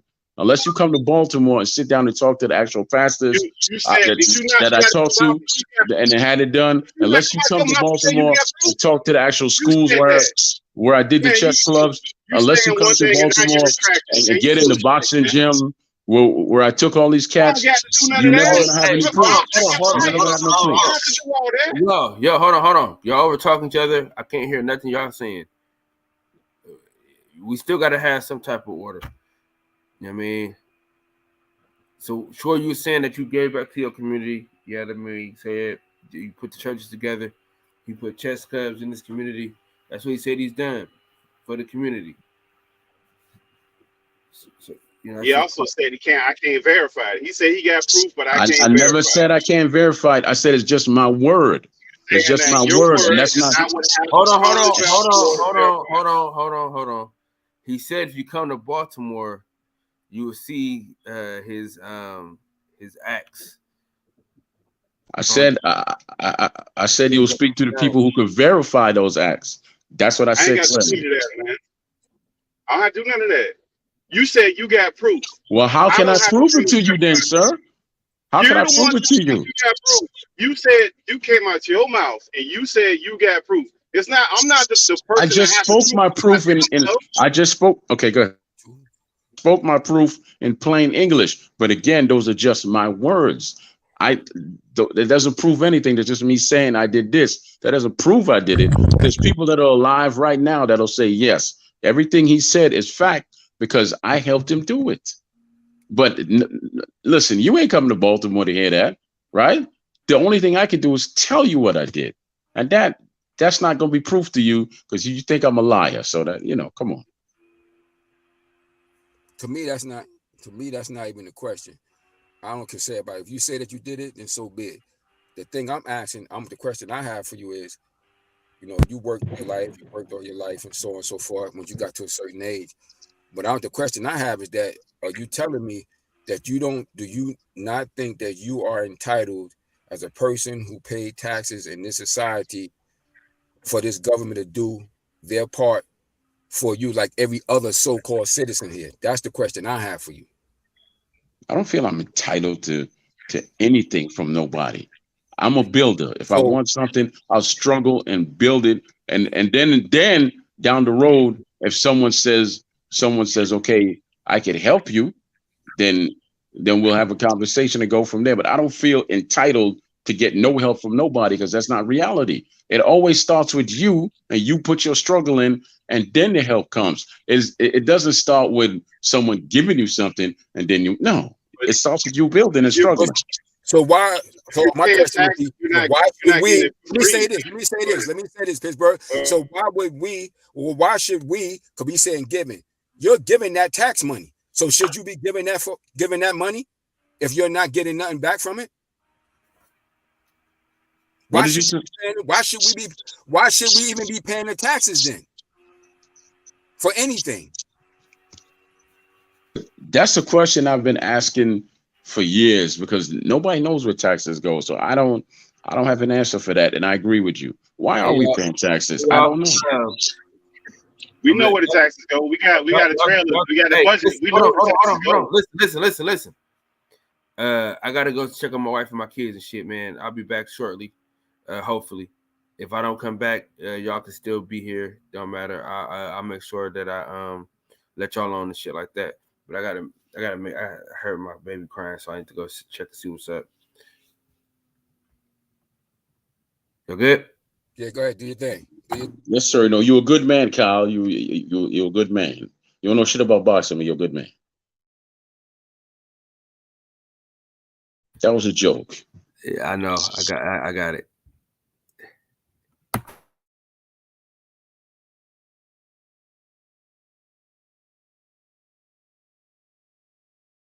All right. We get back to talking boxing. I'll go on mute.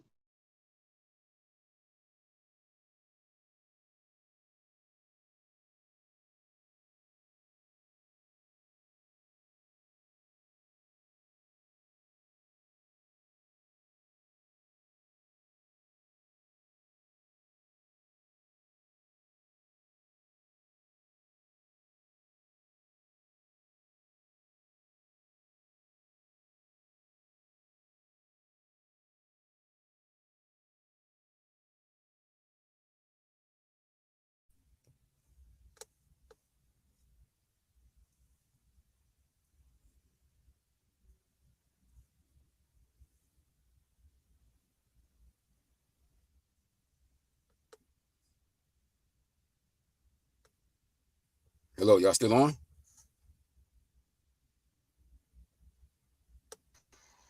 Yeah, I'm here. I'm on mute. Yeah, me too. I'm on mute. Oh, okay. I'm about to get up out of here, leave this job, so let me make sure everybody was still on.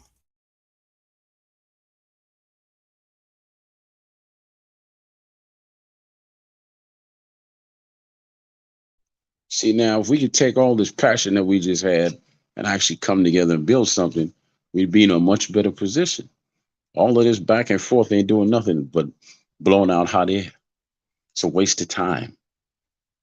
You take that same passion, you focus it, you get with people that are like-minded and, are evenly yoked, and you go ahead and you build your own greatness. Man, you take the Japanese, they were bombed out of creation twice. And you know who they studied? Marcus Garvey. And they built in silence amongst themselves and suffered. And then when they were strong enough, they came out and said, okay, I'll work with you, but I'm not begging you for nothing because I don't need you. I don't feel you're obligated to give me anything because we are equals. And that's how they became a superpower in under 100 years after being bombed out of creation by this country. And they were put into those camps. Well, what the hell are those camps called, y'all? Concentration camps. Concentration camps. But it was a little bit information was a little incorrect because they did get given shit. They was given all that shit to help rebuild them. They got help. They got help to giving all that shit. They didn't do that shit on their own.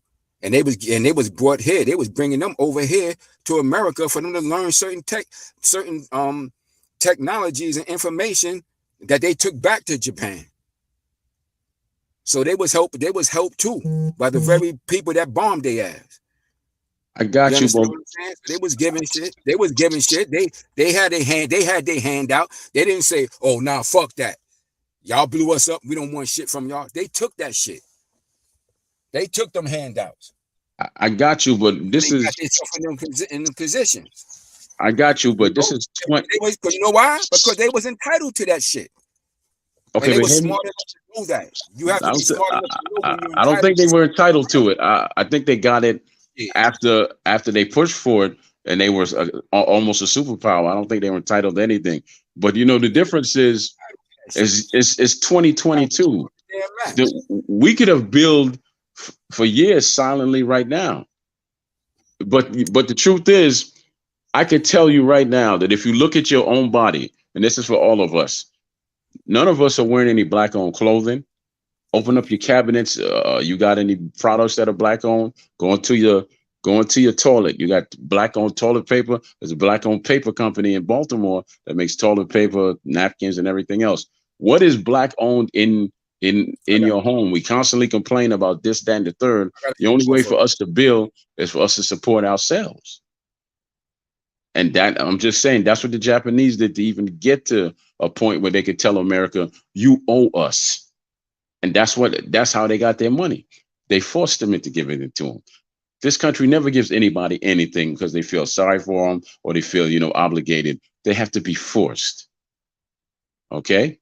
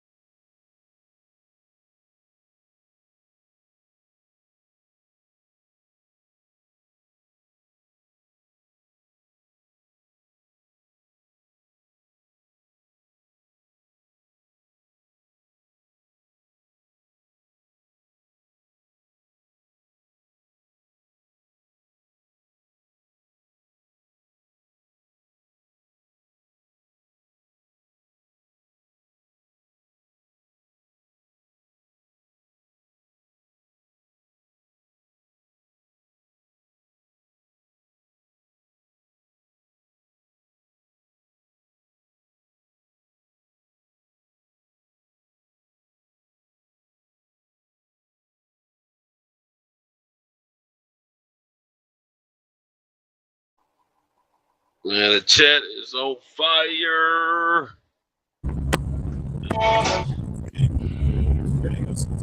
A slight chance of showers and thunderstorms early in the Crap, afternoon. I do.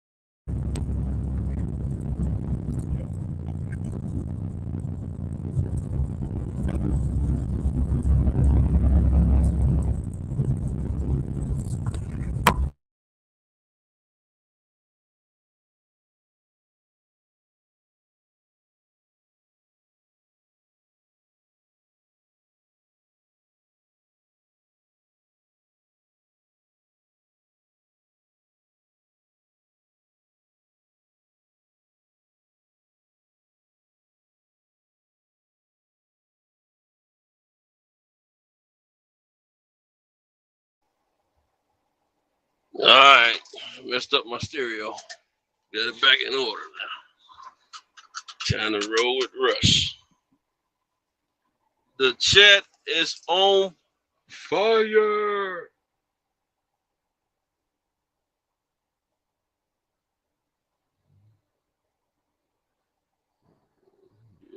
Santos. Yeah. Yeah, you a truck driver, right? Because I was watching some show on cable about truck drivers and, you know, those that go over, what do you call it, go over what?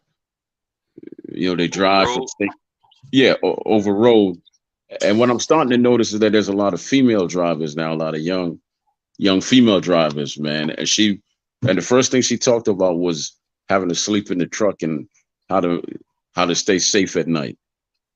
So, you know, you ever hear that? I mean, you ever hear any truck drivers getting robbed or whatever while they're sleeping in the truck?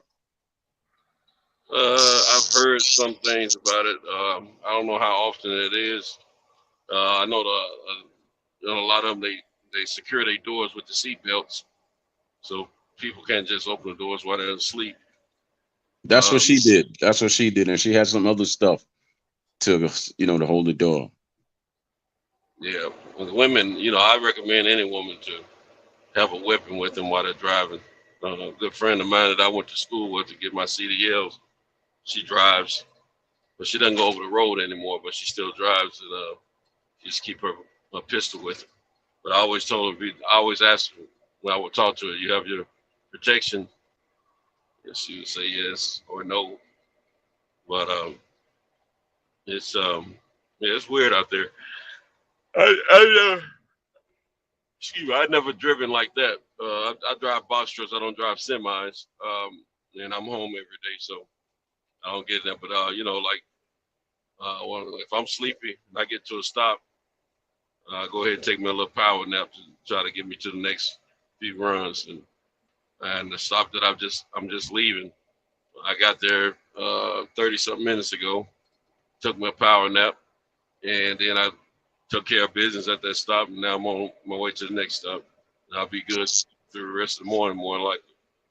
Yeah, I used to drive, but not. I didn't need a CDL to do what I was doing. I used to work for a moving company, right? I just had to learn how to drive stick, so I was cool with driving stick. But in Baltimore, we have these small communities, right? You know, once they send you to the city, right? So I would have to maneuver, and they always on the hill. They always on the hill, Cinto. So we pull up in there, and the first thing we ask them is about the steps, because most of them row houses in the city have spiral steps. Yeah. And then we were like, you know, we got to take out your windows to get your bed in and all this other stuff. And if it's raining, we got wrapped in plastic and all that. I hated that. I hated that with everything in me.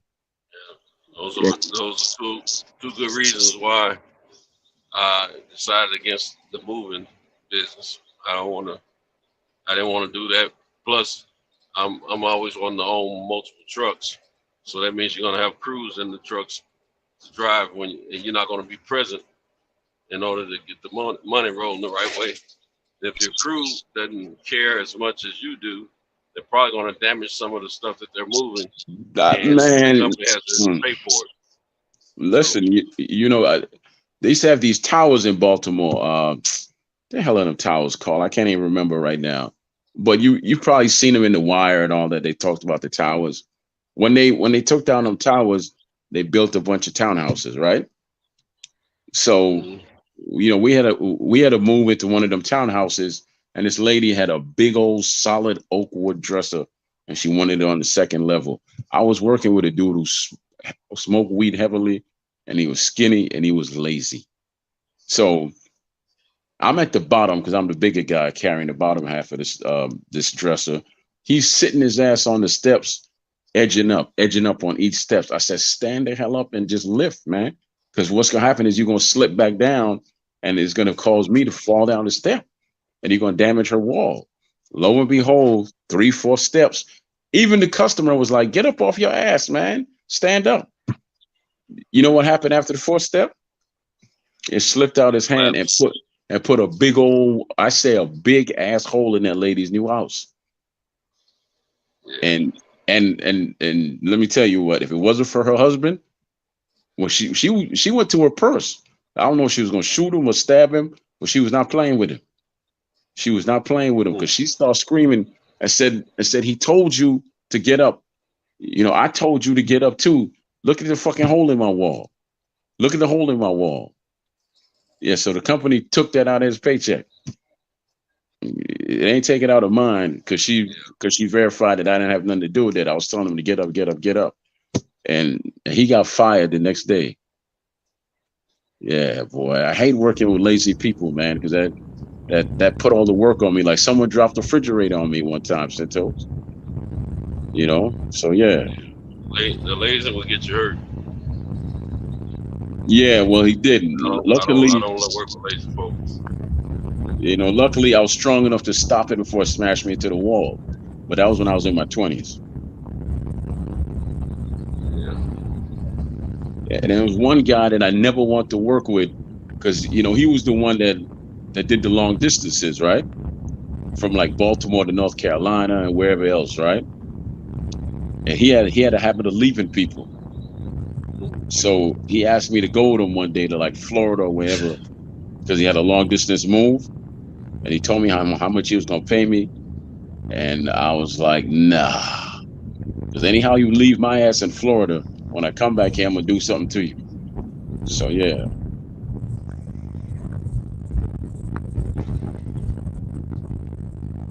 That's a job that I tell my sons that you definitely don't want to do, because I went home hurt every night, carrying all that furniture and all that. I went home hurt every night.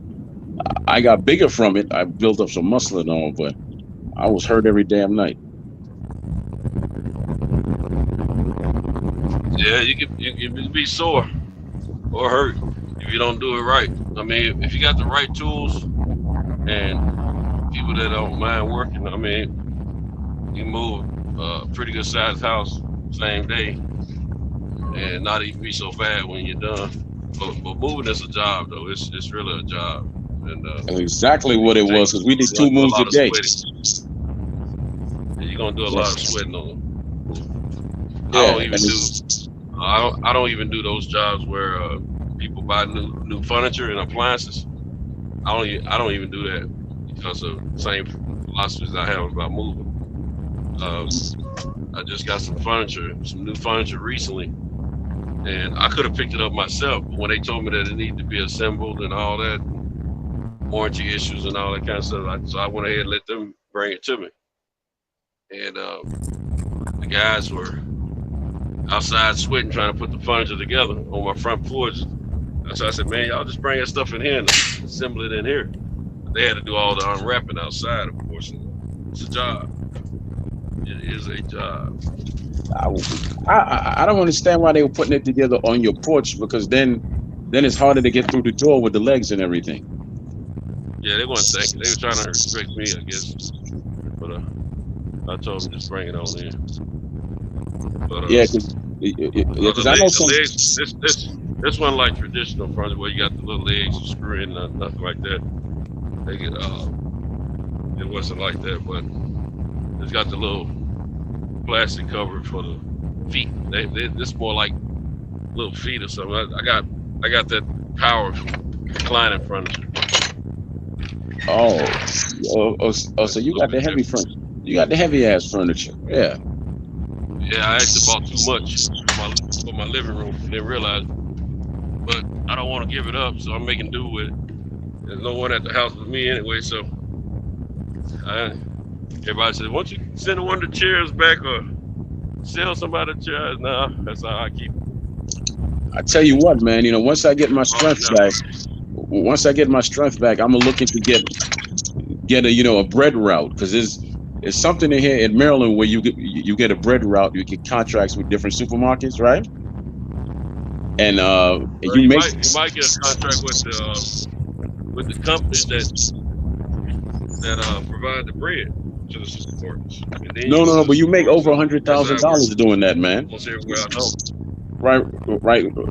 But you make over $100,000, and you don't work the weekends. You don't work the weekends at all. You don't work the weekends, because I know. No, there's a family down here that does it. I'm not saying they don't, but sometimes when sales are up, when the sales are high, like seasonal or certain events are going on, people doing a lot of barbecuing, and so they need a bunch of bread and stuff like that, hot dogs and burgers and all that.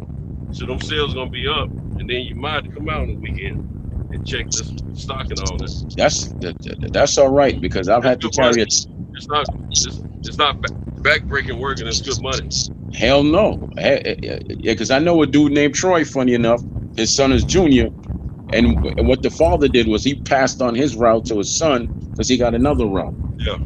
So that's like $250,000 coming into the home right there. Yeah. Now that's the gross. That's the gross. I don't know what they net. I'm sure they net pretty good though. I know a white guy that I met years ago when I was running a route distributing magazines back in the 90s, and I left that, went back to the car business for several years, and then I come back, I leave the car business and get in these trucks and start working. Now this time I didn't know about owning your own vehicle back in the day when I saw this white guy. This white guy, he delivers Little Debbie snack cakes and products, but he only had one route when I met met him years ago. I come back several years later, and we both got a little gray hair, and but he had a lot more than me when I last saw him. His son got several routes now, doing very well. I used to buy snack cakes from him wholesale, you know, and he's doing well, doing real well. And I think he ventured off into some other products that he delivers too. Yeah, that guy's doing real well. He was training the guy, matter of fact, when I last ran into him. And then one of the guys I ran into right when I first started doing what I do now, me and him used to work together when I was doing the magazines. And then he left and went to work for a beer distributing company. I run into that cat 2 years ago. He still worked for that same beer distributing company. I said, I hear you, bro. But ownership is the key. Now, unless you get with a really good company and you're making good money and you got other stuff going on, I just feel like ownership is the way to go. But if you make it 6 figures working for a company, you don't necessarily have to go for ownership because what you earn is yours. You know, with self-employment, you know, all the costs and everything is on you. So whatever you make, you got to break bread with your creditors.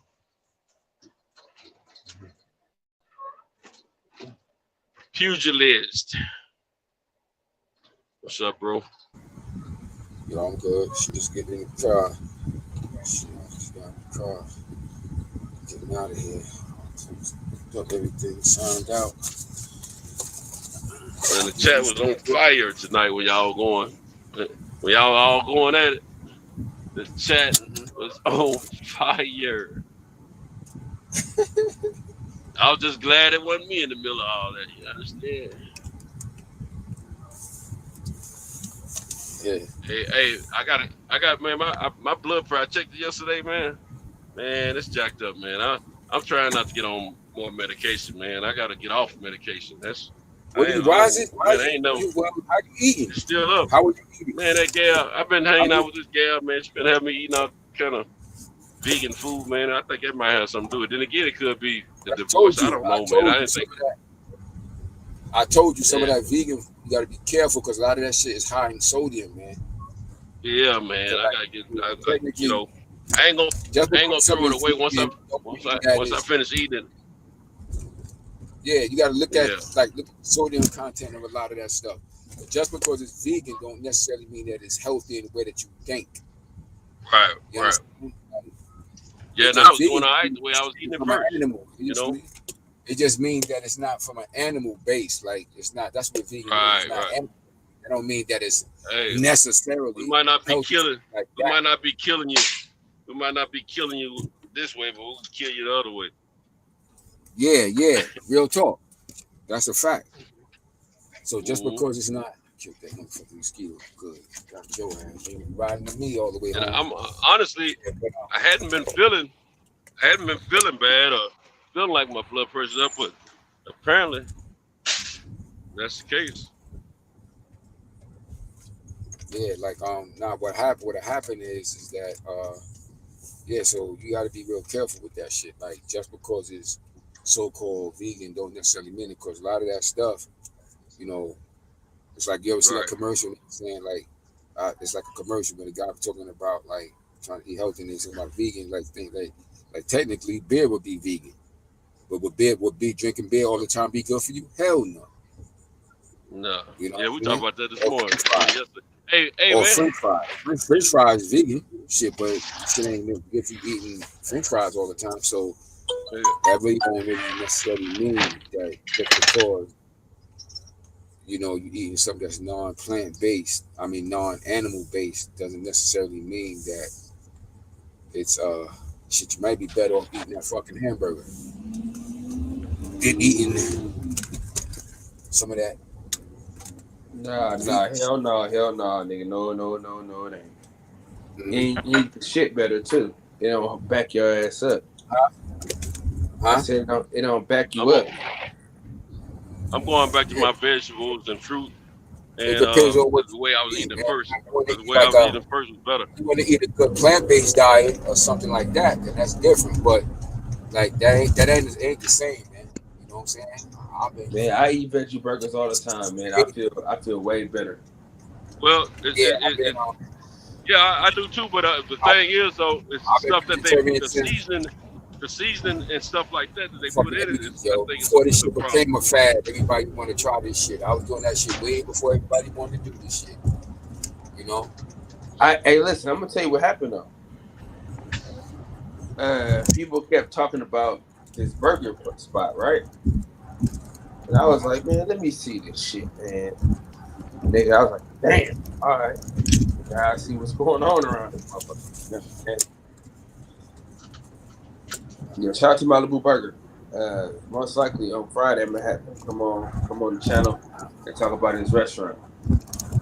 It's a vegan burger spot, hella good. Yeah. What's up, Picasso? What's going on, everybody? How y'all doing? Picasso. What's up, Picasso? Yeah. I hear it's like the old times, man. I feel like the more I grind, the better off life is for us. We got Best Pugilist, we got Centos, Picasso. Now all we need is OG Show more to wake his ass up. Yeah. Sound like an OG panel. Is Pittsburgh in the background? I'm in the back. Is he backstage? He was a while back. I don't know if he's still there. Yo, I watched this kid fight. I watched the highlight of this kid fight. This boy nice. This is my first time seeing this kid, Abdul or something. Abdul, young kid, like 18. Abdullah Mason. That boy nice. Nice. I like that kid. Young kid, like 18 years old. He could have whipped his boy ass the other night. On the other night. What city he from? I was like, I like that kid, man. He's from Cleveland, Ohio. Yeah, is he signed with a is he signed with a promotion company? I think it was Top Rank, right? Top Rank. Jay Prince. Top Rank and Jay Prince. Top Rank got some good young. Top Rank got some good young motherfuckers, yo. Man, they got a lot. Yeah. Ooh. I'm like, damn, I hadn't even heard of him. I was like, how he get past me? They do good developing fighters and get them, profiles early in their career. I give them that for this. He get past me. Nice little skill set. Nice. I like what I saw.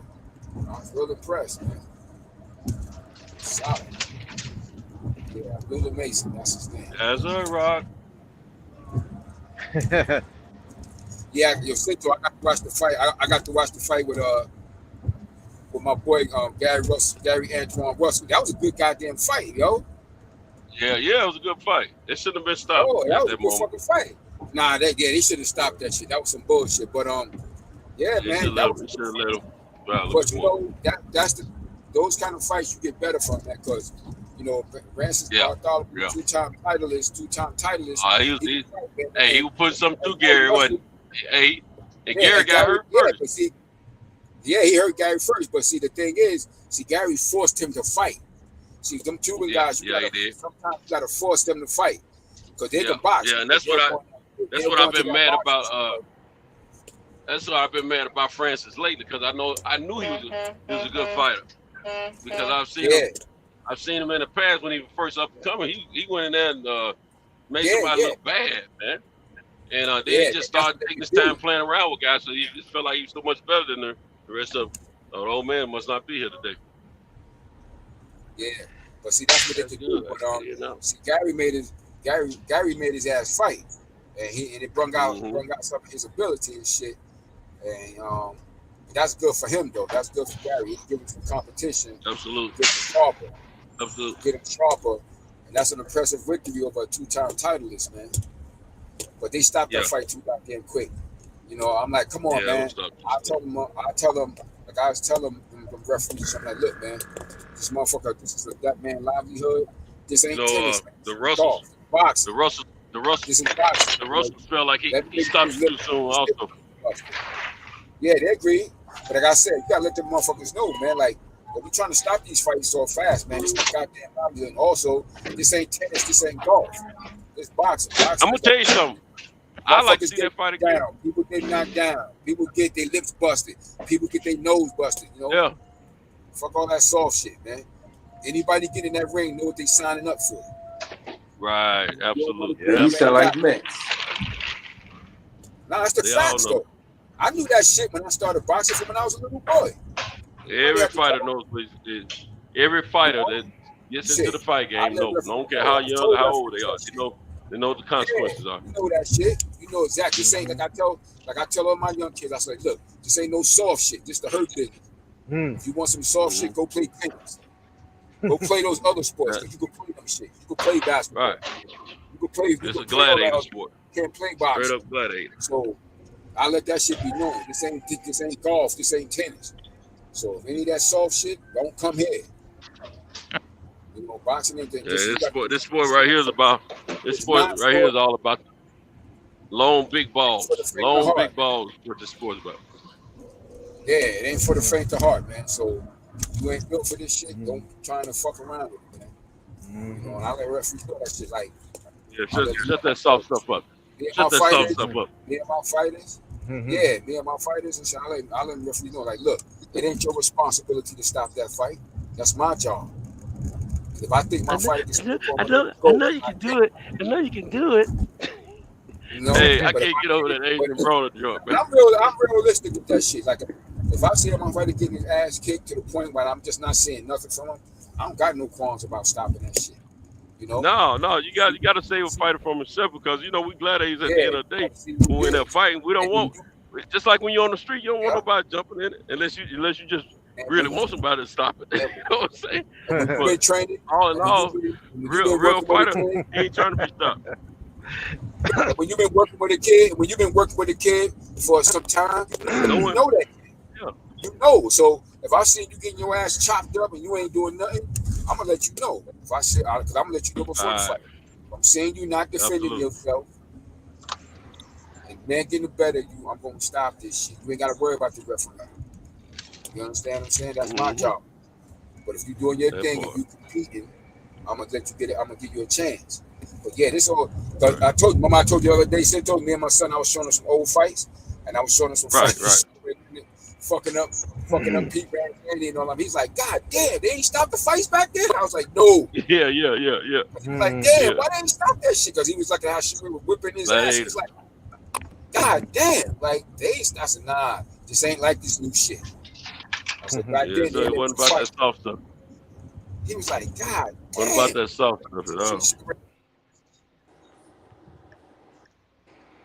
Yeah, when I was in the gym, if you was being light with somebody, they'll go off on you. They'll be like, you trying to treat me like a little 6-year-old girl or something? Right. Shoot, sometimes if you hit the canvas in the ring, if the trainers ain't looking too tough when you spar another cat, shoot, you gonna take a few more punches while you're down there, probably. That's what we used to do each other. Especially like as a dude, like you spar this certain dude on a regular basis, and y'all just as good as one another. But both of you have your days. Like he might outspar you one day, you might outspar him. But shoot, he might get you real good the day before. You still got that on your mouth. You never ring sparring. Shoot, he hit that canvas. You can get a few more punches. Messing with me. Man, me and this dude ain't Reggie. We used to beat each other down on the floor, man. Hey, I'm gonna tell you a story about these are actual MMA fighters, right? This dude named Chase and a dude named Marcus, right? Marcus was on one side working with somebody, and Chase was in the ring over there working with somebody, and then all of a sudden, I don't know why somebody said it, but he said something. One guy said something, and then next thing you know, Marcus said something, and then the other guy, Chase, he say, "Fuck you, Marcus," right?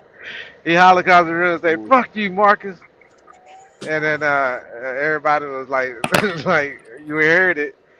But the next day, they didn't do nothing that day. but they sparred on another day, right? And before they did it before I came back to the gym. Man, I came back to the gym. I was like, "Where Chase at or whatever?" You know, and it was like, he probably at home or the hospital because they sparred and he got his rib broke and his jaw broke. Hey man, it used to be some real sparring matches up in the gym, man. Shit, like you know, man, you take some of your worst abuse and spar. Sometimes, you know, versus a real fight. Yeah, hell yeah. Yo, that fight too. Rancis Bartholomew trainer, that's my dude too, Orlando. Hey, That's I my like dude, that cat, trainer, man. Orlando. And he was that's the guy that was that's the guy that was training at first. That's who was training him at first in his sport at first, right? Yeah. He used to train he used to train, what's his name? His That brother. beat Roy Jones. My man Johnson, Glenn Johnson. who Yeah, beat Roy Jones. that's right. He was Sure training did. him. Yeah, that's him. That's I forgot Orlando. about He's that, bro. Yeah, from up I here remember, originally. That's my dude. That's my man Orlando. He's a good trainer, man. He used to be up here. I remember when he down to Florida and shit. Orlando Quayle. That's something gonna have. That's something gonna have. Yeah, but I feel bad, man. They had, stopped that Roger fight on on him like that. Yeah. He told you, you're not a good ref. You're not a good ref. Yeah. I tell you, And he know him because he know him from New York. That's why he was saying that to him because he know him. Yeah, I know. Because I can he tell. had a matter of fact, one of his top kids used to always meet Zab Judah in the final. Zab used to whip his ass. I forgot the kid name, Spanish kid. He's a rough boy though. But Zab would have his number. Zab used to whip his ass every time in the fucking final. And shit, New York Golden Glove. Yeah, that was Orlando kid. Tough kid though. I think he was Dominican kid. I forget his name right now. But yeah, he know him because what's the name was ref. Sadai was a ref up here then. He was an amateur ref then at that time. In the Golden Gloves and up here the Metros and all that shit.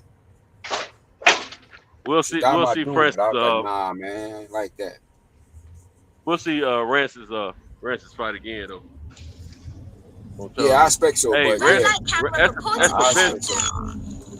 I'm not He smiling. looked in a while. That's ridiculous. That's the best that Rancis looked in a good while, man. Looked in a while. Looked Yeah, like the old yeah, 'cause he was Rancis, motivated you know? for that shit. Yeah, I think he was motivated for that shit. Physically, he keeping himself in shape physically. Yeah, he was motivated too. You see, he was motivated for that shit. Yeah. And that was the first time I seen Gary Antoine Russell back up. Yeah, in that fight. yeah. Hell yeah, because he always coming forward.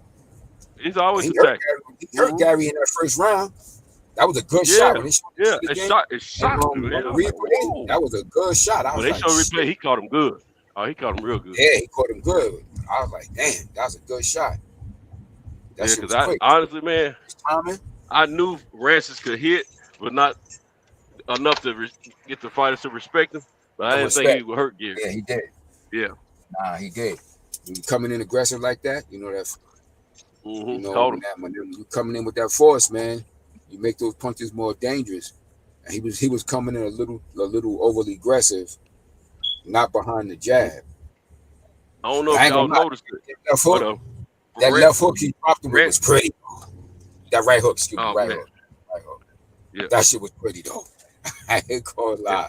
I don't know if y'all noticed, but you see how Gary Antoine Russell was off balance a lot of times when he throwing punches out going through the ropes and it's off balance. Yeah.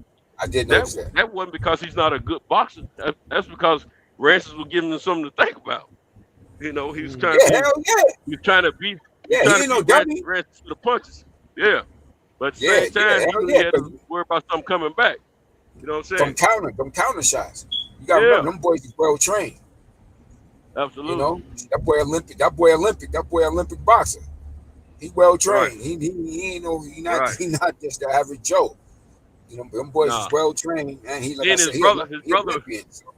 brother, Olympian and world champion. You know what I mean? You know they get into the business up in the gym, man. You know that.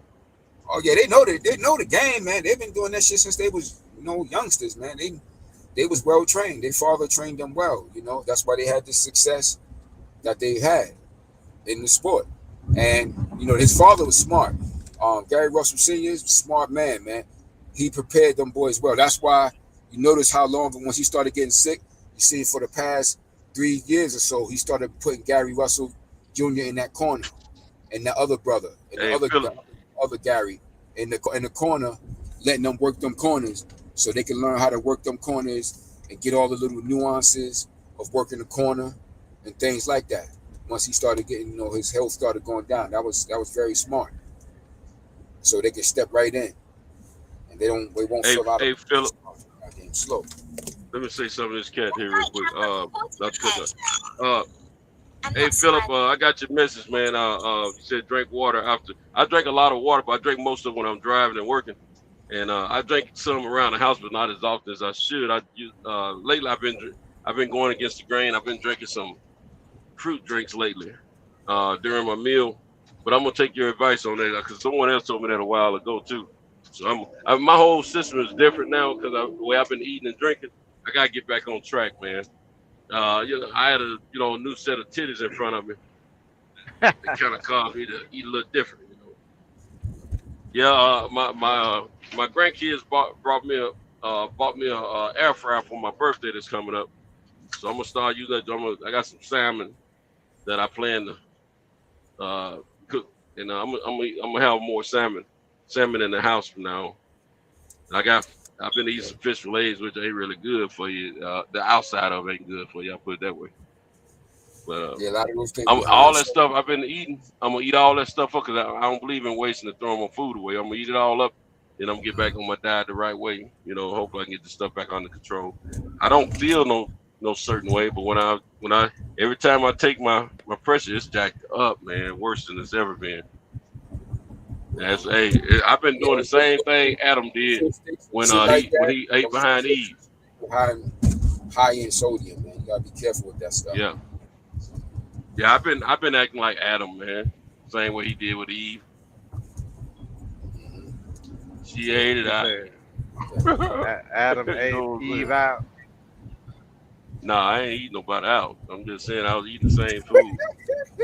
I'll let her influence me eating the food. Yeah, he think about eating coochie. Cooter cat. He think about eating cooter cat. Ain't that what the old school say? Cooter cat. I think about eating cooter cat. I think that was the apple they were saying. I think that was the apple that they were saying leave that alone. Leave that apple right there alone. Yeah. And then when he got it. It was like, oh hell no, nah. you ain't gonna be the only one getting something,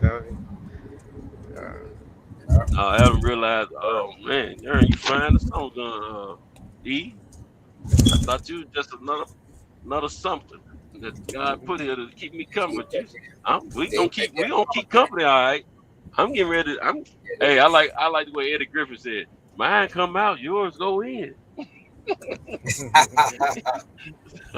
I like the way Eddie Griffin says. That's so crazy, man. Hey, Eddie Griffin had to be out when he came up with all that. That nigga was on some weed or something. Yeah, mine comes out, yours go in. Funny as hell and shit. That special. So he started touching and playing with it. So he goes, okay, let me see what happened when I put this in there. Ooh. I think he start hitting that shit from the back, and then he smacked that ass. Wow! Yeah. It's stupid. I bet that hair look like a whole goat under there. Man, I wouldn't give a crap. It's coochie. Back in them days, we didn't have no video showing us a shaved coochie, so we didn't give a crap. Hey, what your way in there. I like a little hair on my coochie. I like a little hair on my cooter cat. Yeah, you know what? Yeah, Hey, Peace. Girl was talking about her hair. She said, I got just as much hair down there as I got on my head. I don't know if she do or not. She probably do. But look at, I told her, I said, I like a little fur on my little cat. I like furry cats. I like a little fur on the cat. I don't like no skin cat. You know what I'm saying? got matching furniture. Yeah. Yeah. I don't care. I like either or. It don't make me no difference.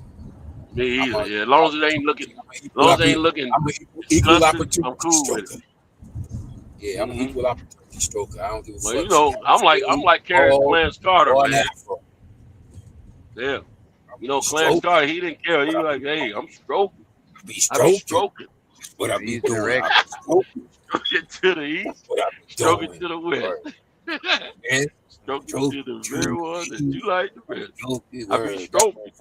That's what I be doing. He could have came out with stroking 2, and it would have been like southeast, northeast.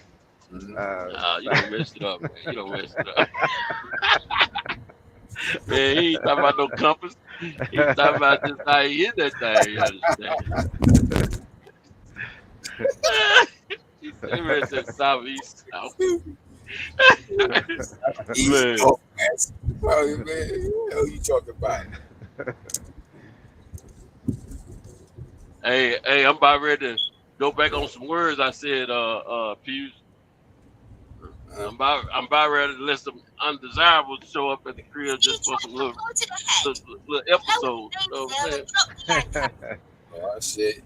Just make sure you're willing to deal with the consequences of that shit.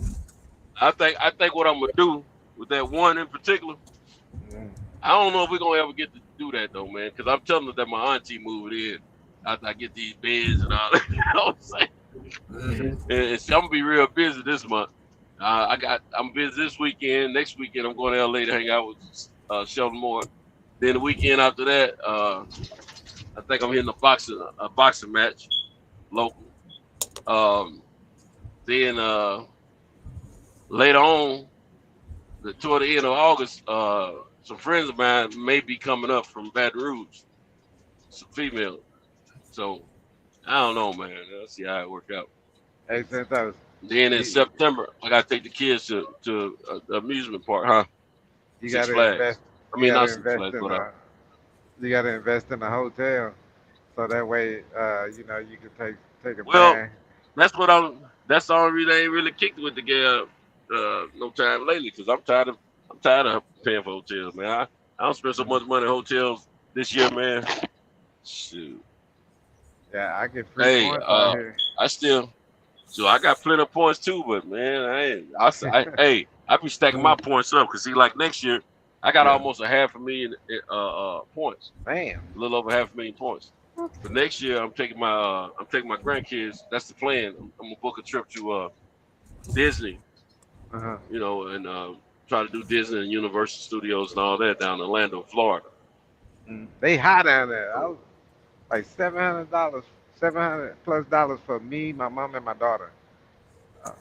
Oh, really? Well, you know, I got timeshare, so I'm gonna try to work my timeshare situation out.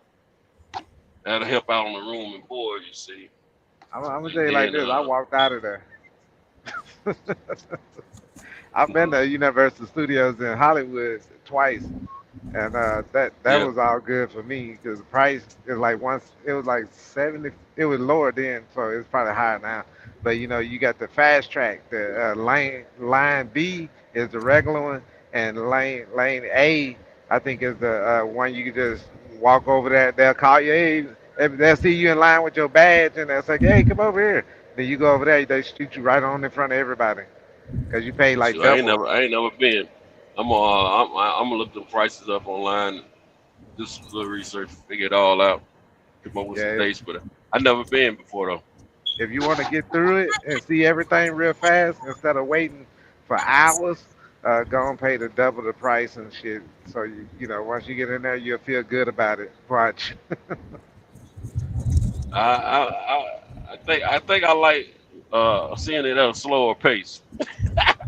Oh, okay. Y'all see. Yeah. I'm gonna have a few days. I'm gonna block out a few days so I don't, because I have somebody in place to work. Matter of fact, I may have a crew by then. If you do get the regular price, and I think you can get like a 2-day pass, I think. So that way, what you don't see one day, you'll see it the next. Yeah. It's gonna take a few days anyway to go through the stuff from what I understand. Yeah. I've never been to Universal Studios. I've been to Disney for just a few hours years ago. It was a bad planned trip that I got involved with, but Hey, my son was a baby then. So I I ain't didn't take spoiling him. this for you. I ain't spoiling this for you, but when you go to Hollywood Universal Studios, it's a plane. This motherfucking plane come flying in and land right there in front of you. But that shit is surprising. I don't care if you know it or not. You Is know it what part I'm of the attraction? Is saying? that part of the attraction? Yeah, in Water World. And I was like, man, and fire everywhere, man. Well, you know, when I went to Orlando and they had that shot that price at me, I couldn't do it, man. I was like, it cost me. I brought my mom out there with me and I said the plane trip, the rental car, the hotel, you know. Hey, Lamar, Pittsburgh is backstage. Hey, Kyle, if you can hear me, Pittsburgh is backstage, bro. He's trying to get on the panel, man. Bring him in, bring him in, bring him out, bring him out, bring him out. It's hard to hear when no barrels are in your mouth. With the barrels in your mouth.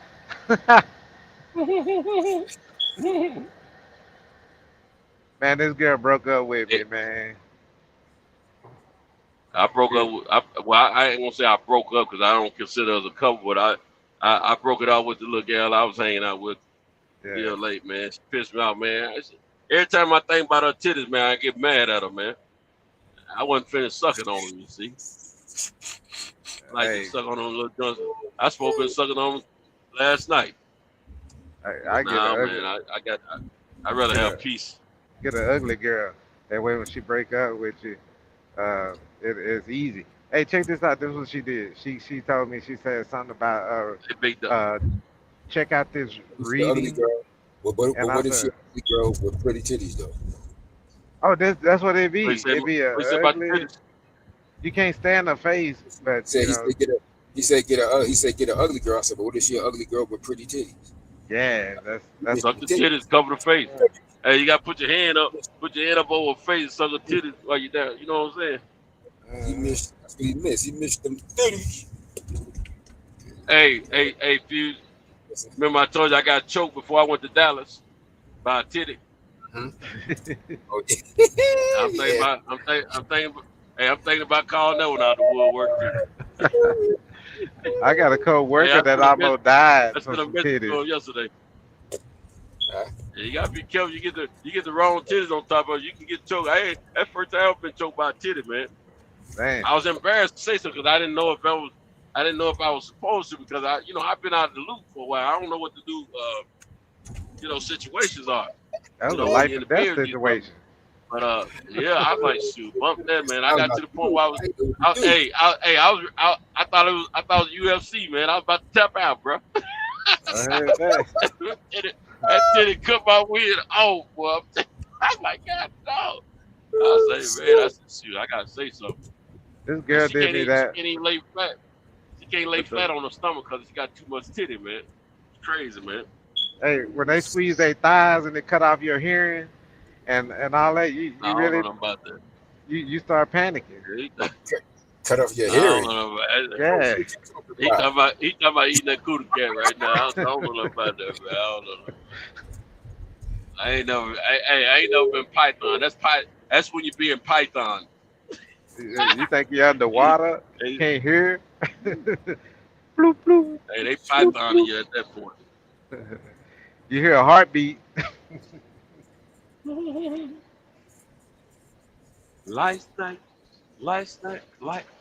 Nights like this, I wish that raindrops would fall. Yeah, man. Oh. Right. Man, I love that song. Hey, I was in the joint, right? And man, when that song came on, and he said, Watch this. He broke out his suit. Ta-da! Yeah, that's the guy. That brother, he cool brother. I met him, man. I met him years ago at my manager's bar. He was he was like method actors, man. He was one of the method actors, man. Yeah. Yeah. I Yeah. met Yeah. him. He's LA actor. Yeah, he one of the method actors, Get his man. name. Yeah, he was LA. Yeah. He said, He take "Rain on those drops roles, would man, heavily. fall." Yeah, Yeah, like boxing. that dude was a. He's a big Hey, boxing. that dude got a lot of singing. He's a big boxing fan. Yeah, he's a big boxing fan. I met him at my first manager, Jimmy Glenn's bar. He had a bar, in Manhattan called the Jimmy's Corner. I met him over there and shit one day. He came through, and he cool as shit. But it was crazy because Eddie Kane. That's what I'm gonna play Eddie Kane, man. he was like Eddie Kane though. Like when you met him, like he was like, it was like he was still in Yeah, that. and then he played my man from Temptations. What's his name? The main singer from the Temptations left the group. Kendrick. Played Kendrick. Not Kendrick. No, not Kendrick. Kendrick wasn't the main singer. It was the one with the one who was like, what's his name? My man. He went solo first. He left the group first. Yeah, he went solo. Yeah, he was the main lead voice. He was the same group. Yeah, Eddie Kendrick was the second one, but this guy you talking about was the first one. What the fuck is his name? That's my man. He used to go with Tammy Terrell, the one who used to date Tammy Terrell. And hit Tammy in the head with that damn hammer. Him. That's not Eddie Kendrick. Eddie Kendrick is the one who made. Eddie Kendrick is who I was talking about. I thought it was Eddie Kendrick. He was playing that role. Nah, Eddie Kendrick was the second one. Eddie Kendrick was the second one. Okay. Lead singer. The first guy was on. Hey, Kyle, man, what's up, man? You got two icons up and ain't working. Hey, Pittsburgh T in the background, man. Trying to get in on some of this conversation. You dig?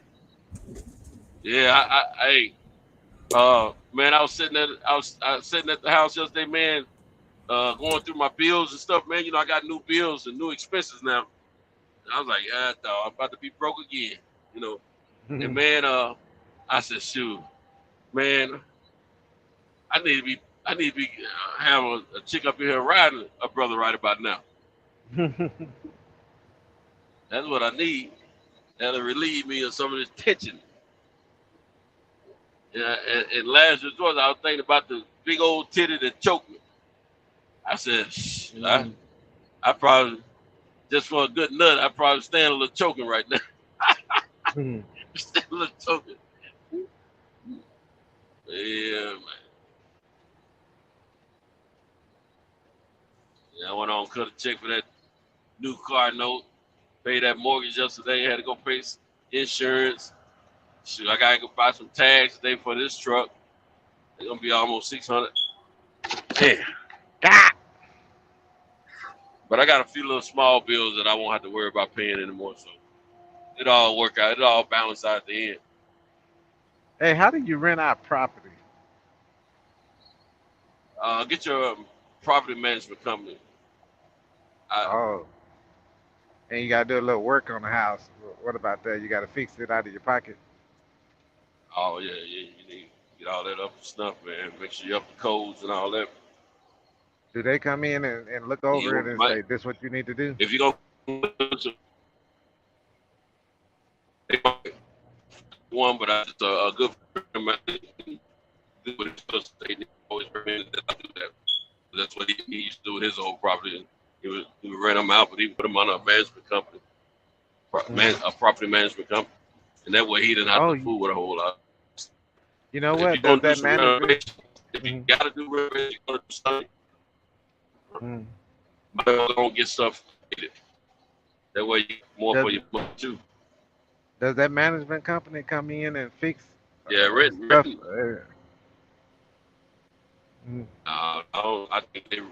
I think you gotta get that done. I don't know. But I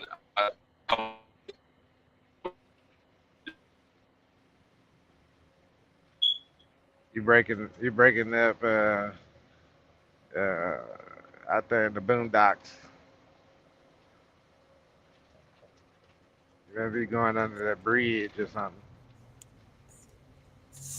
Breaking up bad. Now you gotta get like you're going to get like some contractor work to do that work if you need certain type of work done, or you could do it yourself. If you know how to do it yourself, you do it yourself. You're going to get some, some contractors to do that work for you. You know what I did? I redid the doors, the windows, the Yeah, roof. you got to get them to do that work for you. Hmm. And I now I need like for insurance reasons, I need to get like a thing where you can go up in the ceiling with a ladder, stairs, railings. So if somebody, for insurance reasons, and the plumbing is the main one, and I probably need to add another bathroom because it's a house built in the '48, you know. Uh, but It was built in 1948. yeah, it looks like the old European style. You probably see them houses in Virginia or Pennsylvania with the regular siding. Two doors. Hmm.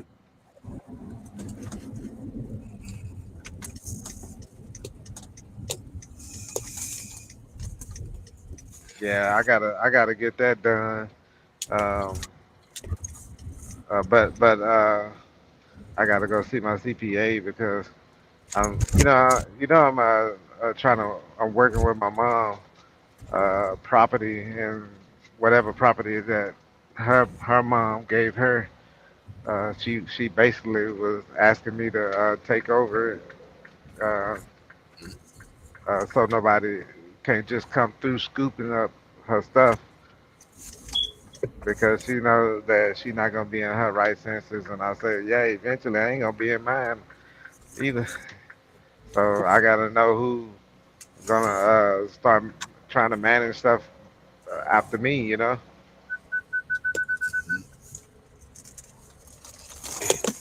And my doctor had already told me like 10, 15 years ago, I think 10 years ago, he was like, get you a real good insurance. So when you get certain age and you can't, he said you can't think for yourself. At least you have somebody. Your money will be working for you then.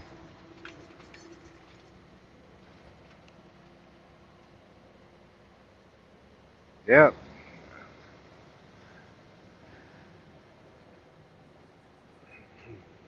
But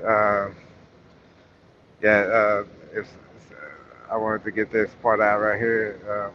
If you're gonna go, if Santos gonna go to them Universal Studios like that, I don't know if he in the middle, being in Tennessee, or he's closer to Florida, but California, that one right there, I like that one in Hollywood. The one in Florida, I never did get to go in because they scared the shit out of me with that price. You know, three people, $700 something. God dang, come on. And but if I was to do it all over again, I would go. I would do it just to get it out of the way because I probably missed out on something. So, uh, but you know, you get the hotel, rent a car, and you know what? When you travel, it seems like it's supposed to be fun times, right?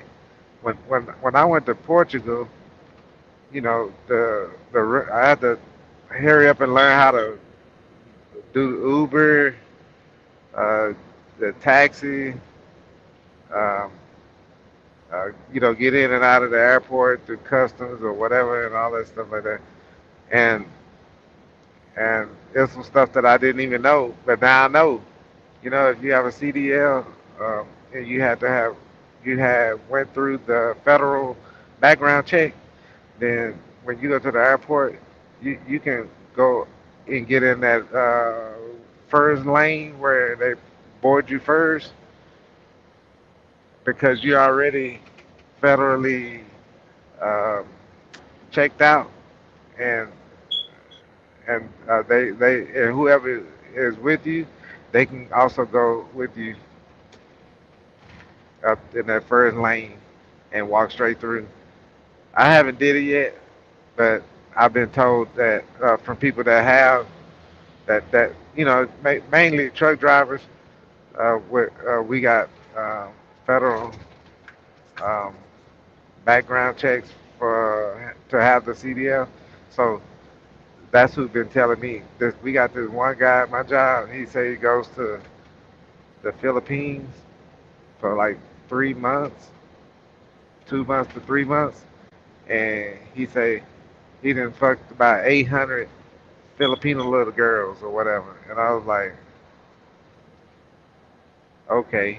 I Damn, just dude. looked at him. Something else, Always got to tell they fucking business, man. Just shut the fuck up sometime, man. Hey, ain't that something though? Be proud of that shit. Like, just be proud of that shit. Shut the fuck up. I'm looking at the with their mouth.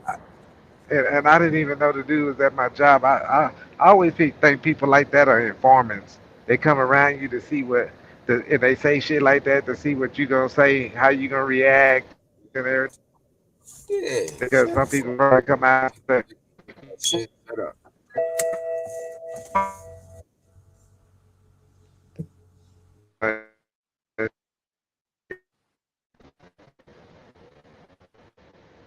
I would report his ass now, but nah, he was telling other people because other people were coming to me and say, you know this guy right here. I was like, nah, I don't know him, but he say he go overseas and stuff and he's knocking off little girls or whatever, and I was like, what? You know, and we like that. My other co-drivers, they co-workers or whatever, they they barely knew the guy too. But then now everybody know the guy for that right there, going overseas and knocking out little girls or whatever. And he's claiming that this family over there, he's sending money to them, and they're like videoing each other and making sure that the daughter don't mess around with nobody else and until he get there. And I said, man, this is the thing. I know a Filipino girl, and I asked her the same thing, and she say, that's highly impossible for one person to go over there and knock off 800 girls. And she was like, that's highly impossible. And I was looking at her, and I said, you sure? And she was like, yeah, I'm sure. The people ain't like that. Where for him to just go down there and just line them up and then just knock them off. Yeah, it's crazy. But I'm sure he can get some butt there because they poor and shit, but how low? 800, that's a fucking lot. But I'm sure he can go over there and get him. They poor, so you can't get him. I know he ain't the only guy I know that I've heard that done that, but I ain't never heard that much. That's the most I ever heard. I ain't never heard that number, but I do know cats go over there to do that. Yeah, I've heard a lot of firemen and policemen with their set income that they got over here. They normally would go over there and start living their life over there. Yeah, like public servants and stuff. But the reason why I brought up traveling is because some people think it's easy. It is. It's what you make of it. It's whatever energy you put in it. Because when I went over there, all them roundabouts, uh, it's like a racetrack. The speed limit is in kilometers, so you have to do your math real fast, right? Or have a good memory. And man, and the GPS type of stuff, all that. You just you go. I go to bed. I'm relieved when I go to bed, but when I get ready to wake up, and I'll be thinking to myself, I got to go over here and I got to go over there. I got to drive. That's when my nerves start kicking in. And I'm like, I got to get right back on that racetrack.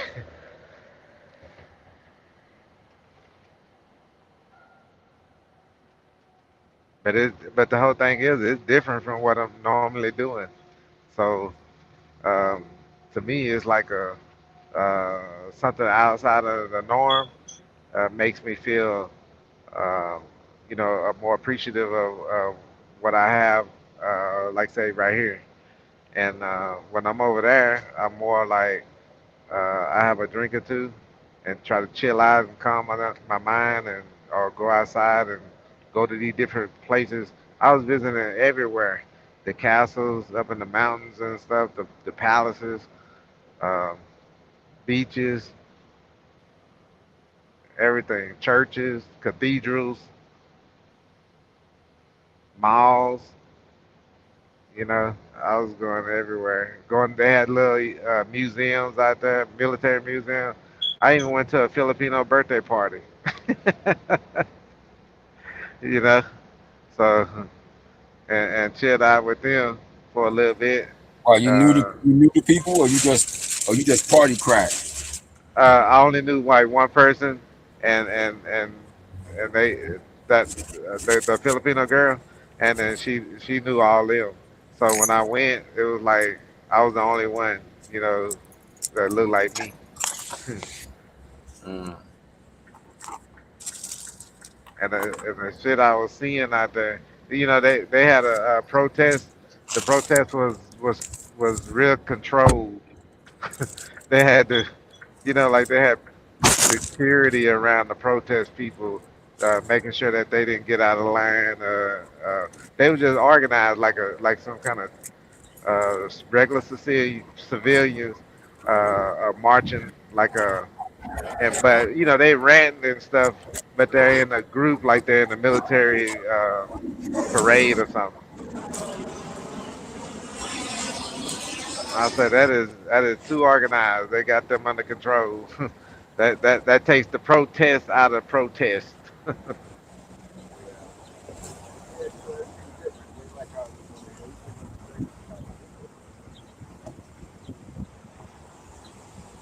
Oh, and I ate a lot of food out there too. I wasn't trying to because I had cut out a lot of food over here.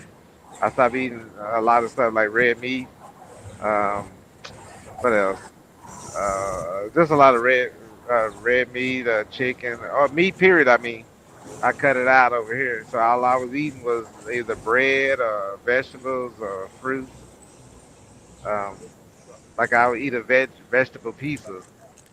Because one day I was ordering a vegetable pizza at this restaurant in the mall, the little girl was like, "Oh, you're a vegan? Are you a vegetarian?"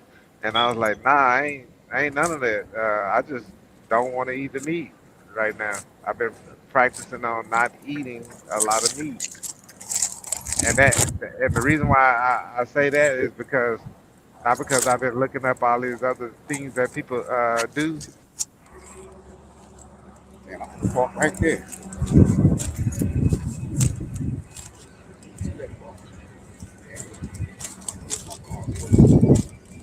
uh, or if or without the meat. So I was able to control my weight at that point. You about to say something, best piece? Best piece?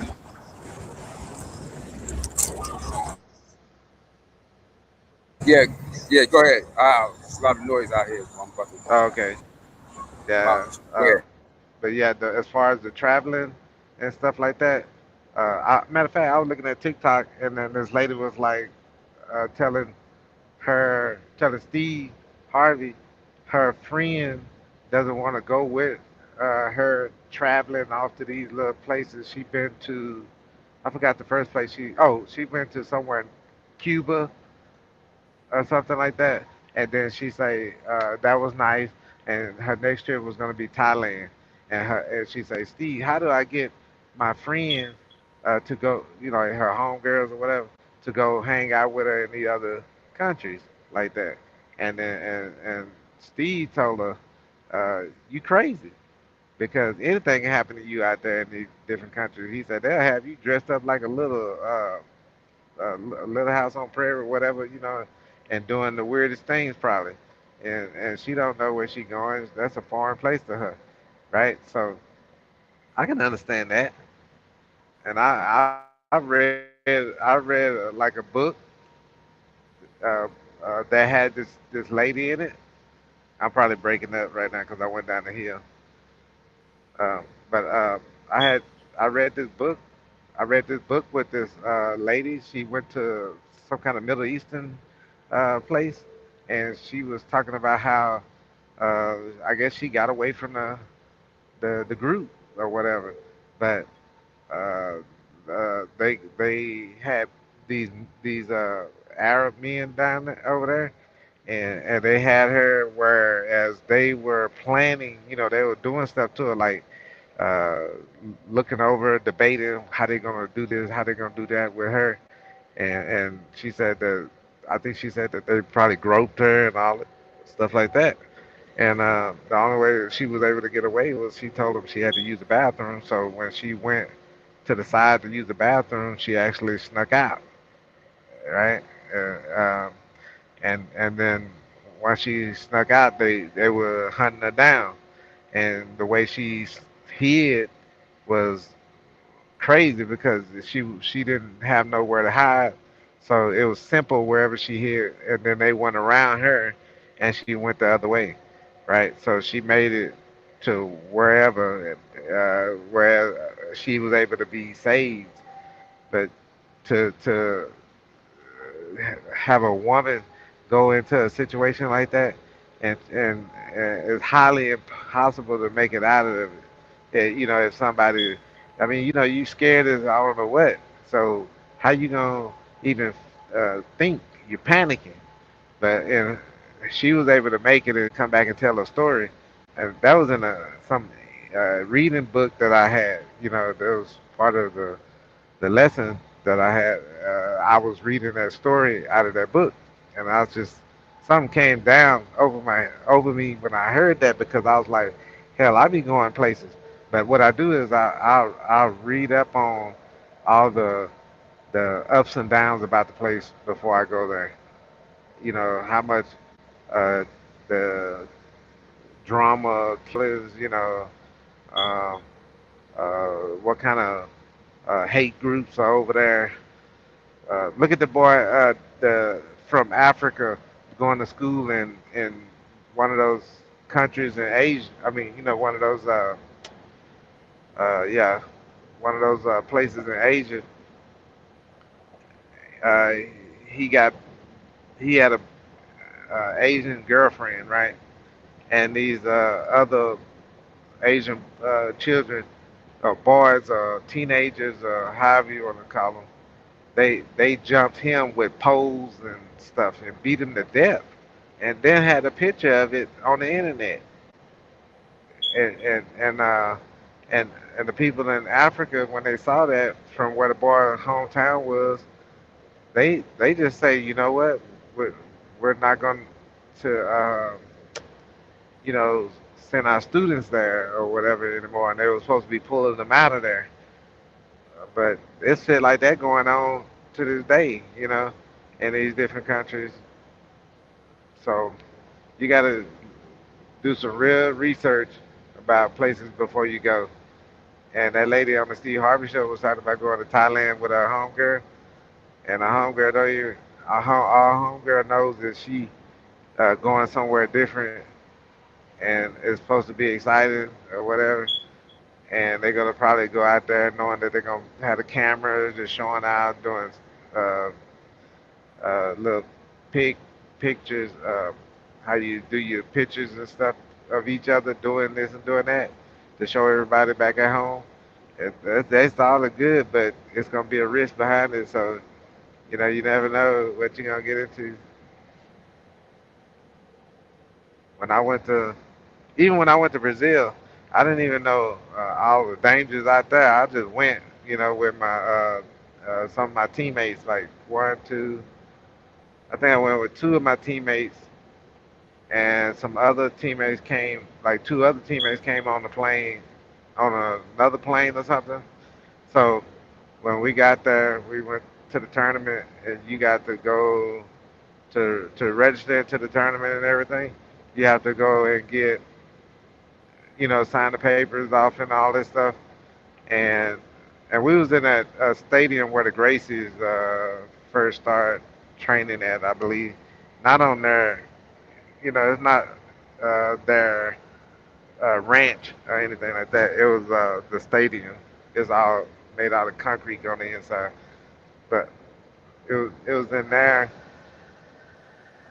They tell you to go outside across the street and get a bag of bread. It's more like cornmeal or something, and you got to buy it.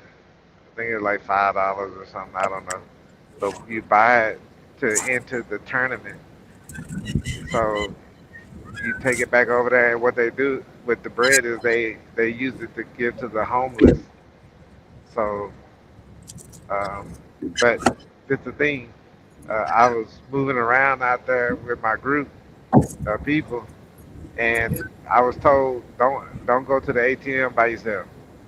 Matter of fact, they say don't go to the ATM because they say people are watching you to see if you're gonna make money, and especially when you first get there in a taxi. If you don't know a little bit of Portuguese, um, then the taxi cab driver is already on top of to set it up to where it looks like it's not him that's robbing you, it's his buddies that's robbing you, right?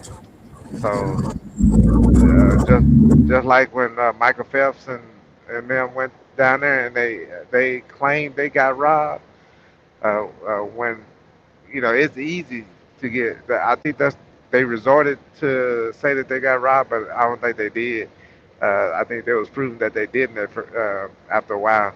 But the thing is that um, it's easy to get robbed down there anywhere. So if we didn't know, like one of the people that were with me, um, knew some Portuguese. And at that time, right there, I said, I need to learn something.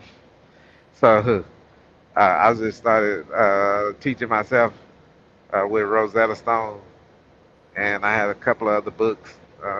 And then I took a college Portuguese language class, and I passed that, but I tried to do the Spanish one. I didn't pass that one.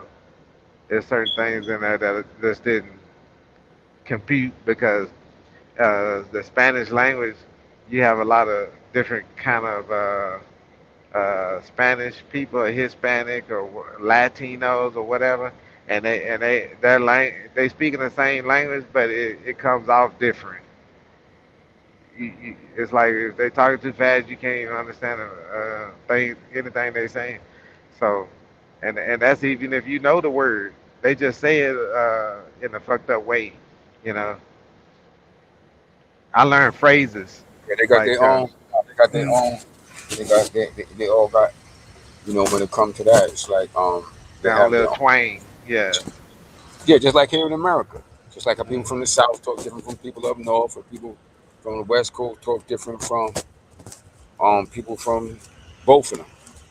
You know, we all got our own little man. Fuck am I? What's the word for that shit right now? It's leaving my mind. Yeah. It's like your own little accents, your own little Yep. call that shit.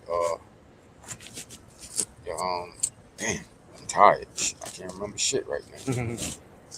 It's the accent. Yeah, but it's another name for that shit. It's like how we talk, like how a New Yorker talk, Oh yeah, like a New York and a Texan.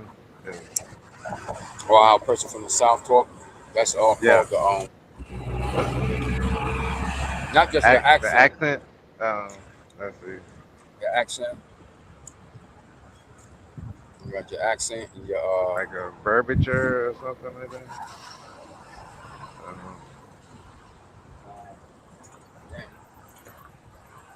The terminology. no.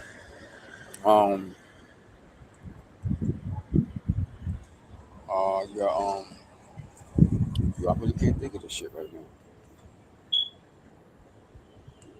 Yeah, I'm fishing around for a word too. So,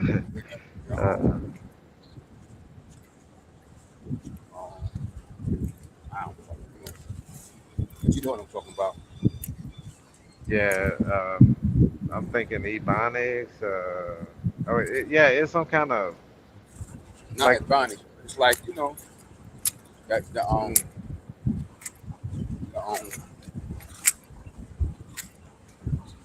the language.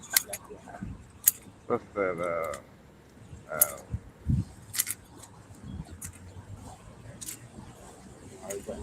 Shit.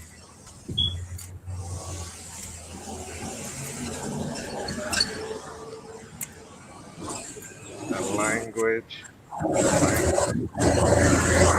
not the accent.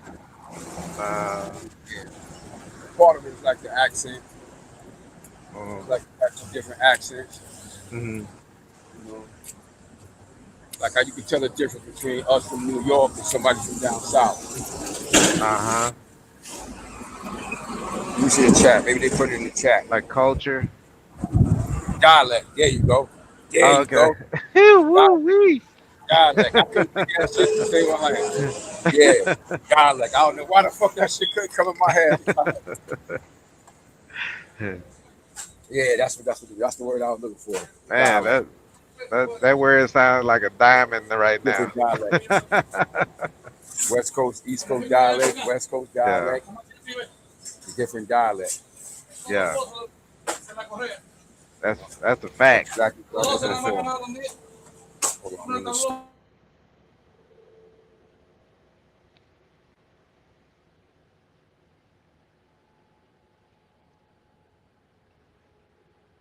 Yeah. What was that? Puerto Rican. I think it was Puerto Rican that had this. They did their same thing, Latin or whatever, and they say certain words and like you say in their dialect that's different from the words that somebody would say in Mexico. And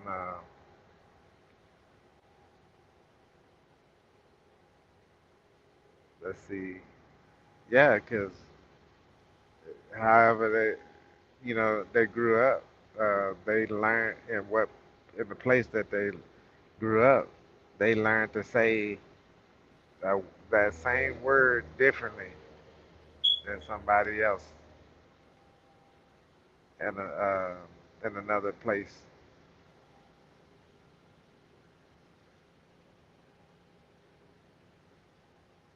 I'm going through some construction right here.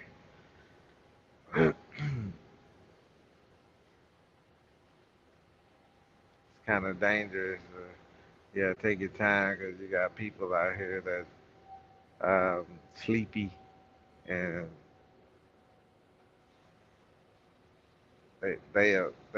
they'll make it your night go from okay to the worst.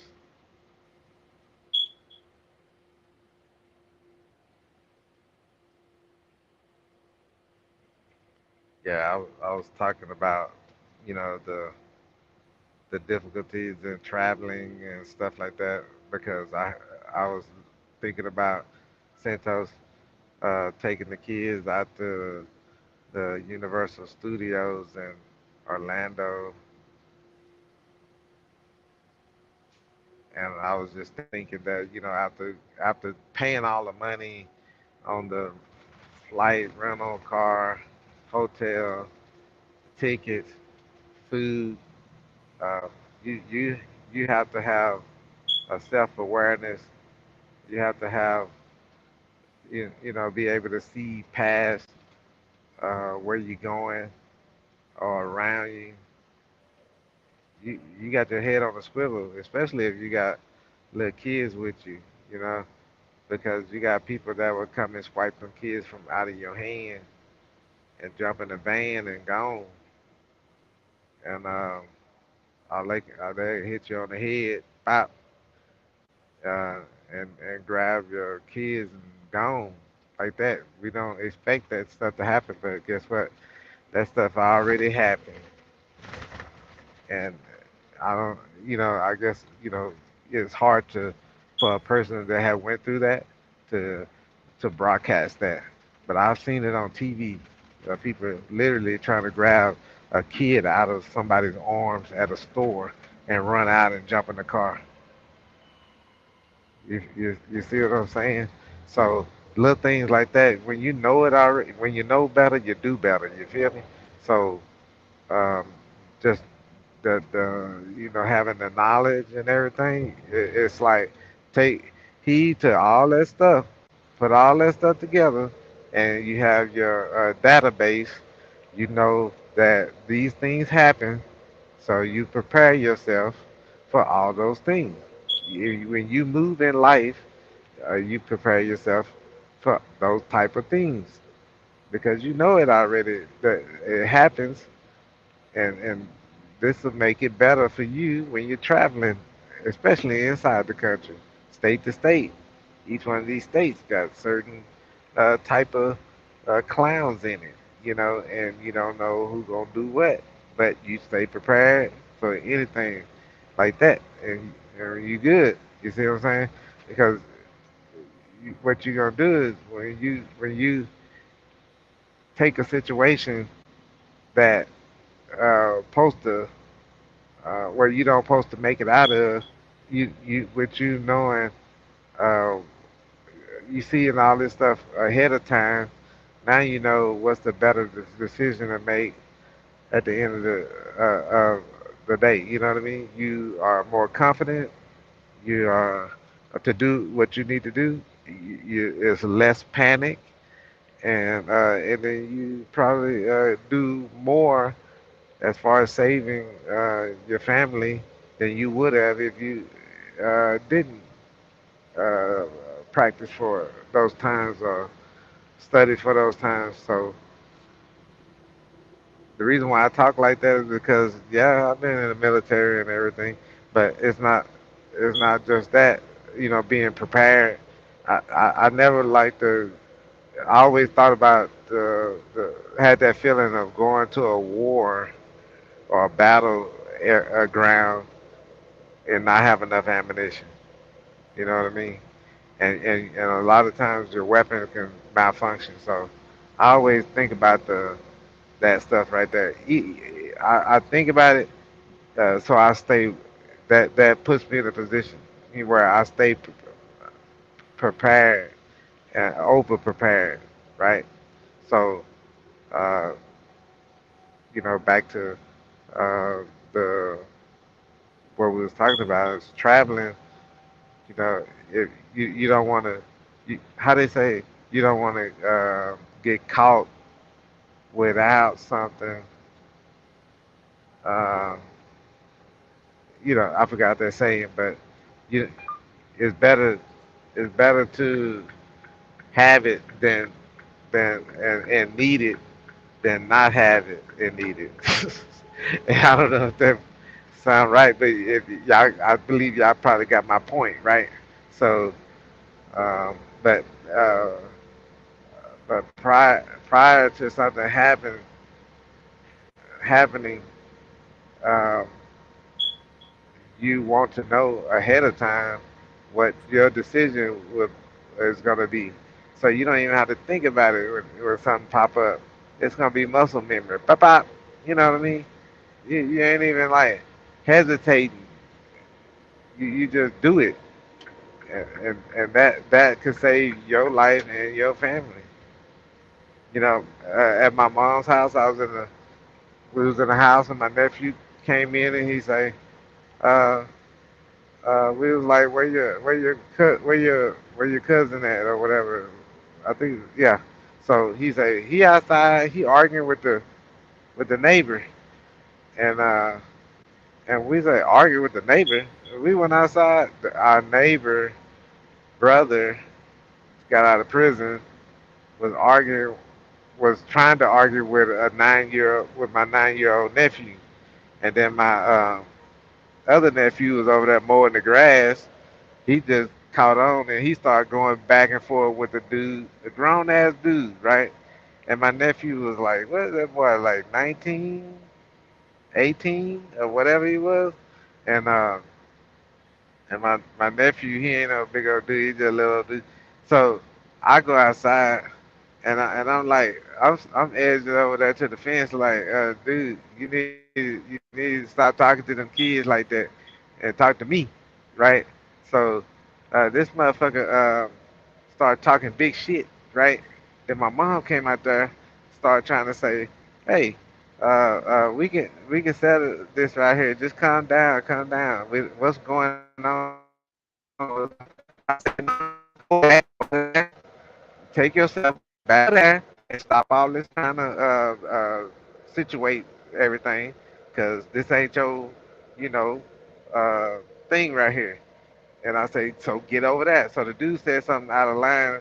He was calling my mom, uh, uh, like he was like, say, dog, something like this or whatever. I was like, man, now you done fucked up. You gonna make me jump to spin on your ass like that, right? I was thinking that. So next thing you know, I'm like, I'm standing at the fence and I told the dude, hey man, what's up? We could do something. What's up? So at this time, I'm trying to tell my mom, y'all need to get the fuck away from the fucking fence. This motherfucker went and got a knife, right? He could have jumped to the goddamn. I told somebody go get the gun or whatever, and they were just my family, man. They failed me that day. You see what I'm saying? Because I was like, go get my fucking gun. You know what I'm saying? And they just standing there like, nah, we ain't finna do this, go there. And I was like, nah, this motherfucker needs to go like that. And then um, the motherfucker had the knife. You know how they say welding the knife around and everything. I was like, this motherfucker ain't got two. Uh, it don't take nothing to get over the fence. So I'm like,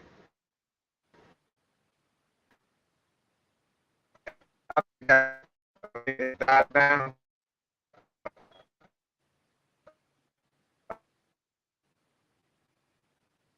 Well,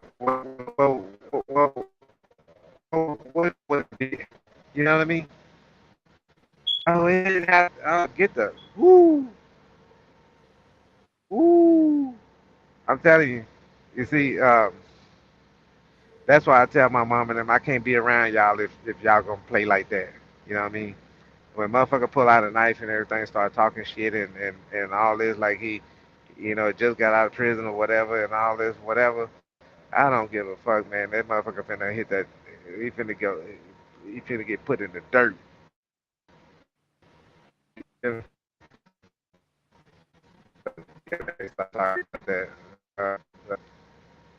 Then my older brother come around, and then and he found out about what happened. So he's the dude, and he goes over there and calls the dude out and start checking the dude, right? And then my neighbor was there, so she was like, "No, we're not finna go, we're not finna go there, because he was wrong, and I apologize for all this." So because my older brother, he don't give a damn. You know what I mean? He just straight up like when a threat like that, he don't even he already on it. You know, but um, everything down the road, the dude that went and got his other family members. They all we parked out in front of the house and everything, right? In the car, like they gonna like, do stuff. But I even seen the dude walking up the street with his like a kid, I guess a son of his or something. And I was like, this motherfucker did all that clowning in that yard, and I could just get out the car right now and fuck him up right there on the side of the road. You know what I'm saying? With his kid, you know. But why would I do that? But if he had did something to my family, it wouldn't matter to me what I did to him. But it is what it is. Uh, But yeah, you got to prepare yourself when you're traveling to anywhere. You gotta secure your money. Yeah. Hey, this one thing the military told me: don't ever pull no money out in public. If you somewhere in a store or whatever, you put your money up and then you walk outside. Don't ever walk outside like you. I don't care if you got 50 cents in your hand and a dollar. You if you don't want to get jacked, count that shit in the store or the bank or whatever before you go outside. My mom, she getting up in age, right? So she had money in her hand. She was finna pay for some groceries, and I was like, I got it. I was like, put that money. I try to tell her put the money up, and then I go outside and I look back and she got the money in her hand, going to the car. I'm like, come on now, we gonna get jacked out here because you want to carry the money in broad daylight like that, knowing they got all kind of hungry folks out here. You know what I'm saying? But I had to tell my mom, hey, uh, you gotta put your money up, and don't bring no more money with you. Matter of fact, leave your purse at home or whatever.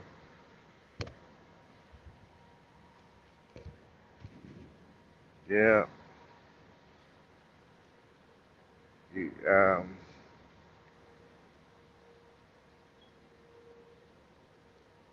you cannot be out here slipping not 1 centimeter. You cannot be out here. Somebody need to put a, a battery in a smoke detector. I forgot what Kevin Samuel say that means, but I knew a girl that her smoke detector went off like a motherfucker every I don't know 10 seconds or something, and I messed around and got used to it, and it didn't matter to me after that. I got used to it, beep, you know, out of nowhere, and but I didn't know that that meant that was like a single uh, a single woman, somebody that's single. I don't know if that was specifically a woman or whatever, but somebody that was single and they didn't keep up with stuff like that, changing the batteries and stuff. That sometimes the person that's more responsible is the one that's changing the batteries, changing the light bulbs, changing the filters around the house, the car. You know what I'm saying? Changing the headlight, fixing the headlight, the brake light on the car, uh, water the grass, little shit like that. Uh, You got people that just don't tend to things like that. They think if you just pay the bill, everything will be covered. You know what I mean? So uh, that ain't the real life. Real that ain't that ain't real. Period. It's you got to put your hands on things. When I go in my house, uh, I'm a finisher in my house. I'm a finisher. I I start something, I'm finishing it in my house. Anywhere else, I'd be like, I don't give a damn. But in my house, I'm a finisher because I know I got to see this shit again the next day. I don't want to go to sleep and not finish the job because uh, you got to see it the next day. I ain't no hoarder or nothing like that, so nowhere near it. So I'm cleaning shit up, shit I don't need. I get rid of. I sell it, get rid of it, throw it away, trash, whatever. You know. But I ain't gonna hold everybody up too long. It's over here on my time. It's what is it, 6 o'clock, 6:02 Central Time, and I'm about to meet up here and swap out these loads and head back home. How about that? Yep. I's finna go back home, and we got yoga today. Yoga? Everybody out there got yoga today? I got yoga today.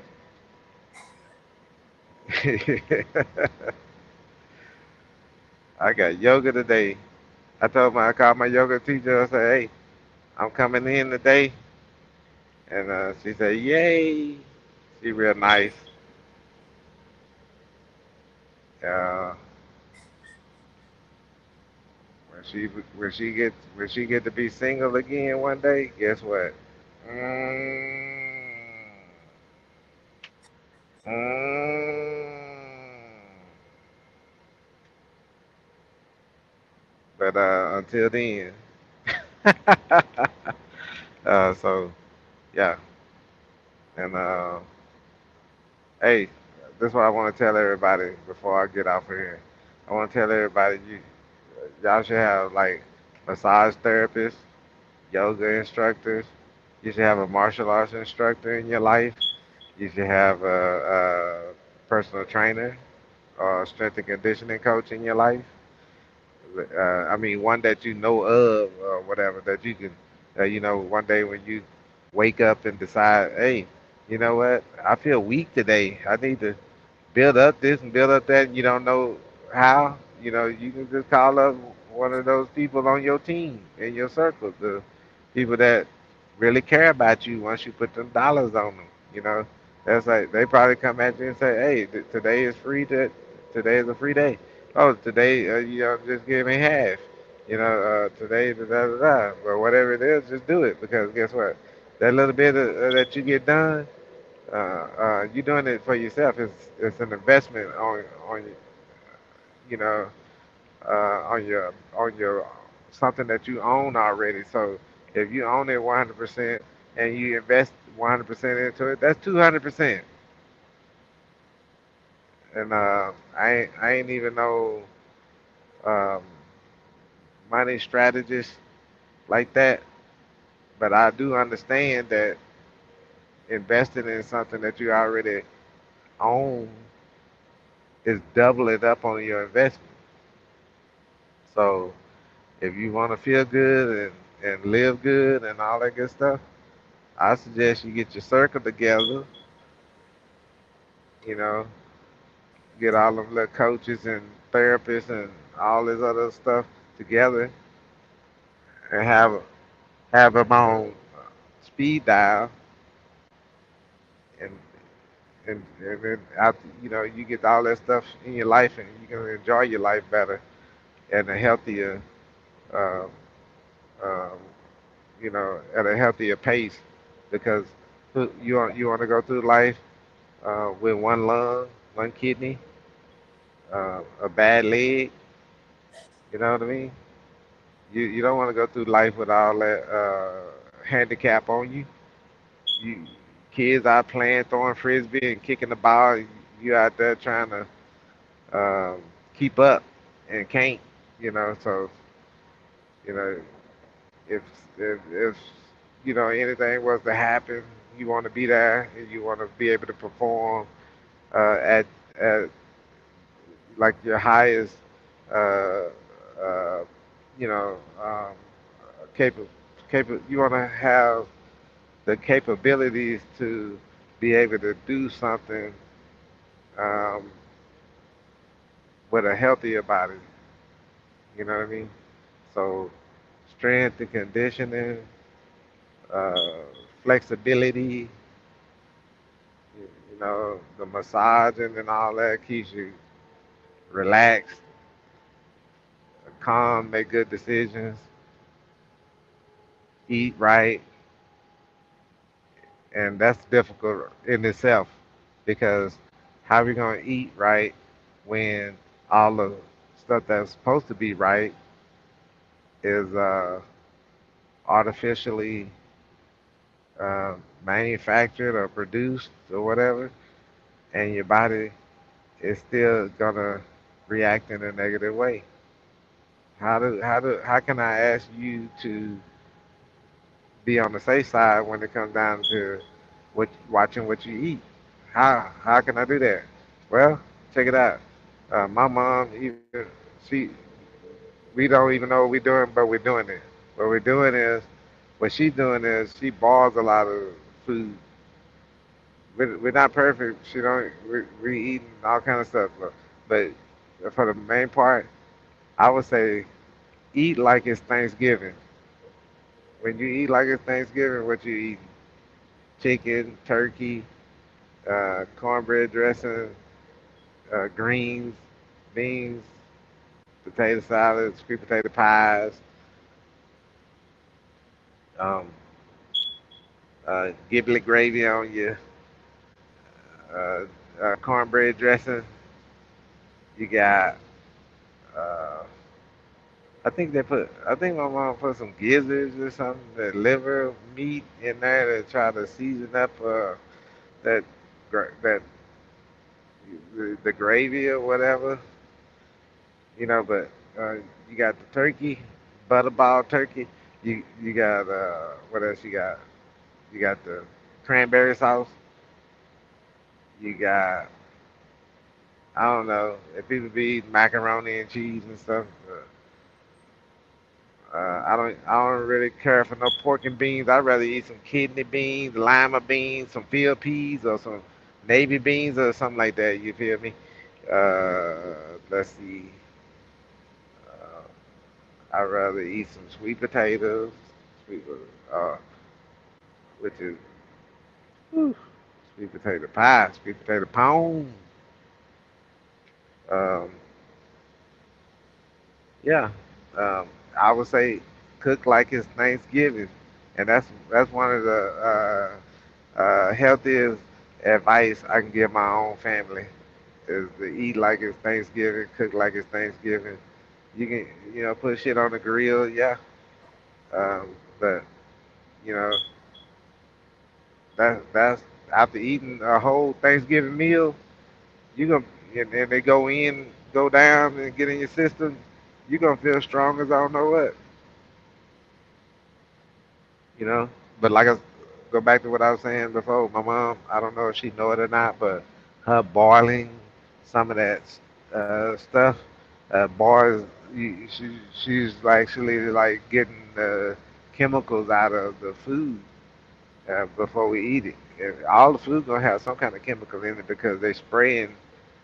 I see it all the time. The little yellow plane flying all over the road and everything, dropping poison on top of the crops. I see it all the time. So all the stuff got you infested with bugs or whatever out there. You got them little farmers that be going out there creating E. coli and all this, peeing and doing number two on the crops and stuff. Because while they out there working the fields, they using the bathroom. They ain't running back to the porta potty and then run back out there in the field to continue working. That ain't happening. Yeah, that's why they got the E. coli out there. You know what I mean? So I done drove through California. Cal, you already know. When you drive through California, you see them, I don't know, workers over there in the field playing around and shit in the mud and shit. You know what I'm saying? Jumping off the truck, on the truck, and acting like they being real uh, uh, healthy out there, clean out there. Nah, them jokers be out there taking a dump in the field on some crops. We got to deal with them infecting the crops and stuff. Uh, all the E. coli. We can get away from a whole lot of stuff if everybody just try to stay a little bit more clean. You know, wash your hands and all that good stuff. Wash your feet. You come to my house, you better know what to do already. You know what I mean? Which I don't have no company anyway, so I ain't worried about it. But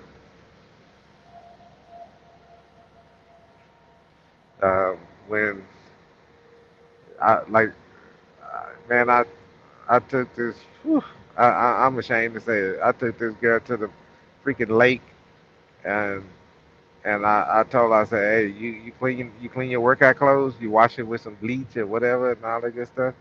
And she goes, yeah. And I said, oh, you ain't gotta get mad at me. We'll find out when you start perspiring, you start sweating, and the funkadelic music start playing. I said, then we ain't even got a guess then, you know. And I said, I don't.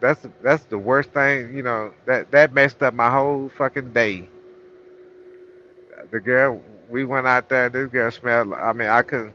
You couldn't even be 6 feet close to her. It was like your nose was burning. I was getting a headache.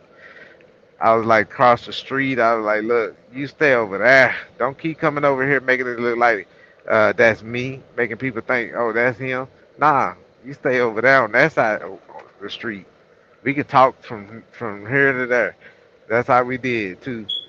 I was like, oh hell, she was mad at me and stuff down the road because I couldn't, I didn't get off of her, and she had did some dumb shit, gonna put on a sauna suit under.